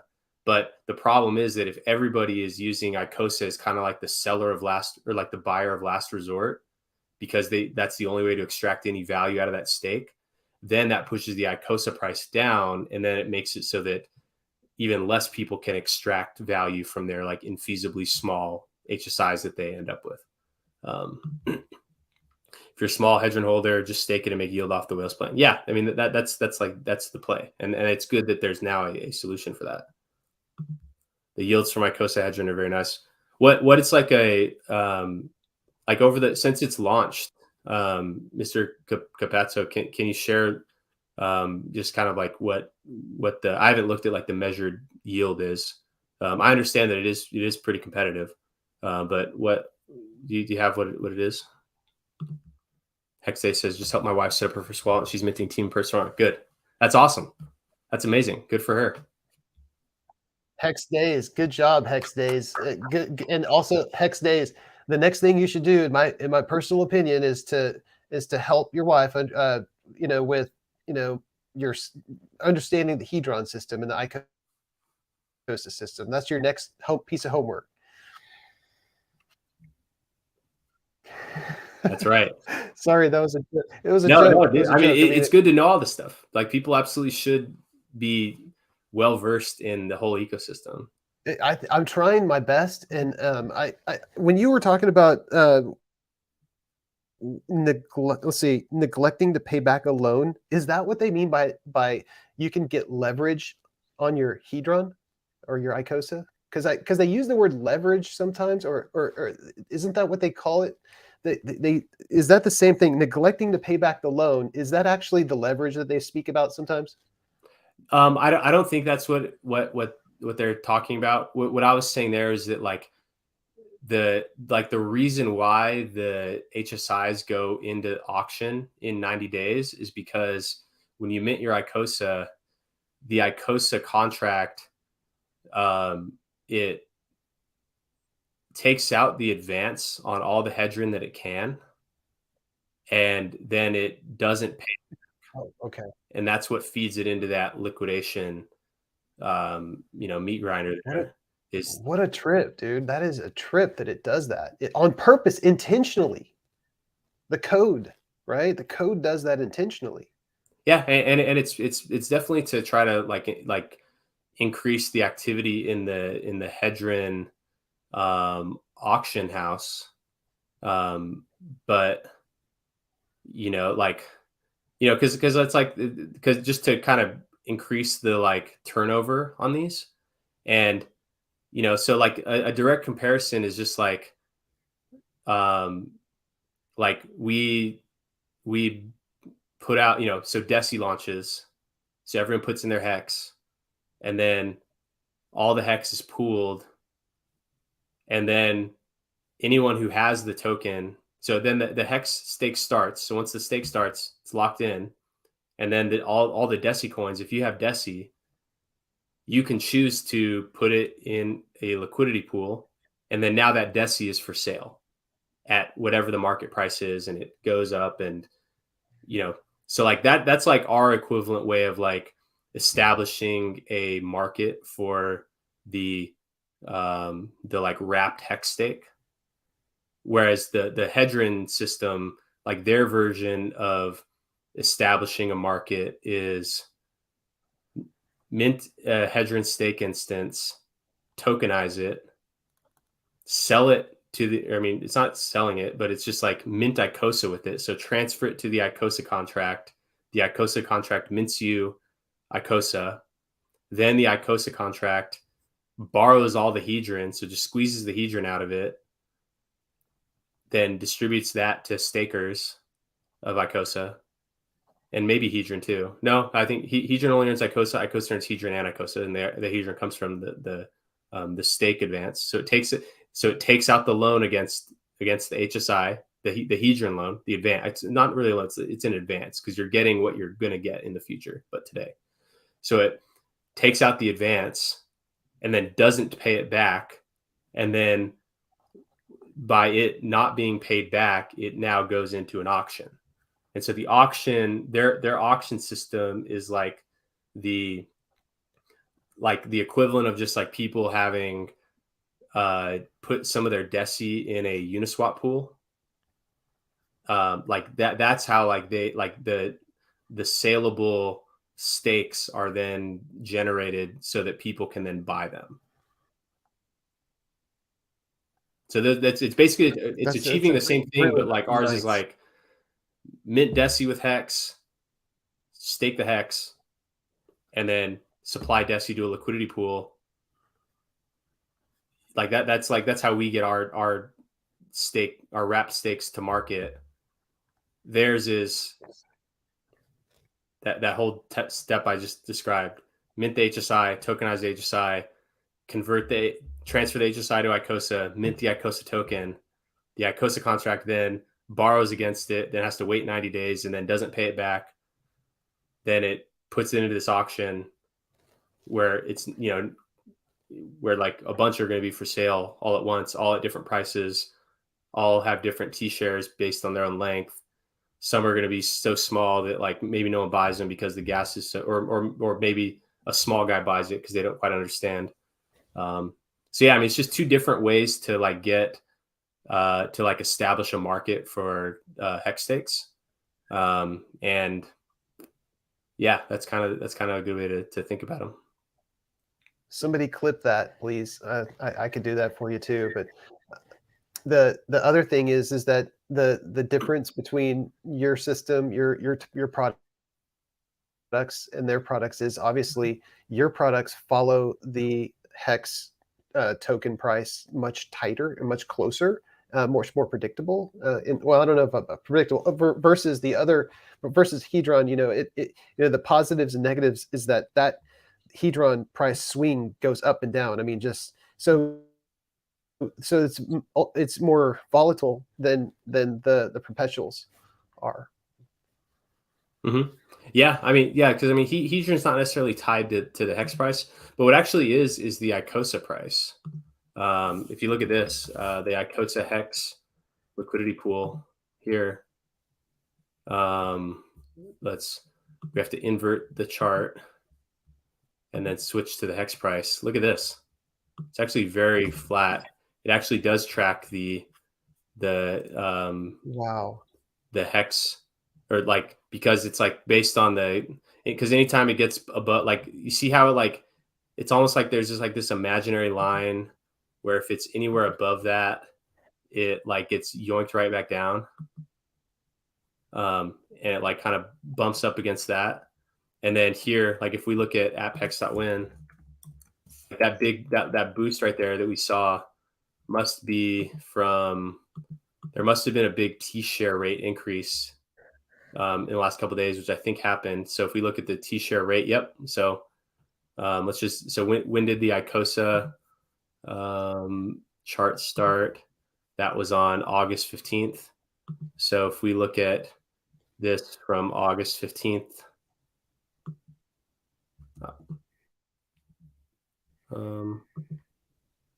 so August 15th,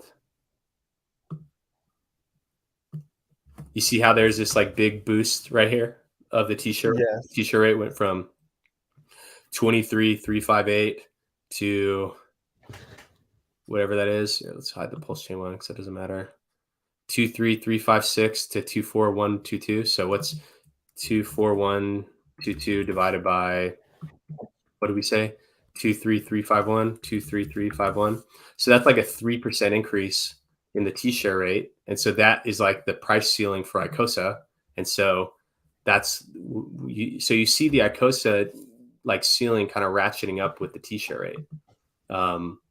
So measured in, which is a good, it's kind of like how the like Deci kind of moves with the T-share rate because like T-share rate is moving up, kind of at similar rate to the earnings. So, it's like that's like a cool solution. But like it's like at what cost, you know what I mean? At like what cost to the user and the system, but also, no one should have any expectation that Hedron does anything positive for Hex, and no one should have any expectation that anyone does anything positive for Hex. Like kind of flooding the network with all these tiny stakes that are just going to boost the gas prices and make more stakes infeasible to end. Like that's not Hedron's responsibility to solve. Like that's not, they don't owe Hex anything in that sense.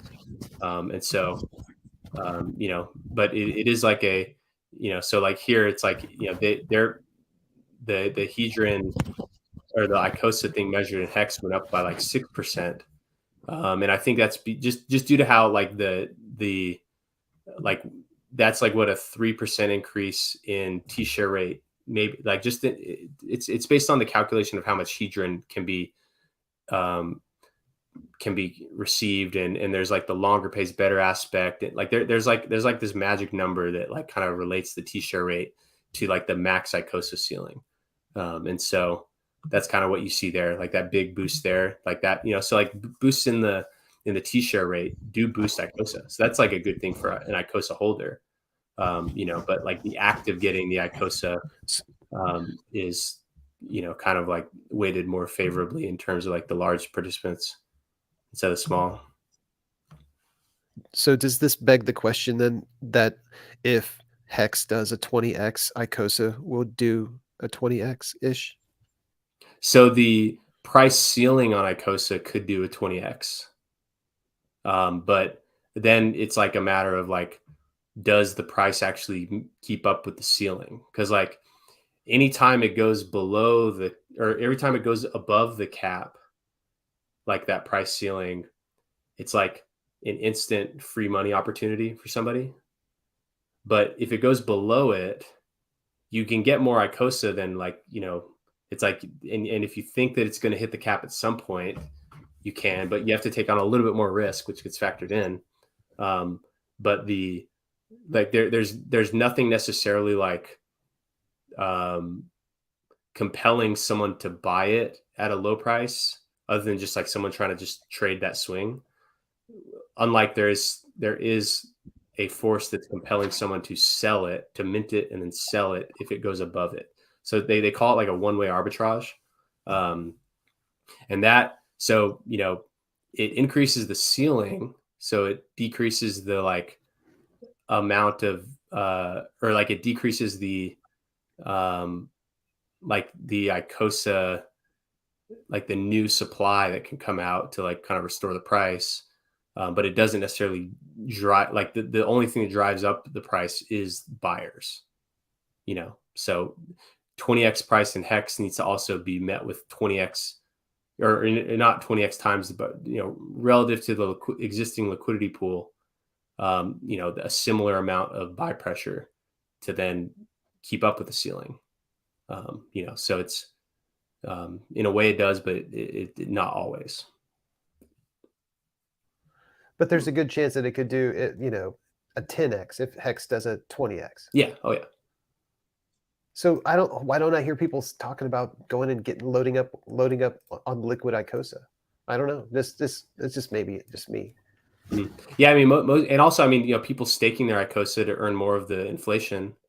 Then, yeah, it can do that. But also, like so far, what we've seen is the ICOSA, like very little of the ICOSA yield has been sold, right? Because everyone's, in their stake lockups. And so the question is like that'll be important information for the market to see, like when there's a time that like the ICOSA yield is, because what are the ICOSA staking lengths? Like there's like the 90-day, 100 whatever day. Let's see.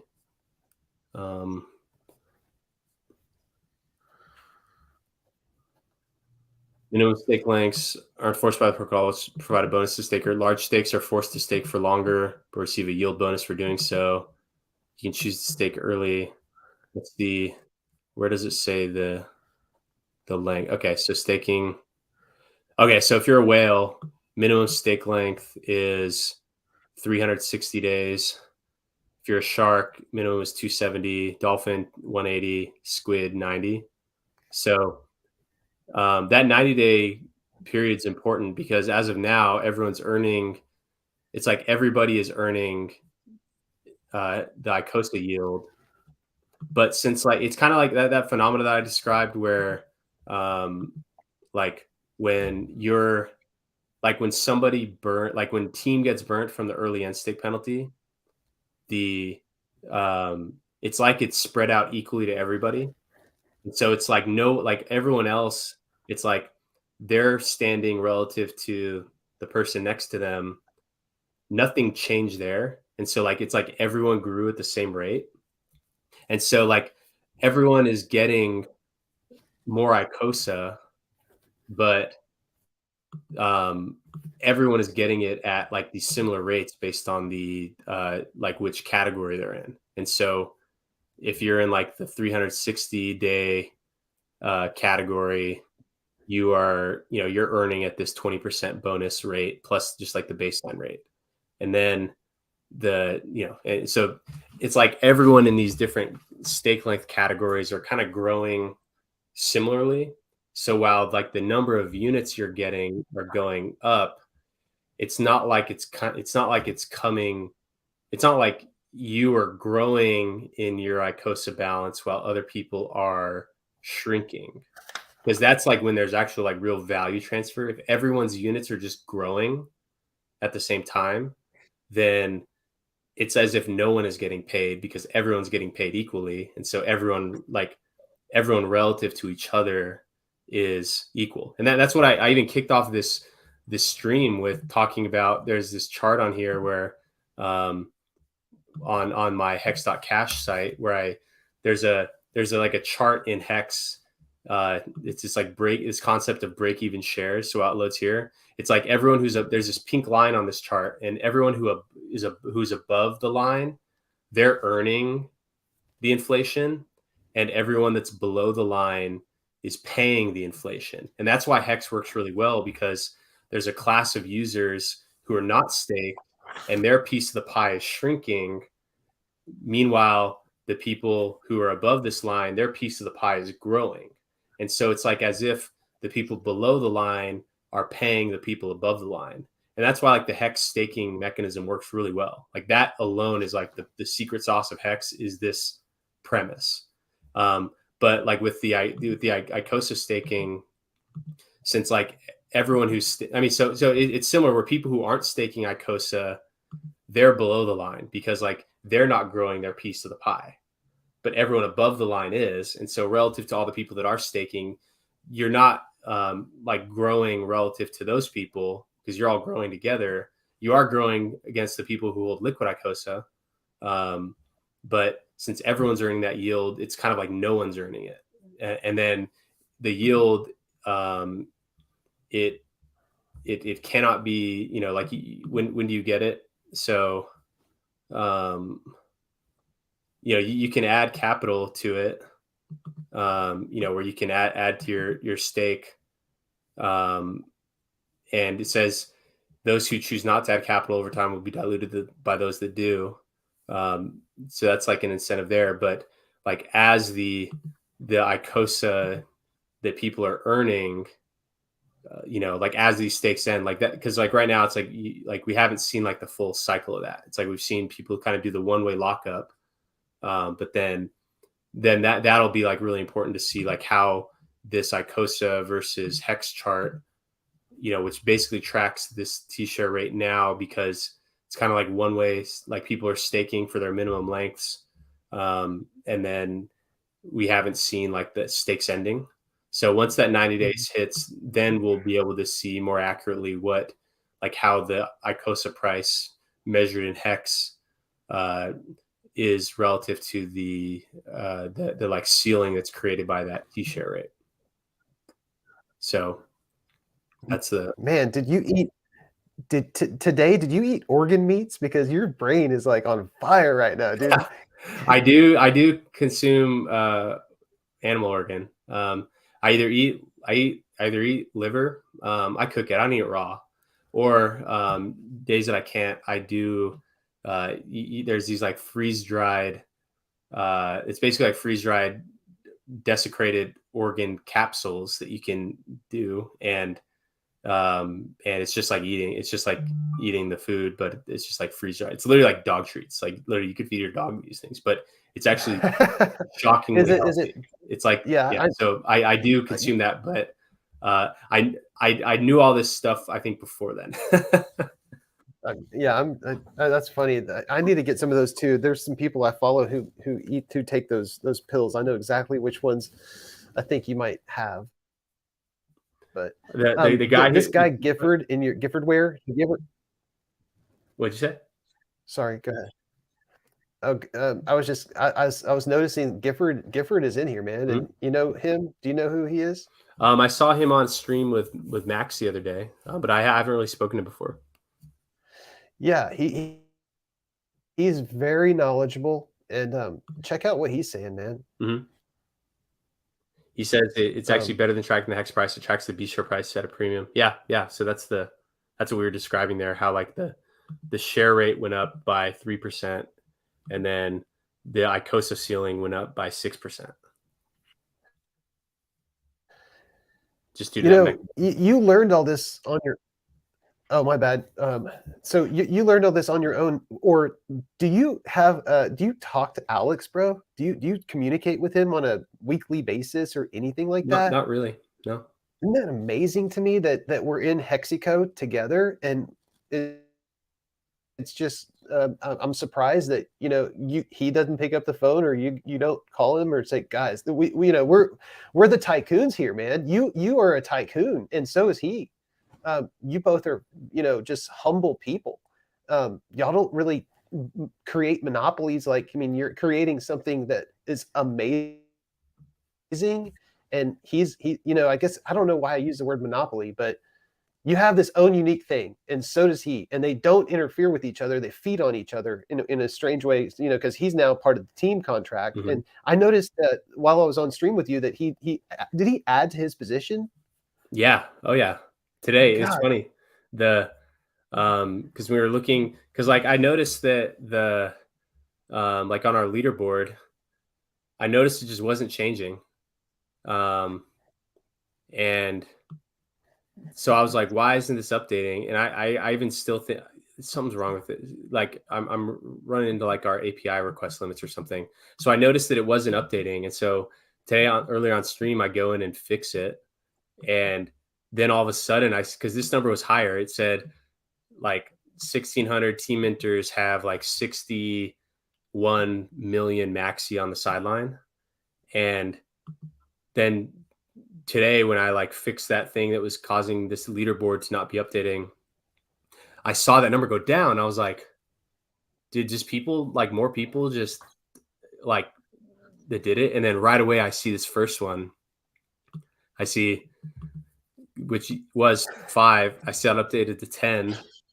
And then I'm like, oh my gosh. And then I looked at it, and it had been like, it was like 6 hours before I noticed it. And so that was when I saw that they'd done it. And I hadn't noticed it all day long, because the leaderboard had not updated. So I didn't notice that before, and then I also didn't even look at my Twitter bot. So I have a question. So is that basically a 700,000? Is the Hedron deployer? Is it kind of like? Is it Alex's funds, his own funds, or is it like his DAO's funds, or it's not a mystery box? But where does the money come from? Isn't that around $700,000? Is that right? Mm-hmm. Yeah, so it's from the Hedron deployer, which was part of like the money that went into the Watsa. So did you put, when you did your Watsa, did you do Maxi? No, I did dry powder USDC. Okay. So during Shitload. Watsa, you know how you could have used, it was like Maxi, Hex, Hedron, USDC, or ETH. Oh yeah. So the Hedron deployer had in total 27 million Maxi went into the it went into the Hedron deployer during Watsa. So that so those funds, that's like, that's their version of the mystery box, or their version of the origin address. It's like it's the wallet that the funds go to that no one should expect anything from. Like that's their version of it. And who knows if it's, it may not even be Alex. Like it could be like an Incan priest, or it could be an AI bot. It could be anyone. It could be anything. There's no expectations, and there's no like, who knows. So before this, the number one Maxi holder was the Hedron deployer, and they had 27 million, and it came out to like 9% of the total. But now they have effectively taken a 10 million team position in team at between their 5.555 one the other day and then this one. And so they have this, and that came directly from the Watsa launch. So during the Watsa launch, a bunch of people, which really actually is pretty interesting. It came out of like some of our largest handful of holders. It's all like, if you looked at how this top 10 holder chart kind of changed during the whole Watsa launch, it's basically like a bunch of our top addresses basically just consolidated into the Watsa. And then now they've kind of been kind of transferred back into this system, which is crazy. I just like think about that. Like, this is wild that like, a month ago, like 10% of the total Maxi supply entered into the Hedron system to mint Watsa.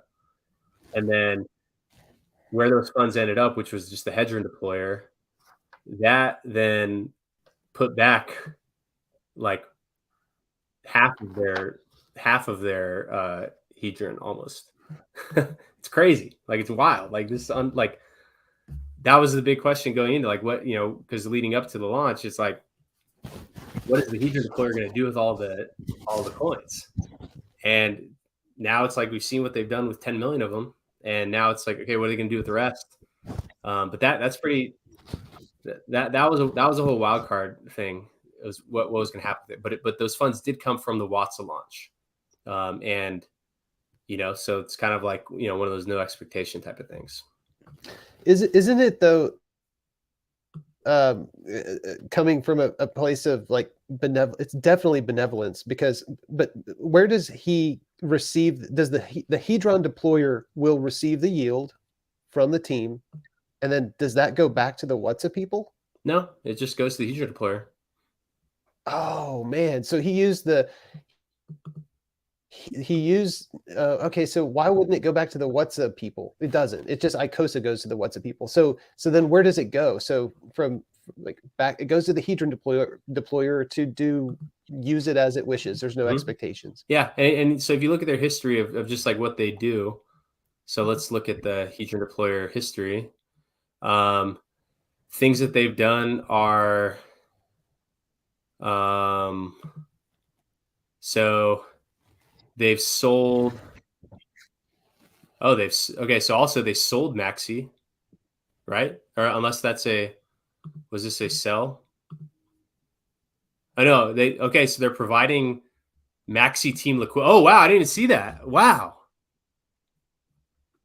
Oh my gosh, I didn't look into what they did. We're finding this out live on the air right now. So cool.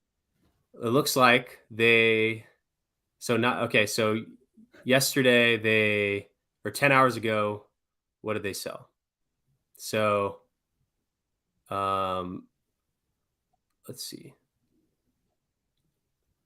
Okay, so here this okay, no, this is coming in. So from cancer research. Okay, so these are incoming transactions. For some reason, people are sending them small USDC transactions, which I don't understand why. This is like Cancer Research Foundation.eth is sending the Hedron deployer like tiny bits of money. I don't know why. It might be a scam.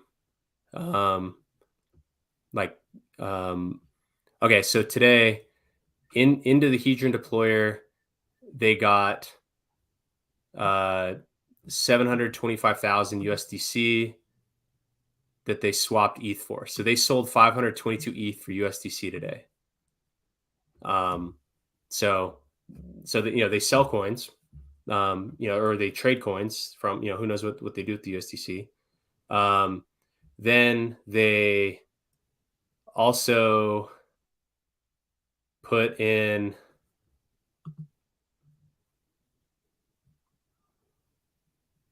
they swapped USDC for wrapped ETH in that transaction there. Yeah, so they sent out wrapped ETH. Okay, so they sold so they sold that was their transaction for selling. So they sold ETH for USDC, and then they posted 1 million maxi and 4.8 million hex in the liquidity pool.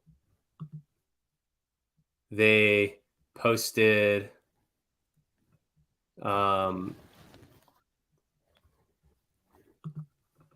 million maxi, or a million team and almost 1 million maxi in the liquidity pool.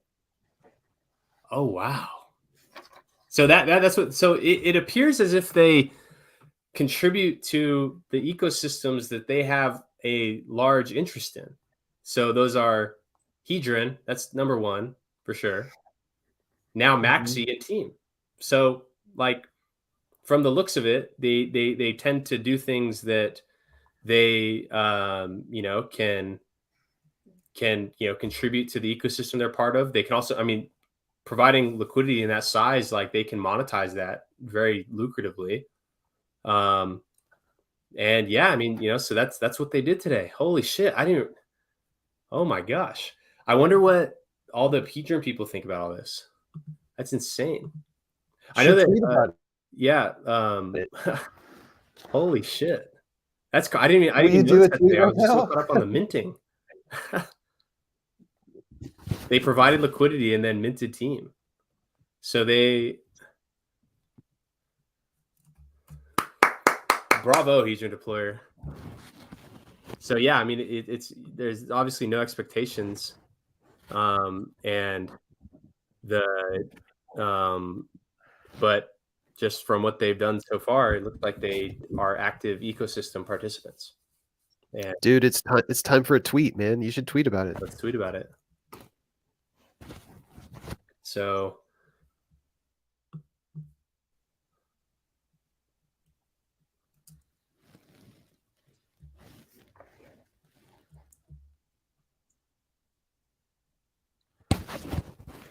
let's see. So that's one of the transactions. So let's pull that one out. And then this is another one of them. Yeah. Okay. So let's see if we can get the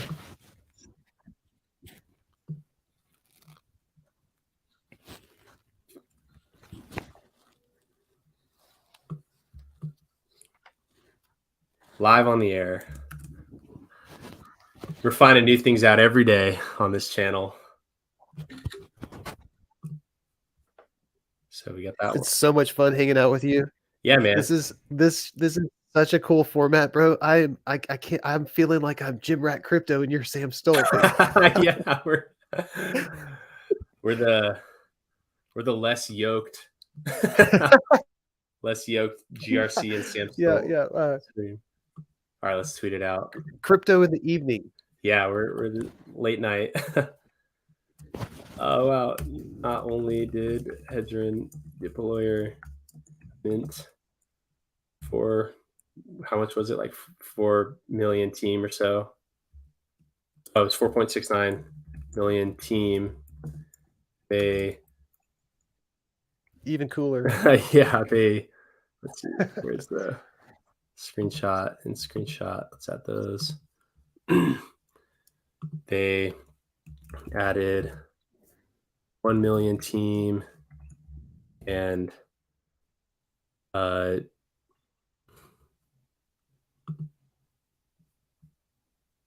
and 985K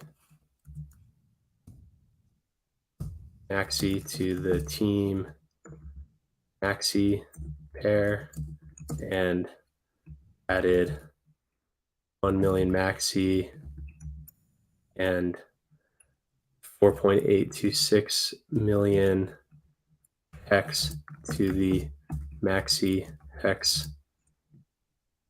pool.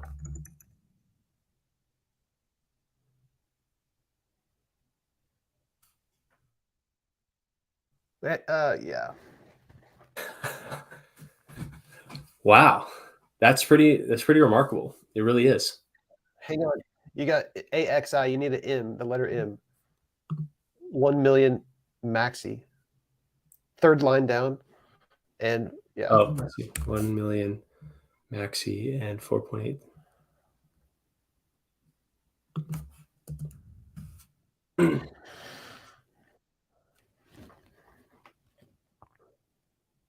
Maybe plus 9 to the plus to distinguish the ands that separate.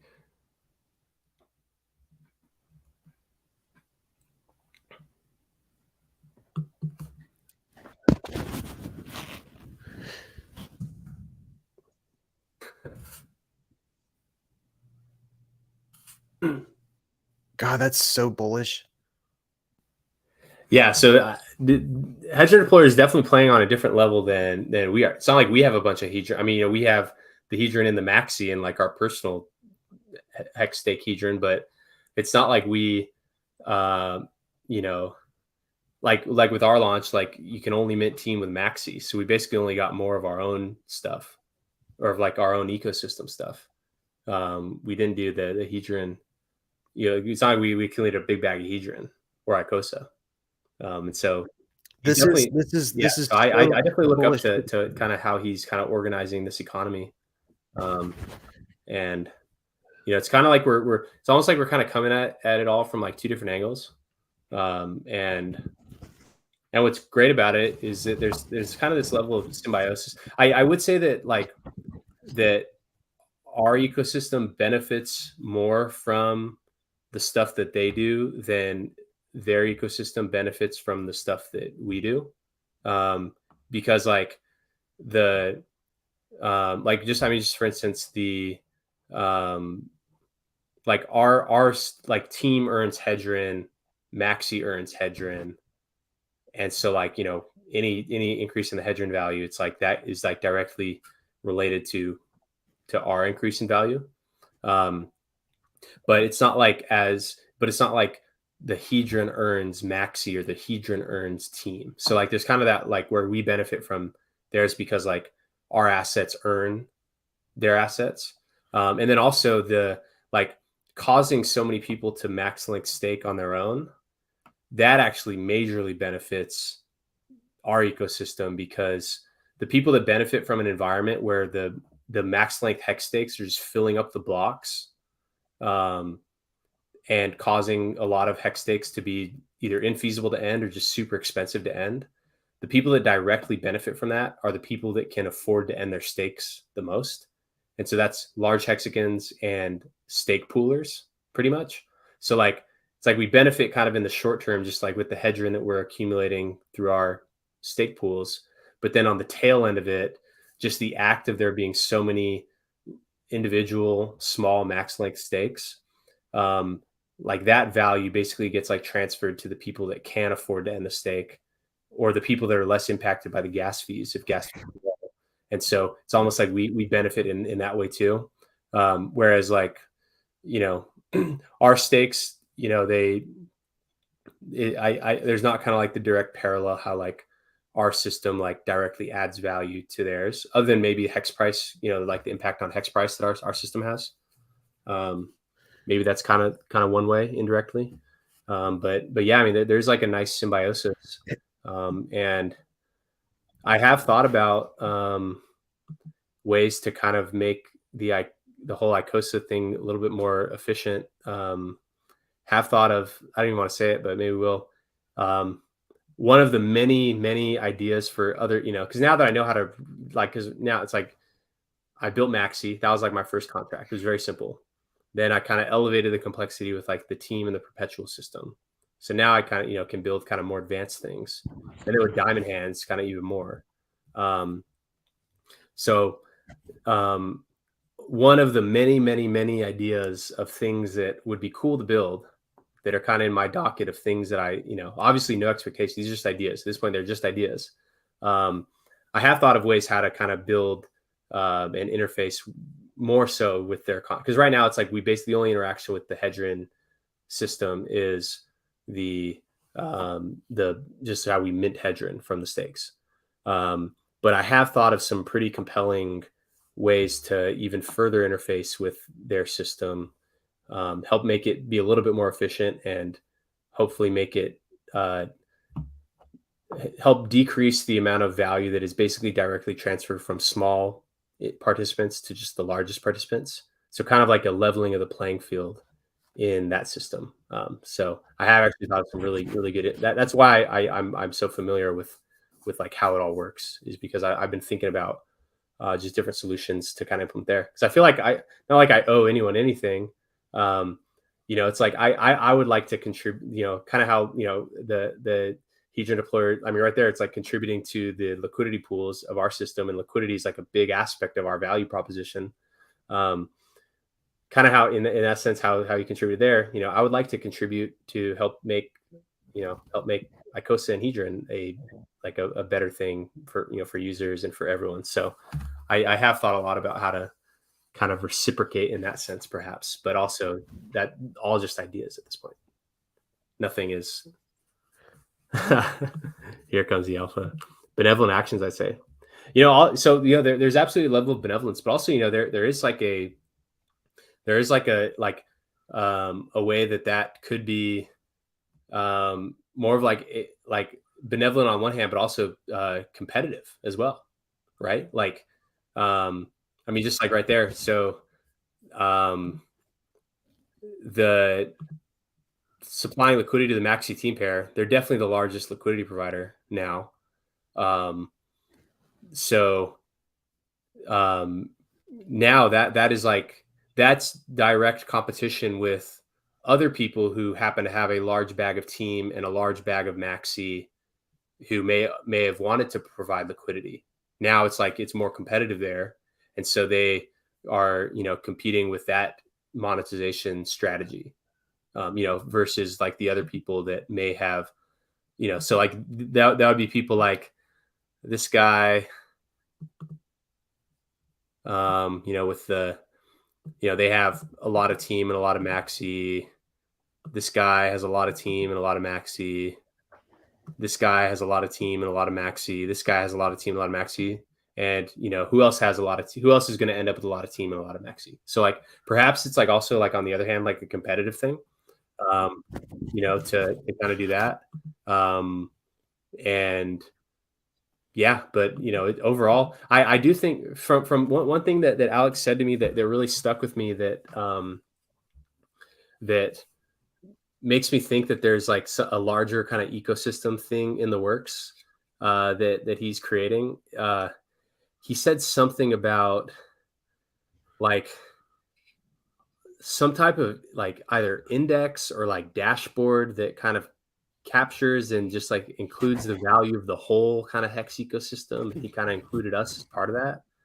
Perhaps this is like a step towards like a larger project that includes a variety of assets in our ecosystem.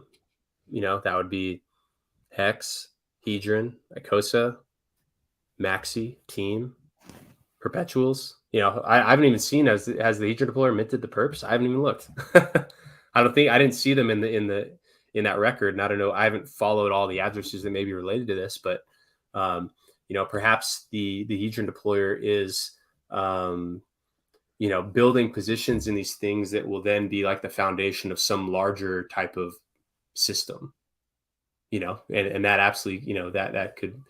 It's kind of an honor to be, if that is the case, it can be included. When he was describing it, he kind of framed it like some type of like dashboard. I thought I heard the word index in there, but I don't know. Index could just be like a data feed, or like index in another sense could be like an asset that holds exposure to a bunch of stuff. So I don't know. I have no idea what may be cooking up, but the the minting of the team and all that could be part of like a larger like strategic play. That could be really beneficial for everybody. Could you go see if he's contributed to Deci? Like copy Control F and go through the lists of addresses? Yeah, let's take a look. Okay, so let's find this is how I find the pools. If you ever want to find the find team. Well, I have a question about that. Is the pools, Dipcatcher, is there a way to figure out his range that he set? Is there a tool that you can see someone's ranges that they set in an LP pool? Yeah. So click on this.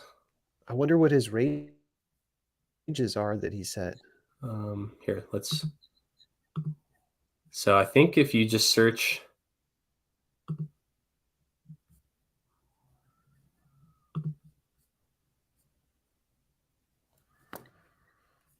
it says it right here.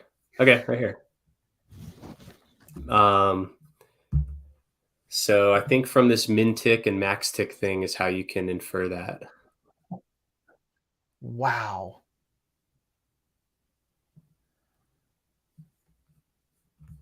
And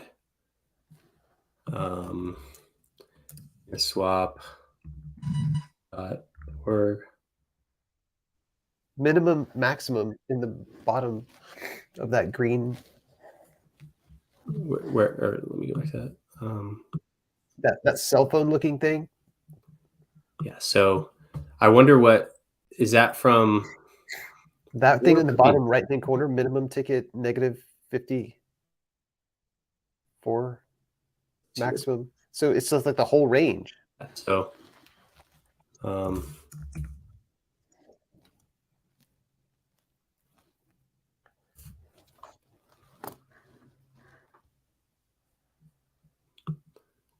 price range of each. Yeah, so the ticks are it like there's a way to convert like the tick into the range. So say you want to find the tick index of 100. So log of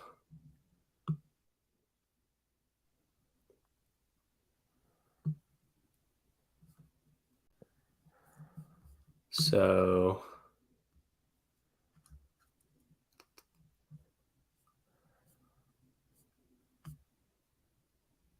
rather than calculating that, let's see if we can just look it up. In the pool or charts perhaps. And then let's look up the Maxi team.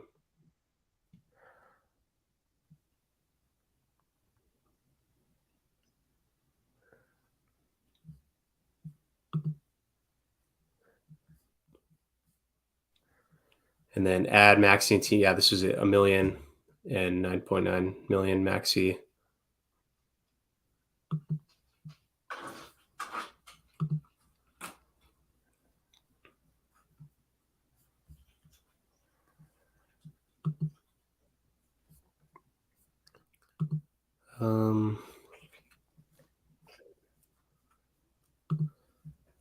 Well, we could probably just identify it. It's probably the biggest.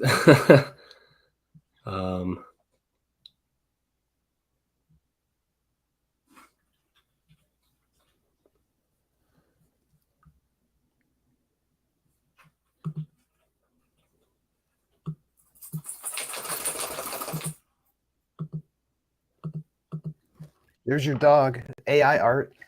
I know, that's my sweet little girl. Okay. What's the name of the application you use for the AI? It's called wonder.ai, but they changed the app and they got rid of the thing where you could upload a picture as a reference. Oh. The reason, okay, let's see.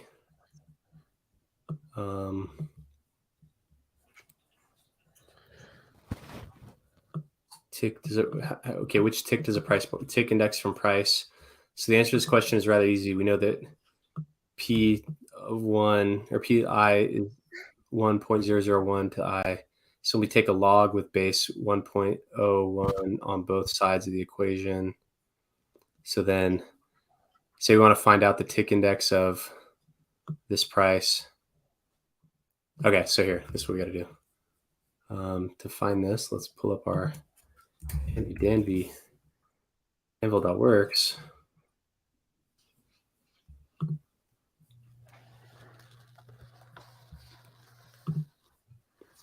Let's pull up our thing here.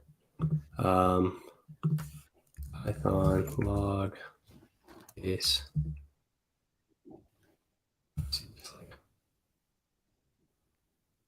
Python. Okay, we need to import math and then math log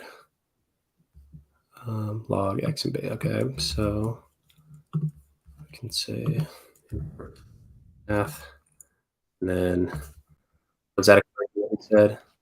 Log base 1.001 of the number gives us the tick index. So let's just see if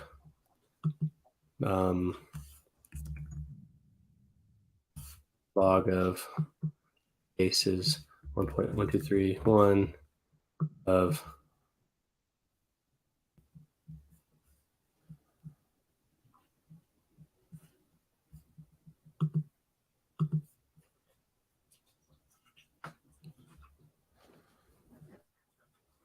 actually, so tick index from price. So we know that price is of the index. Okay, here's how we can do it.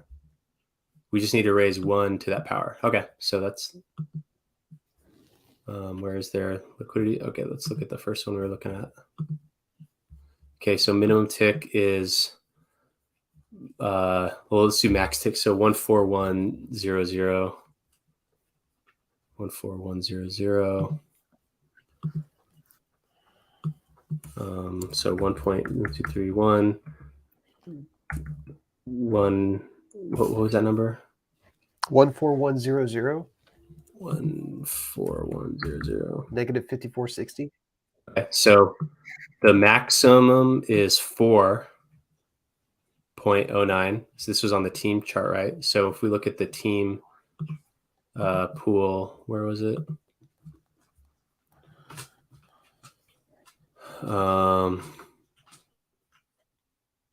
The team price. Okay, that's half, and then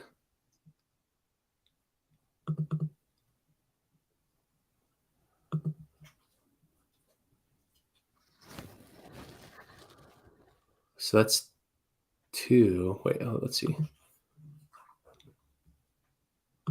Let's see if we got our math right. So P to the price. Let's see. The price ranges of ticks are decided. So the tick price range can be recorded in the index. So some crazy number like that, as each price is multiplication of 1.001 of the previous price. So price equals 1.001 raised to the I. Let's make sure I got this up. Python raised to power. Okay, so that's how we do it. So it says it's 14100. So I'm not sure exactly how that let's take the other one just to see what that tells us. So to the minus 5460. So let's do that again, but to the minus 5460 was 0.579. And that one actually makes more sense that we saw on this chart. Where that is 0.5, right there, 0.506, and what was the number? 0.57, or is this one?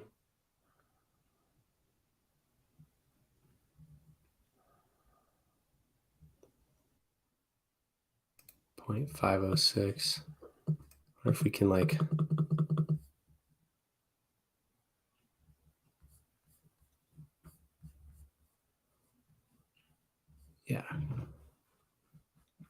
Yeah, so I'm actually not quite sure how to interpret the range from that, because if that's the price, and then let's see if we can like get liquidity pool range from tick index.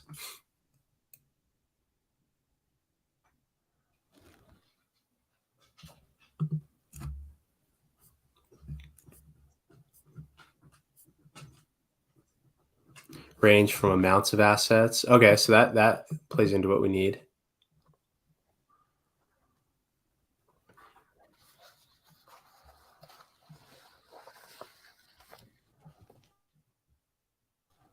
Is there some type of square root involved?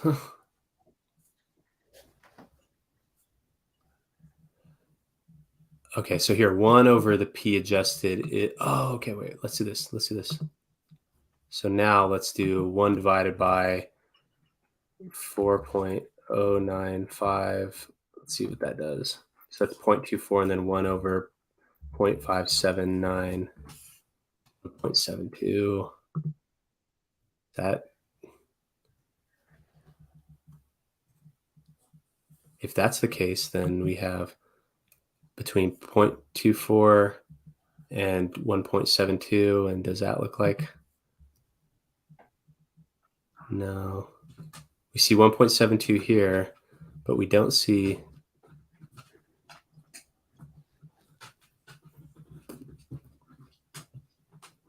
wonder if it's like some type of scale value. What, girly?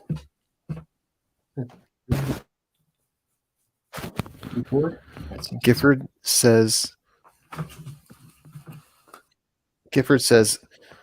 I think hex maxi is a ratio between 1.72 through 4.09.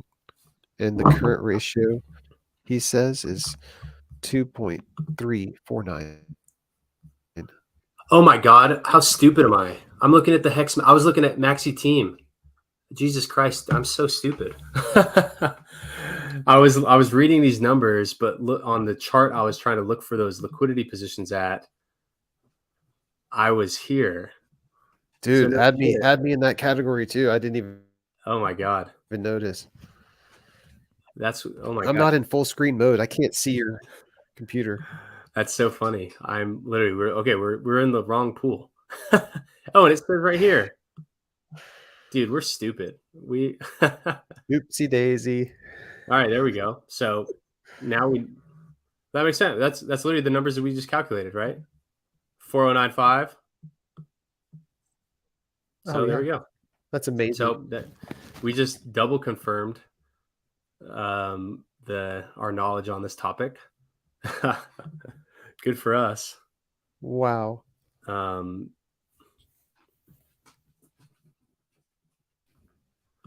Dylan says, is that a tight range? I don't know. Just look at it, a 37 million vault on liquid loans using fiat to short pulse. Oh, on testnet? That's funny. Question, can you stake Maxi with perpetuals in the diamond hands? So not yet. The contract is built around the perpetuals, which like cycle. So since Maxi doesn't cycle, you cannot. That's funny. Only been in crypto for 3 months. All this week. Yeah, you joined at the right time. Hex maxi ratio is between 1.72 and 409. Okay, so now let's look at the team one. Now that we're done being stupid. 0.506 to 2. So yeah, I mean they're 50% below, which is kind of equivalent to 100% above the 1-to-1 rate. So what they're predicting is that price will just stay within that range, and if price goes below there, that's some pretty serious buy support on that side. But it's also some serious sell pressure on the top, right? Because if you have a million team for sale in between the first, like, the 1-to-1 rate and 2-to-1 rate, then it requires more than a million. So like the average, like 1.5 million maxi buy pressure, which actually I guess kind of isn't that much, to be honest, because when we look at this thing, like this maxi balance here, like that's like the potential FOMO powder. It's like this guy could nuke through that in a moment. This guy could, if they feel any regret about not minting team. So, but I mean, that is a solid range to provide liquidity in. That's pretty incredible. Let's see what people reply to on Twitter about it. Cool. Witness of a reaction live. Team of bulls dragging these bears under the rocket. Wattahedron Maxi on all 3 chains. I don't know. I haven't tracked the activity on the other chains. TEAM. Wow, look at that. All right, I gotta tend to my dog. Here, let me 1 second. Okay.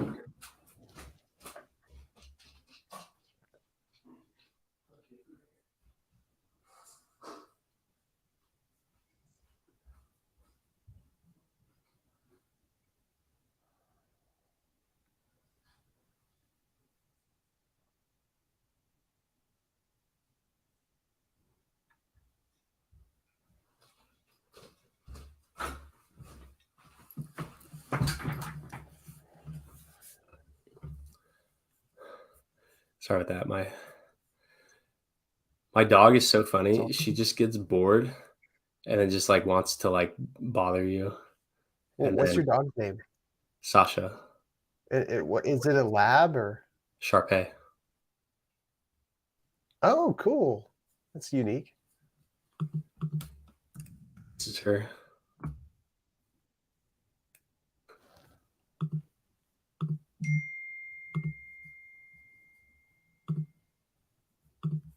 Wow. Yeah, that's a. Oh, you have a. So when I was learning how to launch coins, Twitter for your dog? No.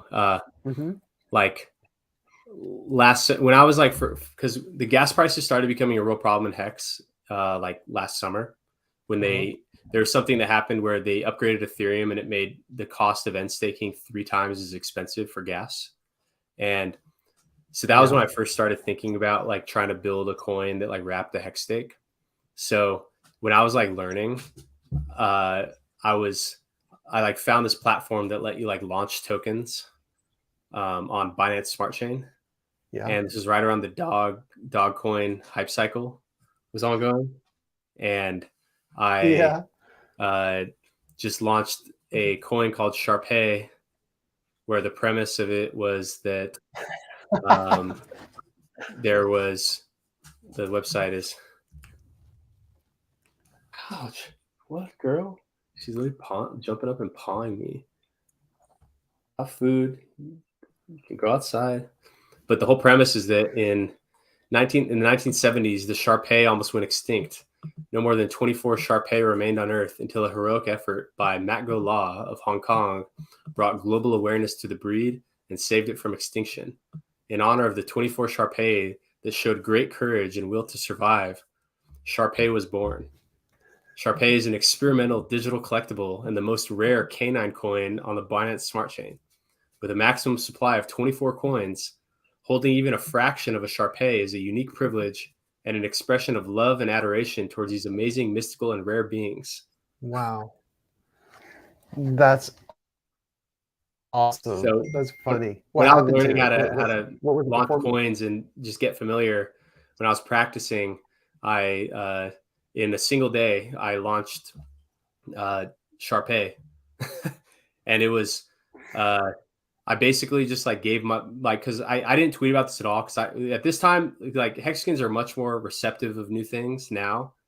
At this time, people would have came for my throat, so no one even knew that no one at Hex knew that I did this. This is just like me and my like friends basically.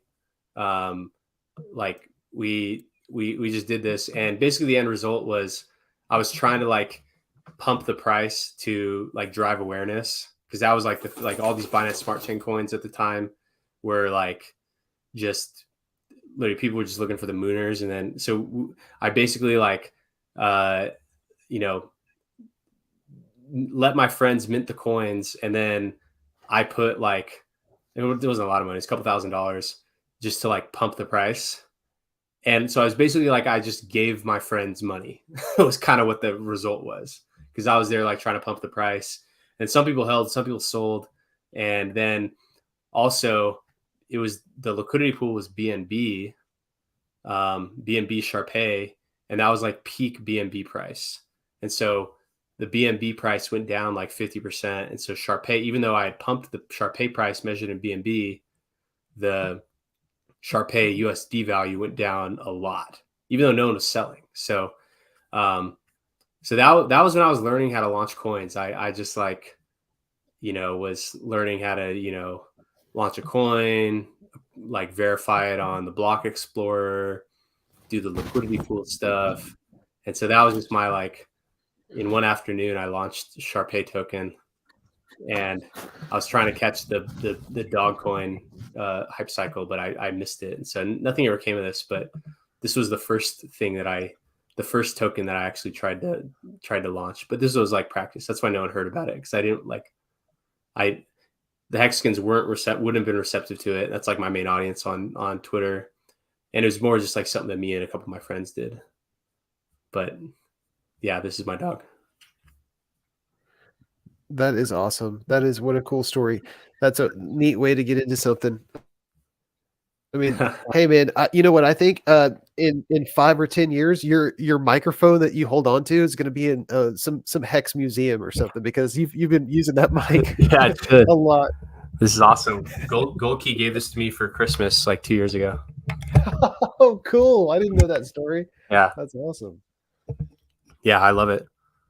Yeah, that's going to be in a museum, bro. Should be. What is wrong, girl? So I got a question for you. I met a guy who I was eating breakfast. I was eating some breakfast tacos. I normally eat one meal a day, but I was traveling for my job, and so I was like, oh man, I need to kill some time. There's like a local restaurant. They're open early. I went inside. I ordered something. I sat at a table. Here comes this coder, dude. I mean, this guy sold an app to Amazon, and he told me, how much he made and what the process was like. And so he was like, what are you into? And I was like, man, I'm into Hex, dude. I'm full blown Hexagon. I'm so far into that ecosystem. Have you ever heard of it? He goes, yeah, I've heard about it.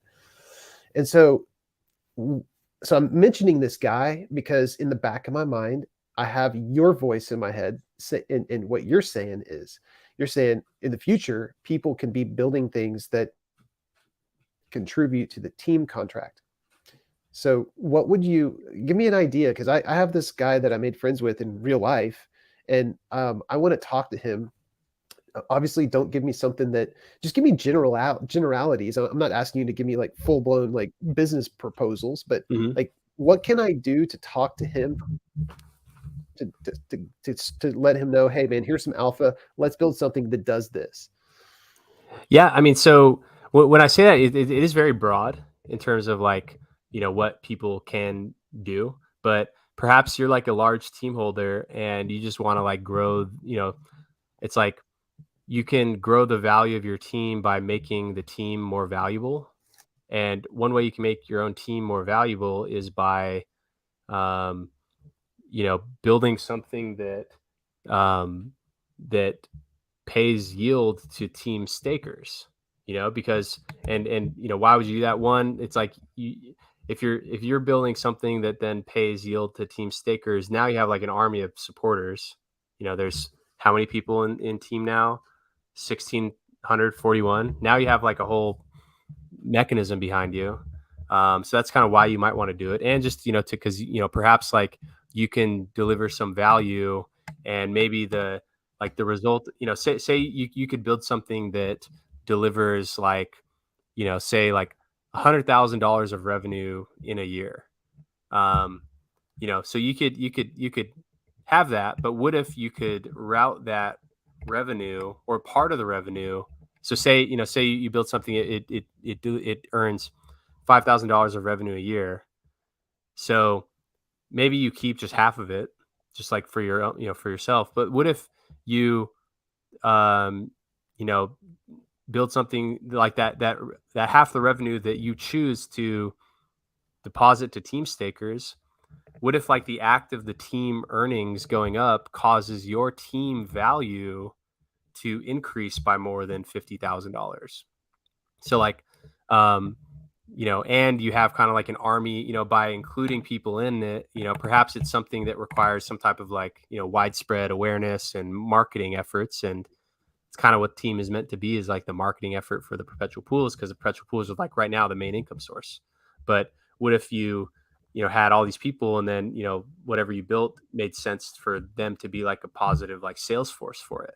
And so that's why why you might want to do it. Obviously it would be, entirely voluntary. If someone would have to choose to do this, if they want to like drive value to the team, and maybe they think that like the incremental value that they can get is less than like the net value increase that comes as a result of like, oh wow, it's like a brand new income source to team. Maybe the market prices that in different ways than just like the direct earnings, because maybe it factors in like future earnings as well. So that's kind of the premise of like, building contracts that make team more, that deliver income to team, because it makes team more valuable. And if you have a lot of team, you may want to do that. And so things that I would like to have, to see built, it would be awesome if you could kind of like Hedron, like you can take on it in advance on the Hedron that your stake, like your HSI is going to earn. It's like, how much it's going to earn, and you can take out that as an advance. Then you have to pay it off, or else it goes to liquidation. Some type of mechanism where you can basically take out a loan on the hex that you are set to earn. So perhaps somebody with hex that wants to effectively buy your DESI token from you at a discount, perhaps they will today, if you think that DESI is going to be worth 4 hex at the end, and maybe today the price is at like 2 to 1, perhaps someone will lend you like 1 hex per DESI that you have to then pay back, plus some interest rate. And if you don't, then they get to repossess your DESI. So it's almost like a limit, like a lowball limit order, where you give them the money up front, and they either pay back the hex plus interest, or you then repossess their DESI. So that's just like one idea, kind of like an advance that's like, so like almost like a marketplace for people that want to either lend or repossess the tokens if they don't get repaid. So that's effectively just buying them at a discount from the borrower. So something like that, I think, would be really, really interesting. So like those types of financial services. I don't know. What about like other apps to interact with this stuff? Like, dashboards, even things that don't pay into team, like, like with Hex, there's all this cool stuff. Like all these websites you used to look at Hex, Richard didn't build those. just people built them because they were interested in it. And so like different types of like data visualizations on like team, even though those wouldn't be like revenue drivers into the team contract itself, but like someone's a developer and they're into this stuff, like that's one way to kind of like boost the ecosystem. Like, you know, that's why, I mean, you know, it's like, do you think I would be building products around Hex if I also didn't just have a bunch of Hex? And so like when people have skin in the game, then it's like their contributions can help boost their like the value of their of whatever they have. And so like once you have skin in the game, you know, it kind of opens up a lot of ranges. So like I described there, like things that could potentially like pay income into team. And then so if you have a lot of team, you may want to be driving those incomes up to so that like the market may price in those incomes and increase the value of your team by more than what you're giving up in like the revenue sharing. But or just like building like websites to help people just learn more about it. Well, if you could go to Famous, I don't know how to PHAMOS. I think they are doing precisely what you suggested. It's like the Fiat crew, and they have a website called, I don't know if it's a website or not. I'm sure they have a website, but it's exactly what you're describing. I can't verbatim just tell you what you just described, but I know what you just described. And yeah, probably I've talked to them a little bit think, about like these different like lending and credit solutions. But yeah, I mean, yeah, with all your favorite arch coins and PRC20s, I wonder if they even mention us. In the chat, he said that he mentioned you. Let's see. Dylan, we would love to see Maxi and the Perpetuals on Fiat. Yeah, we should. 100%. I'm down. Let me know how I can assist in making that a reality. So that could be huge. That could be a massive value add to these. And then totally. Because I actually got into the Hex ecosystem via the hype. I mean, the actuality that there was something like Fiat, because I know of Aave and on Ethereum, and I saw Aave trading back like a year and a half ago, and I was just so envious of the Aave, you know, price chart and the functionality, the utility of it on Ethereum, and I was like, holy shit, this Hex ecosystem has something like that. This is real. This is a legitimate community. So that their project, that Fiat project, brought me in closer to Hex, even though, you know. But I have an idea for you. So I think earlier today or yesterday, somewhere, maybe Twitter, I don't remember where, you said, you said, wouldn't it be cool if the pulse chain sacrifice, if the devs could allow their sacrificers to do so? Oh yeah, what I was saying. And can you? Yeah, let's put. Damn, look at this Aave chart. Yeah, I know it went down. I mean, gee whiz, look at that. That looks just like the Hex chart right now. It does. Yeah, it really does. So I think what you were saying was that earlier today.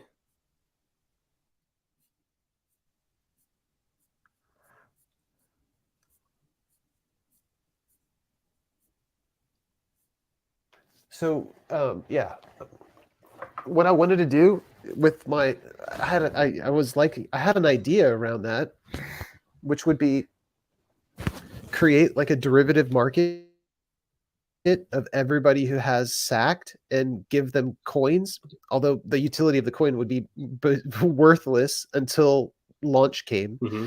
So, you know, if you monetize everybody's sacrifice in a hypothetical coin, could you carry that out in your brain and tell me what you think?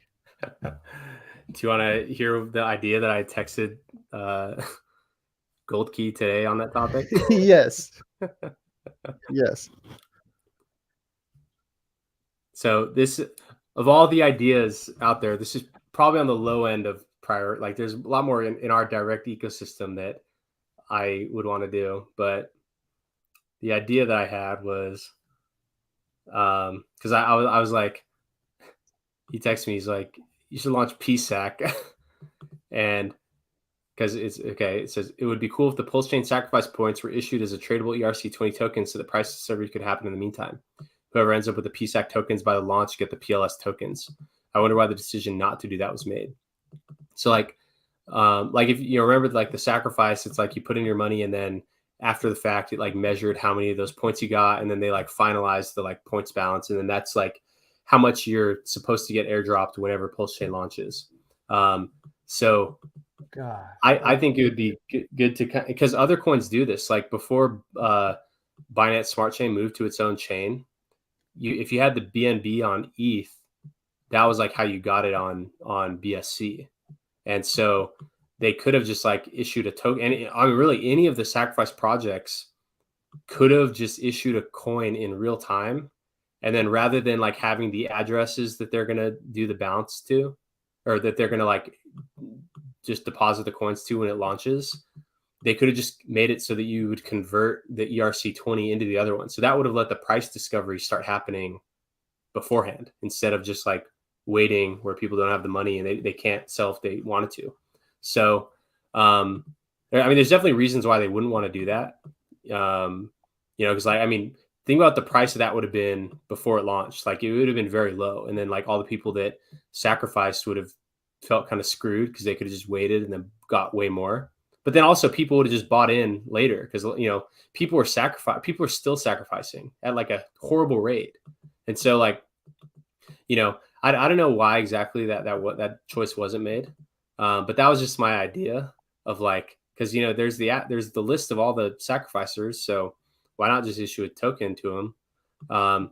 And so the idea was like a launch date prediction market where you get your coins based on the sacrifice points, and then you can bet on the day that it launches by putting your tokens in a reward bucket.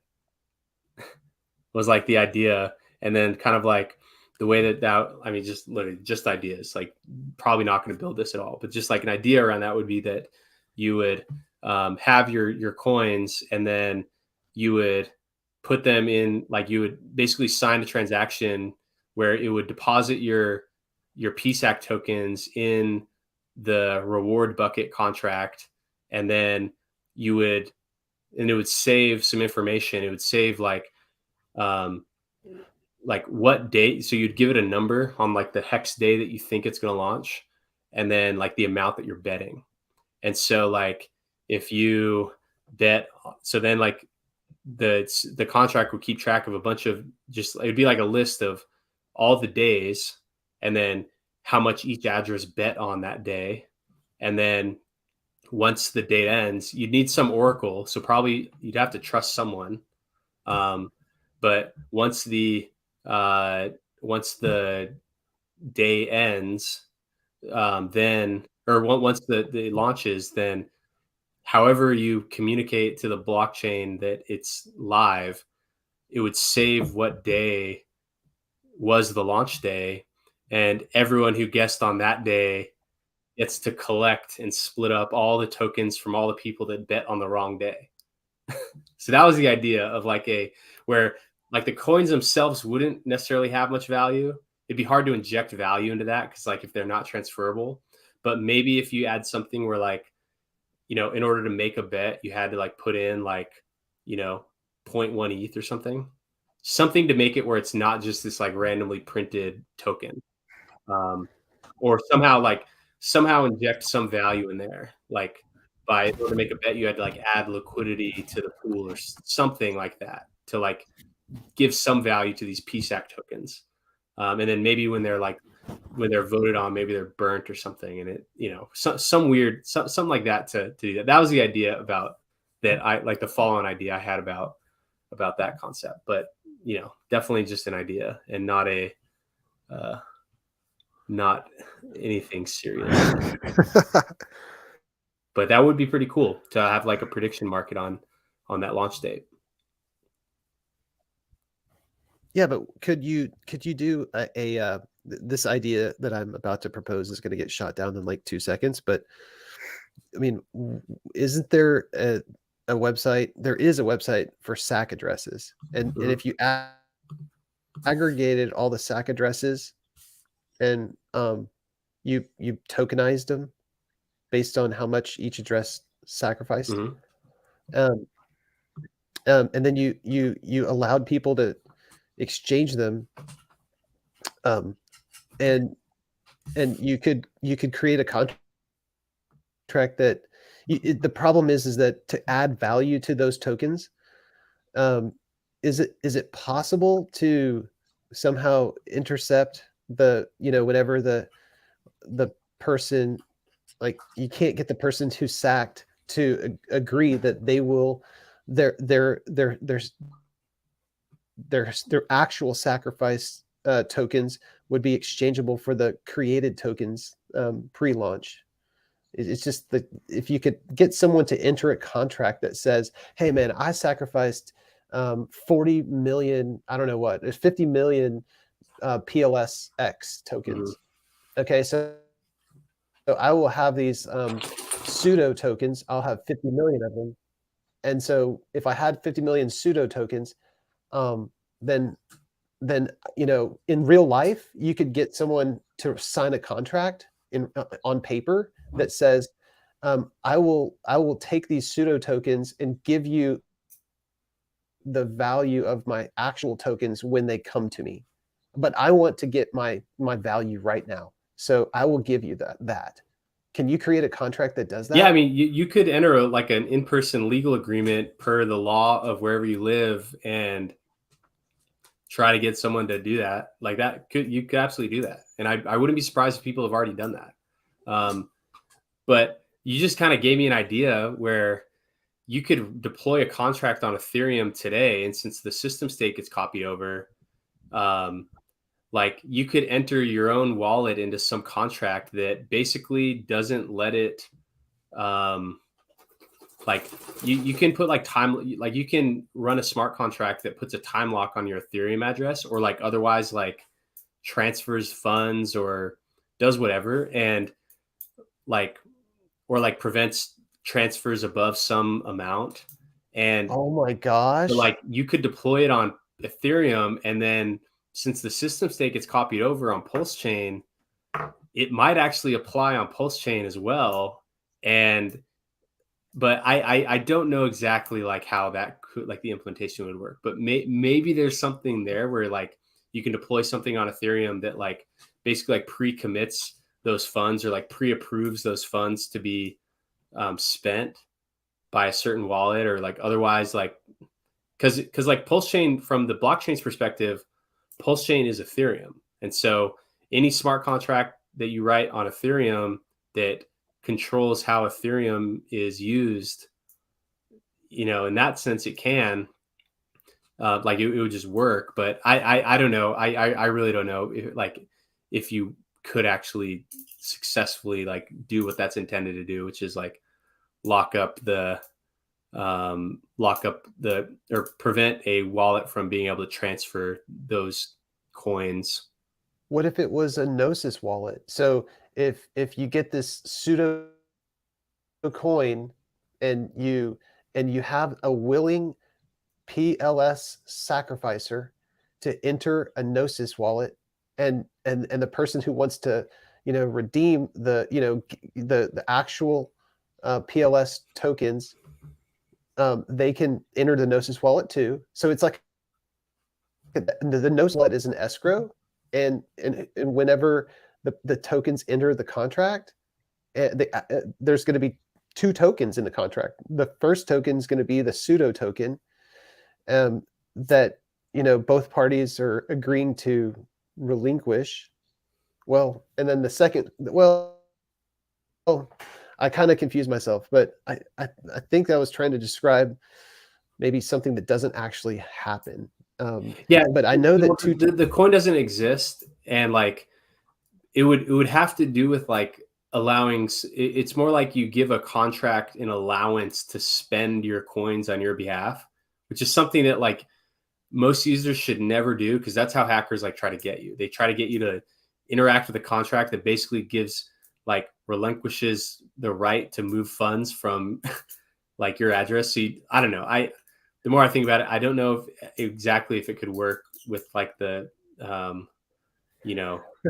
but it would be it should be traded. But also, maybe they don't want that. Maybe that's like specifically like because they don't want price discovery to happen just yet, because like a big part of that price discovery, and this is why someone replied to my tweet. What they said was about the disadvantage to PulseX, because all the fees from those swaps would be wasted. So like waiting for the price discovery to happen once PulseX happens, that would, like, if a lot of the price discovery happened on Ethereum, then that would prevent the like fee burning of PLS on Pulse Chain, and also the fees earned by PulseX, which do that like buy and burn thing. So that's actually probably why they don't want the price discovery to happen, because that initial price discovery event is probably going to be like really bullish for the price, just as it does like for PulseX and for Pulse Chain, as it like is like a big like deflationary pressure on both of those. So that's probably why. But also maybe they just thought it was going to come out in 3 weeks, and they're like, what do we need that for? So I feel in my intuition that they are timing the market. I don't know what other people think, but I personally think that Richard is so smart. He does not want to have a launch and the coin go down. It's just not in his DNA. He is waiting. I don't know. So, sorry, Richard, if I'm wrong, man, but my personal intuition tells me that you don't want to go. You only want to go up and to the right. So the market. You know 11K in prey. You call the top twice.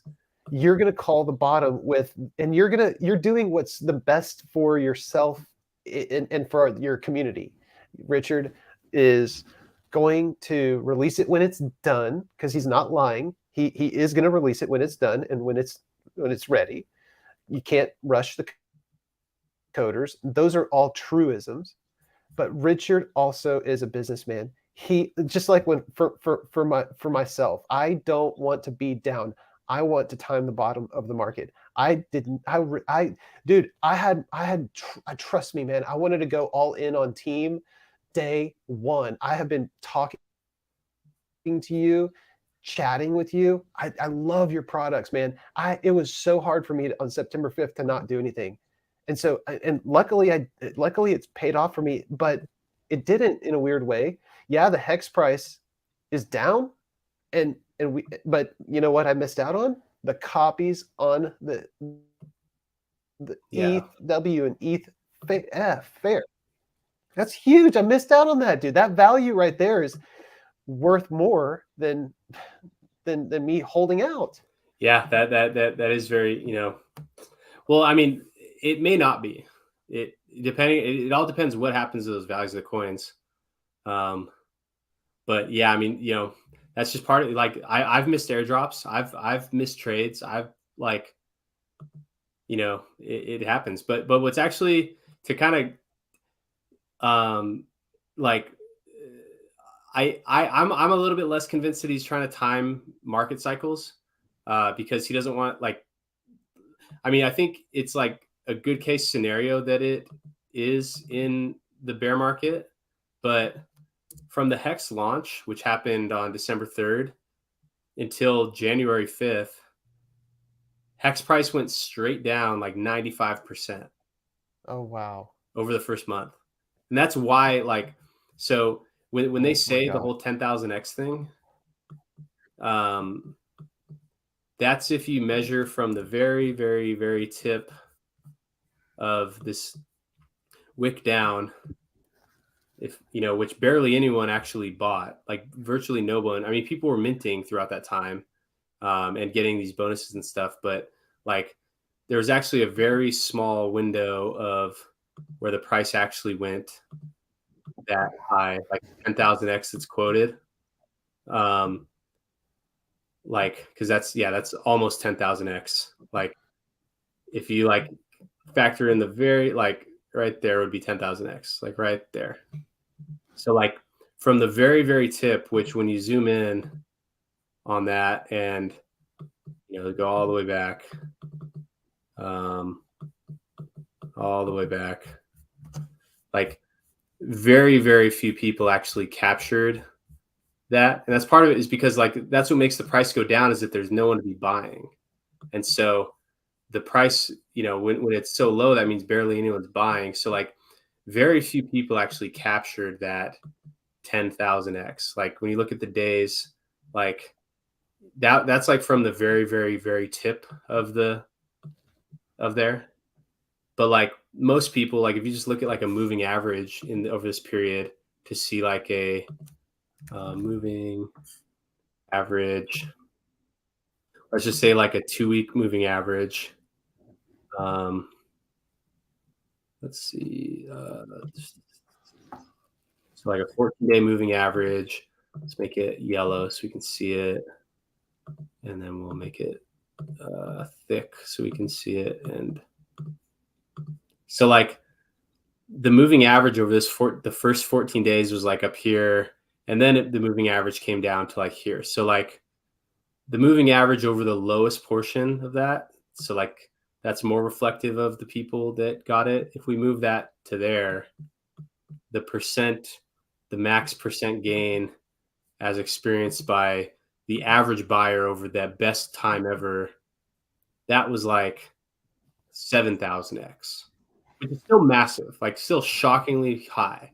But like almost no one actually captured the 10,000x move. People did with staking, but if you only staked between that time, then you didn't earn like the super high APY that the max link stake ones are.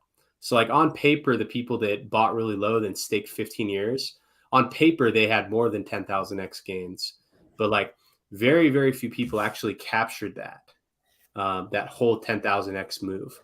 And the price, and like it only had that because from the launch, which was like up here,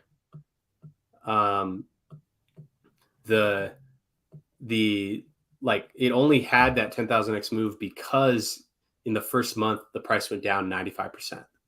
And so the like lower it went, then then when you measure the actual percent gain, that's how it got so high. But for like most users who actually bought during that first month, they didn't experience 10,000x. They experienced more like 1,000x, which is still massive, like still higher than any other thing ever. Like, but it is, like to put it in perspective, like you don't need to feel like you're missing out on like these crazy numbers, because people experience them on paper, but barely anyone actually captures that whole value. Like it's actually anomalous for someone to capture that value. So, like the copies, that sucks that you didn't get them, but the value of the copies is very low. It's like still like 1 or 2% of the total value. So yeah, I have a feeling that there's the people who took over ETHW are the majority of the miners in the world for ETH, and I think that they're going to be extremely successful, even though they don't have a leader. I think that change. How could it fail, man? I mean, you're an ETH miner once. You're going to be an ETH today. You're going to be an ETH miner tomorrow because you're getting paid. Mm-hmm. Yeah, I mean, so long as people buy it, like outside the miners buy it, because like if they're like they're not necessarily like ideologically committed.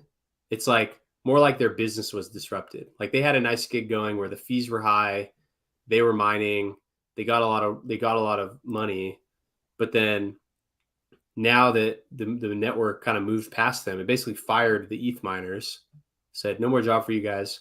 We're moving on. We're taking your job. Like us, the people with the most ETH, they're taking your job. We're going to be the ones earning that ETH. So now the ETH miners are out of work, and it's not like they're like ideologically committed to like the proof of work chain. They're in it for the money. And so if the ETH-W price doesn't maintain some level, then a lot of miners will drop off. But then as the miners drop off, it becomes easier, so that like it costs less to mine, and then maybe it kind of restores it. So I think it will always operate, and maybe it'll be a good test on like just how many miners do you actually need, because the only people that miners are protecting the network from are other miners. So they may not actually need much mining, but if the price goes so low that they can't recoup their costs, then they're probably not going to keep their machines on.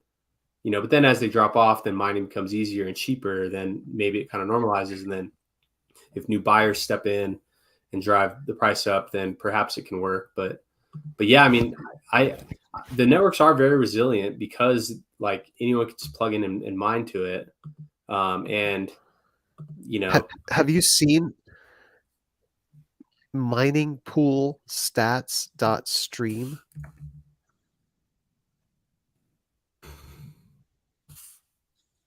I mean, my eyes cross when I see this. I don't know how to read it, but if you search for like ETH-W or Ether on the left, or I mean, yeah, I mean, you might glean information that I don't.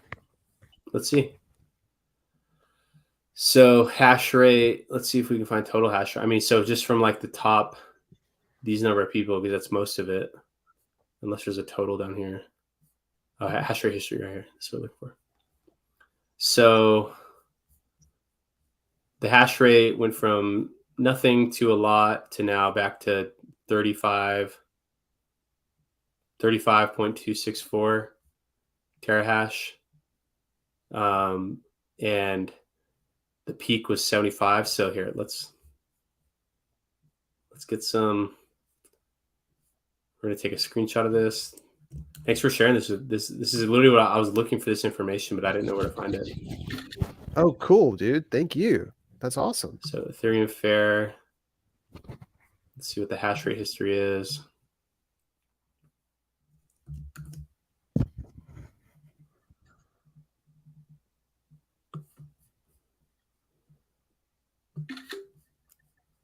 Let's see let me make sure I got the full image on both of them.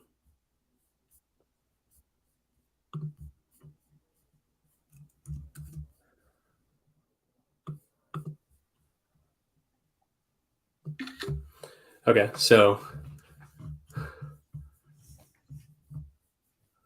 so 70 here, let's just tweet it and we can pull up both the images at the same time while we're tweeting it. So we have, where are they? Were these the ones? Let's see.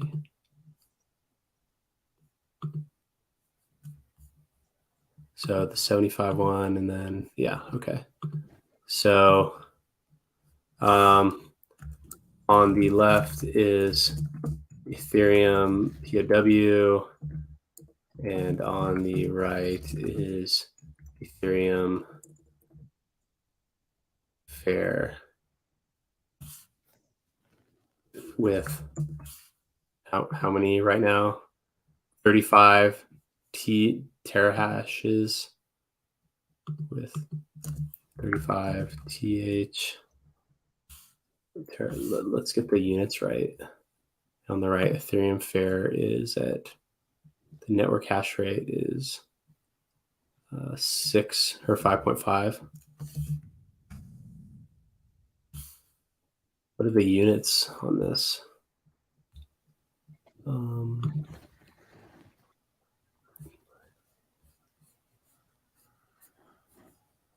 Terahash per second. Yeah, so, oh yeah, so that's what it is. So terahash per second is the thing. Terahash per second, and on the right, terahash per second.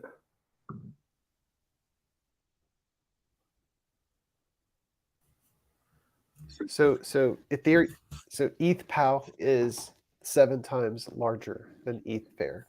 Yeah, like there's 7 times as many miners attempting to mine. Do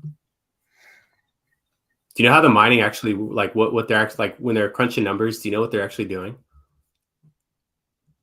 Like, do you know how what they're I like? think yeah, you explained it, dude. You don't you I remember you telling me that they have chopsticks in their hands. and there's a piece of rice that's anyway, no, I'm sorry, I'm joking. You're right. Yeah. I'm sorry. Go ahead. This is kind of this video is where I learned it from. In the main video on cryptocurrencies, I made 2 references to situations where, in order to break a given piece of security, you would have to guess a specific string of 256 bits. One of these was in the context of digital signatures, and the other in the context of a cryptographic hash function. For example, if you want to find a message whose SHA-256 hash is some specific string of 256 bits, you have no better method than to just guess and check random messages. And this would require, on average, 2 to the 256 guesses. Now, this is a number so far removed from anything that we ever deal with that it can be hard to appreciate its size. But let's give it a try. 2 to the 256 is the same as 2 to the 32 multiplied by itself 8 times. Now, what's nice about that split is that 2 to the 32 is 4 billion, which is at least a number we can think about, right? It's the kind of thing you might see in a headline. So all we need to do is appreciate what multiplying 4 billion times itself 8 successive times really feels like.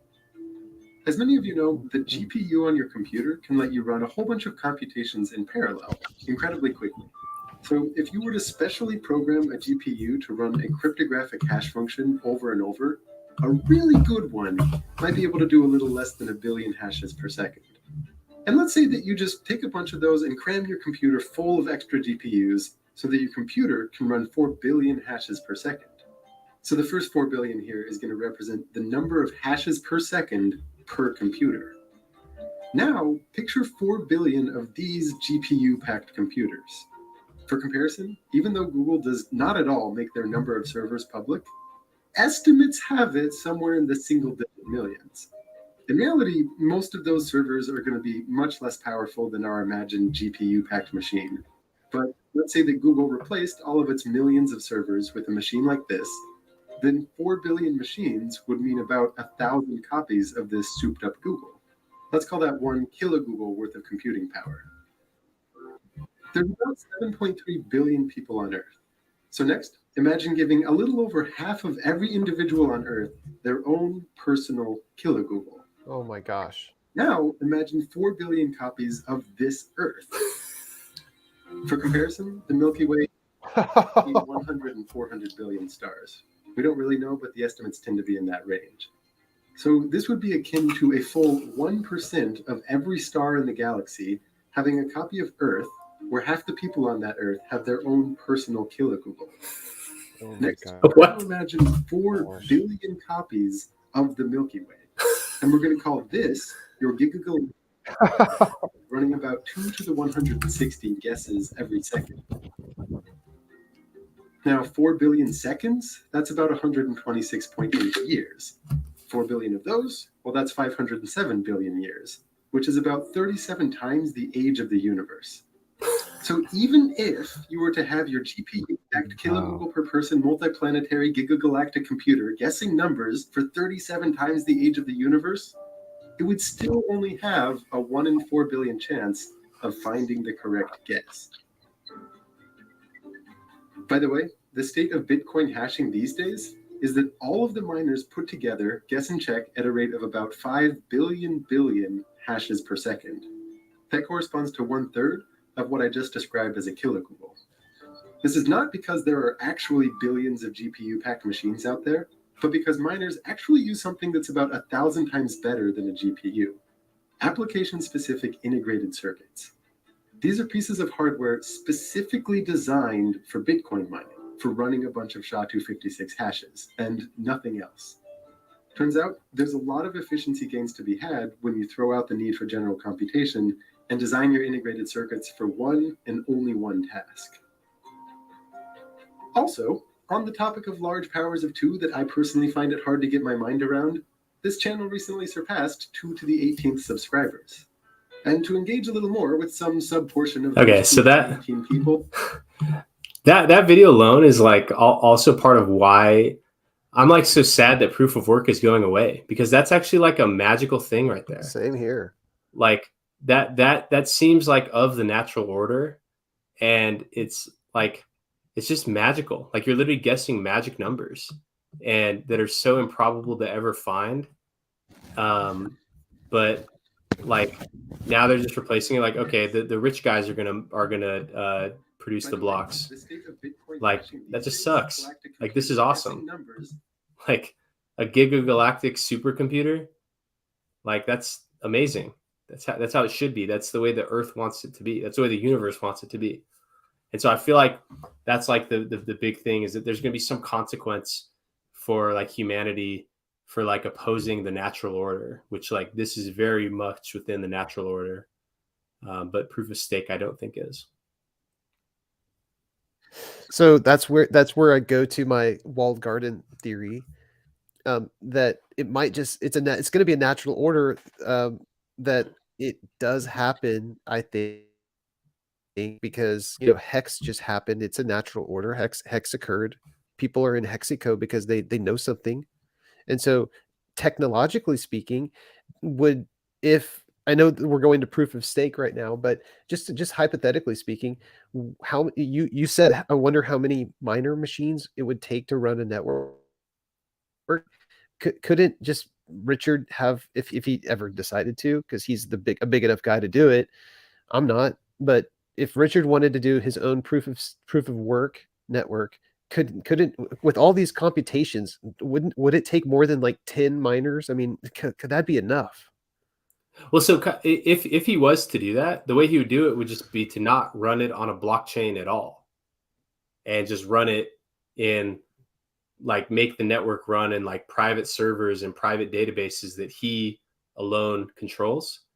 And then you don't have to do any of the mining stuff or risk other people like gaining a majority power of the mining in order to like put forth transactions and allow applications that are deemed undesirable.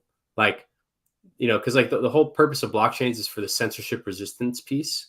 And so if like a network is going to have some type of censorship, then it's like you don't even need a blockchain in the first place. So the solution there would be just to run it on private servers instead of a blockchain. You see what I mean? Wow.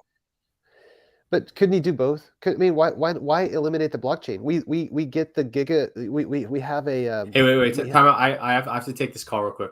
Time out. Man. Sorry, dude.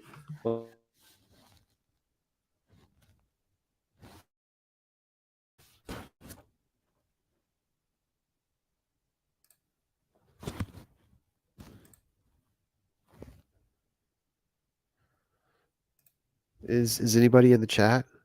Lyco Dash Canada. What's up? I followed you on Twitter, and then I thought that someone was spamming, or I thought that somehow you were. I think that. Oh, hey, what's up, Satoshi? Hexamoto. Oh, thanks, Lyco Dash. Thank you. You're awesome.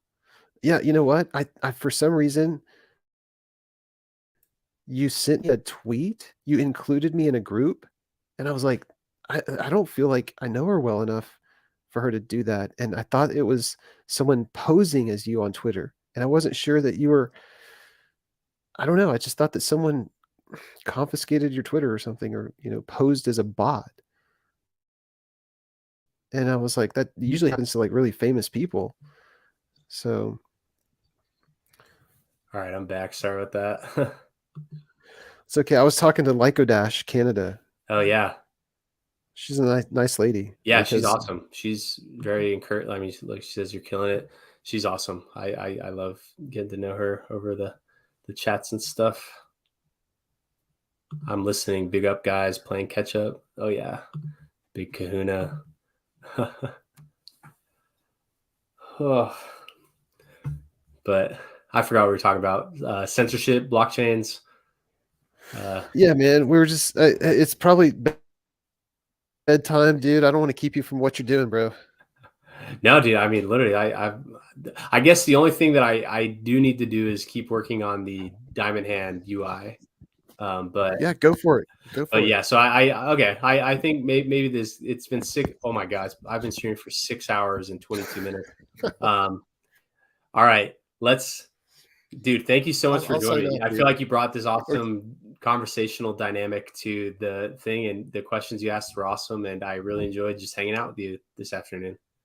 Hey man, thank you. I think you're the first person who's a YouTube streamer and a project developer that has actually invited like an audience member on his show. So you're a first to me. So thank you very much. And I encourage other people to get StreamYard who are your who subscribe to you on and I'm sure you're open to Yeah. like having Neem come on and stuff like that. Yeah. I would. This is all. I hope we make this like a regular thing. Cool. I Man. definitely want to do. I want to bring back, because I actually did. If you look at my oldest YouTube videos, I actually did kind of do like, literally. It's funny you said the word office hours. I actually would host these things. Yeah, look, DC office hours, Oh my gosh. and I would have That's a like, trip. look at all these people in here. Oh, that's a trip. I remember seeing people Loaded in on your videos. I haven't seen them in like 3 months, but Yeah, like I used to yeah, I do like remember full on things. Maybe we should bring back that format of dip catcher office hours, and we can just get people on and just answer questions and have fun and do all that, because I definitely love that. This is a lot of fun, and these people made a killing on Hex. Like, look at the date. And now it's kind of that time again. wow.